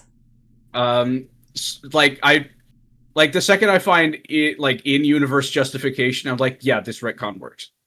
But it's still one of my goals. Because one thing about hope in the Kogan Valley parentheses evil version is that hope is a double-edged sword, because if you don't have the means to accomplish your hope, it is just a source of predation that these evil beings feed off of. Yeah. And I was like, I don't want to be mean, Liger, but also, do you think that 400 years in a war have passed and there's a druid here that knows a 9th level spell? And Liger was like, I don't know, maybe. Maybe I could find him in 10 days. Reanimation or reincarnate is a 5th level spell. My mistake. That's still Thalin like can learn that at level 9. Yeah, that's like level 9 still. That's like pretty high up there. You guys need to grind. You guys just put all of your effort into grinding Thalin. Yeah, we're just gonna sit in the woods and kill wolves. We're just gonna sit in the woods and kill wolves until Thalin's level 9. Yeah, exactly. You guys don't even do it. You're like funneling all the XP to him. Listen, all of bring me the XP. High level druids can like turn themselves into like trees and animals and like stay that way in a pseudo immortality. Sometimes this is Liger. I need you to know this sounds like you're huffing the biggest can of copium I've ever seen. Yeah, it really does. I don't know if this is a setting where there's random tree druids that will cast reincarnation. Listen, it's not even that. It's like even before I thought of this idea, I was like, I hope we find some old druids or witches or something like that. Someone that knows the original culture of the Kogan Valley, so that I can bring it back someday. I need there to be a stockpile of cultural significance. Oh, I think you're going to. I think like there's like. I think that's like not like the idea of like what the Kogan Valley was like before Strahd is like. I think it's got like stuff for it. I don't think Ray's gonna have trouble getting that in there. And why acting like fucking elves don't exist? Well, yeah, I was about to say for 400 years. Yeah. Well, no, that's not what I'm saying. Is I'm not saying it like why would this druid be alive or whatever. I'm talking not like a timeline wise. I'm talking like why would this druid be alive? Strahd has. Yeah, Strahd is like trying to get rid of every bit of hope in this valley. Oh crap, did my internet die? Oh yeah, my internet's dead. What happened? Uh-oh. Uh-oh.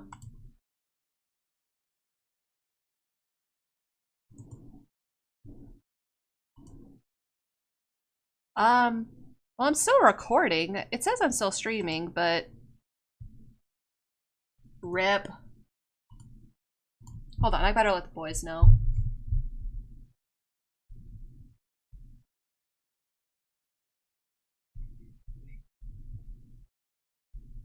Well... Whoa, Liger!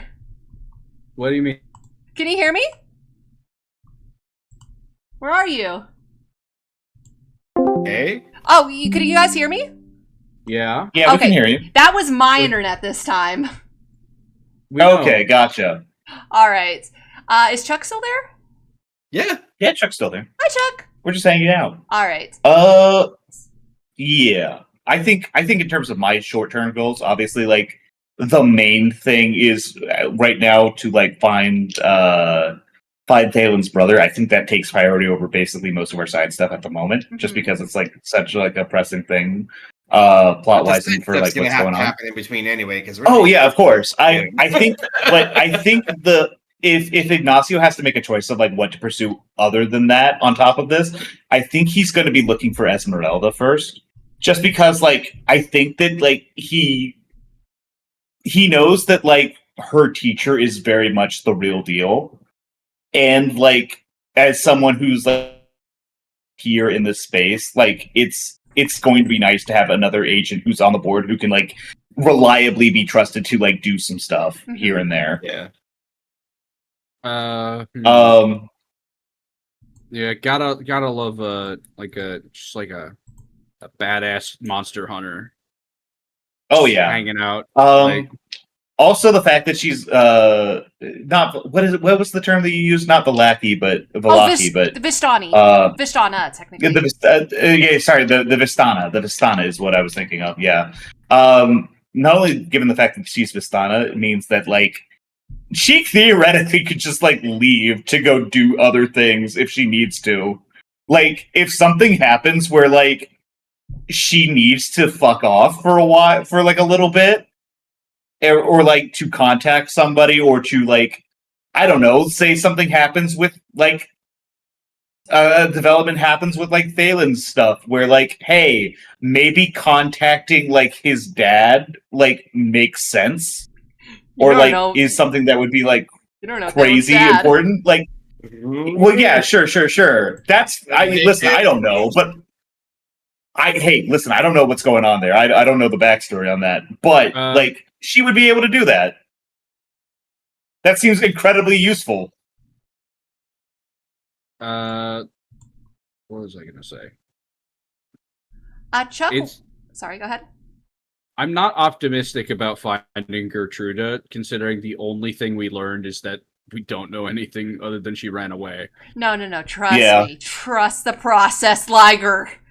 Because, like, we found the dog in the complete opposite direction of the town. It does seem like she walked into this house and then immediately died, and her dog is still walking around. Yeah. Chuck, what say you about your what kind of goals you have for Thalin? Definitely. I mean, obviously finding his brother, but also character development. He's trying to be to other people's kind of feelings because it's coming across. To feel more attached. Like he's starting to feel more attached. Not only obviously not to Ignacio, but to Beacon as well, just because like we're all going on this shit land that none of us want to be in. So it's more of along lines of Beacon wants to be here. That's true. Beacon's the only one. Well, regardless, but we're gonna have to help each other get out, probably to get out alive. Yeah. So definitely character and finding his brother. And I do think that's coming across. It's like it's definitely like a slow burn. I think that's smart. I think that like it would feel insincere if it was like all of a sudden Thalin is just like, wow, I'm best friends with everybody now. Exactly. But like I do think that like him opening up to like Ignacio and Beacon, and like, you know, just being able to spend these more casual times and like have like this sort of I know Curse of Strahd is like a very dark campaign. Mm-hmm.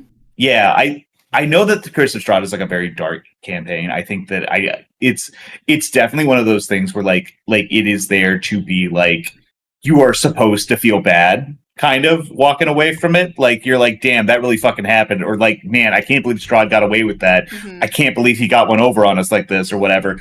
I do think especially in stories like that, I think it's good and important to have like these moments of levity, like you know, this like the sparring thing, right? I think the sparring thing was like crazy good, not only for like character development and just like, you know, stuff like, you know, Thalin gets to open up a little bit more.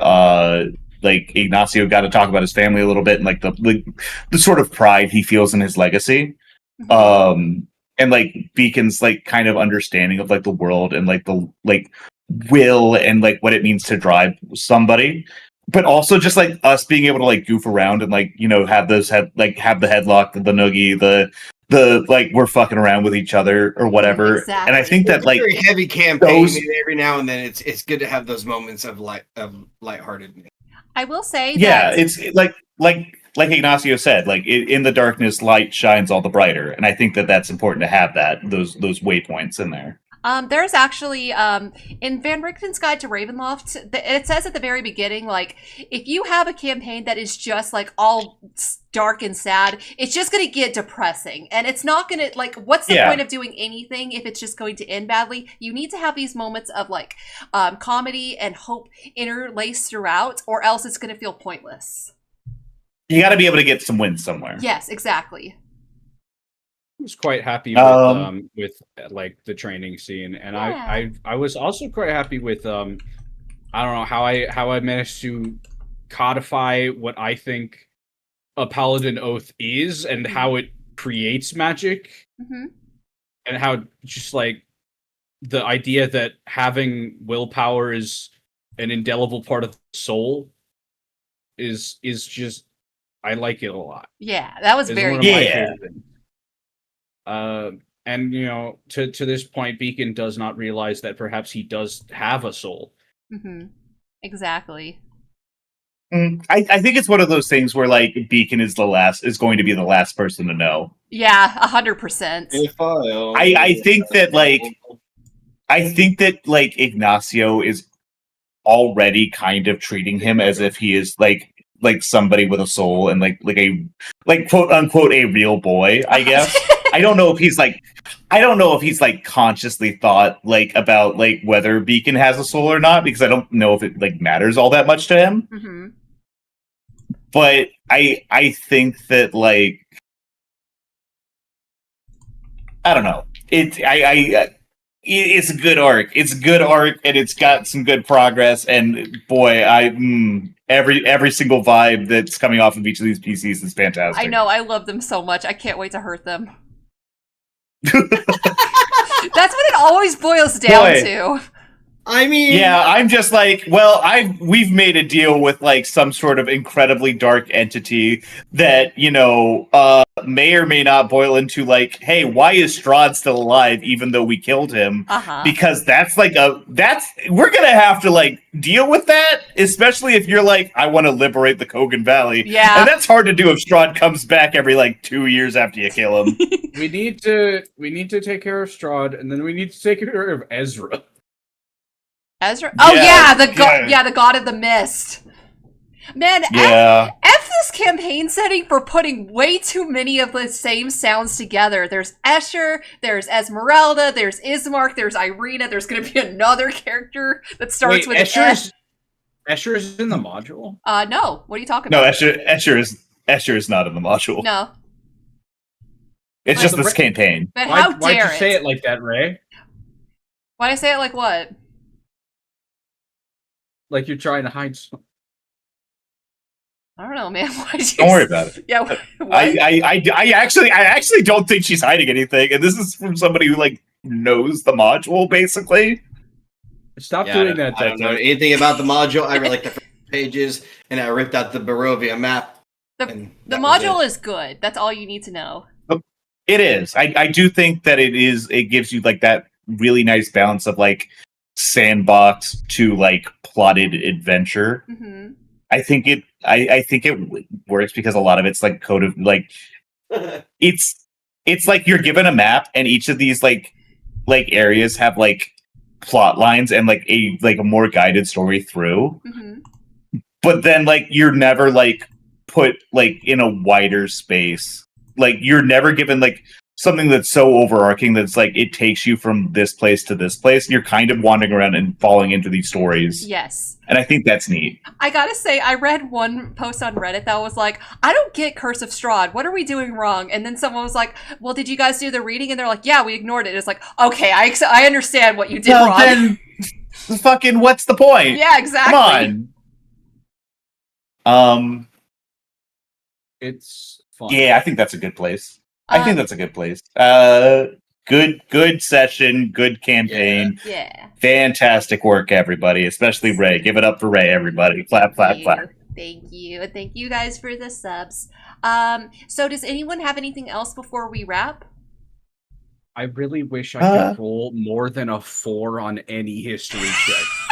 You will. It's just so crazy that every single time it has to do with your backstory specifically, you don't know shit. Every single time it's some piddly little shit that has nothing to do with fuck, you're like, I know everything.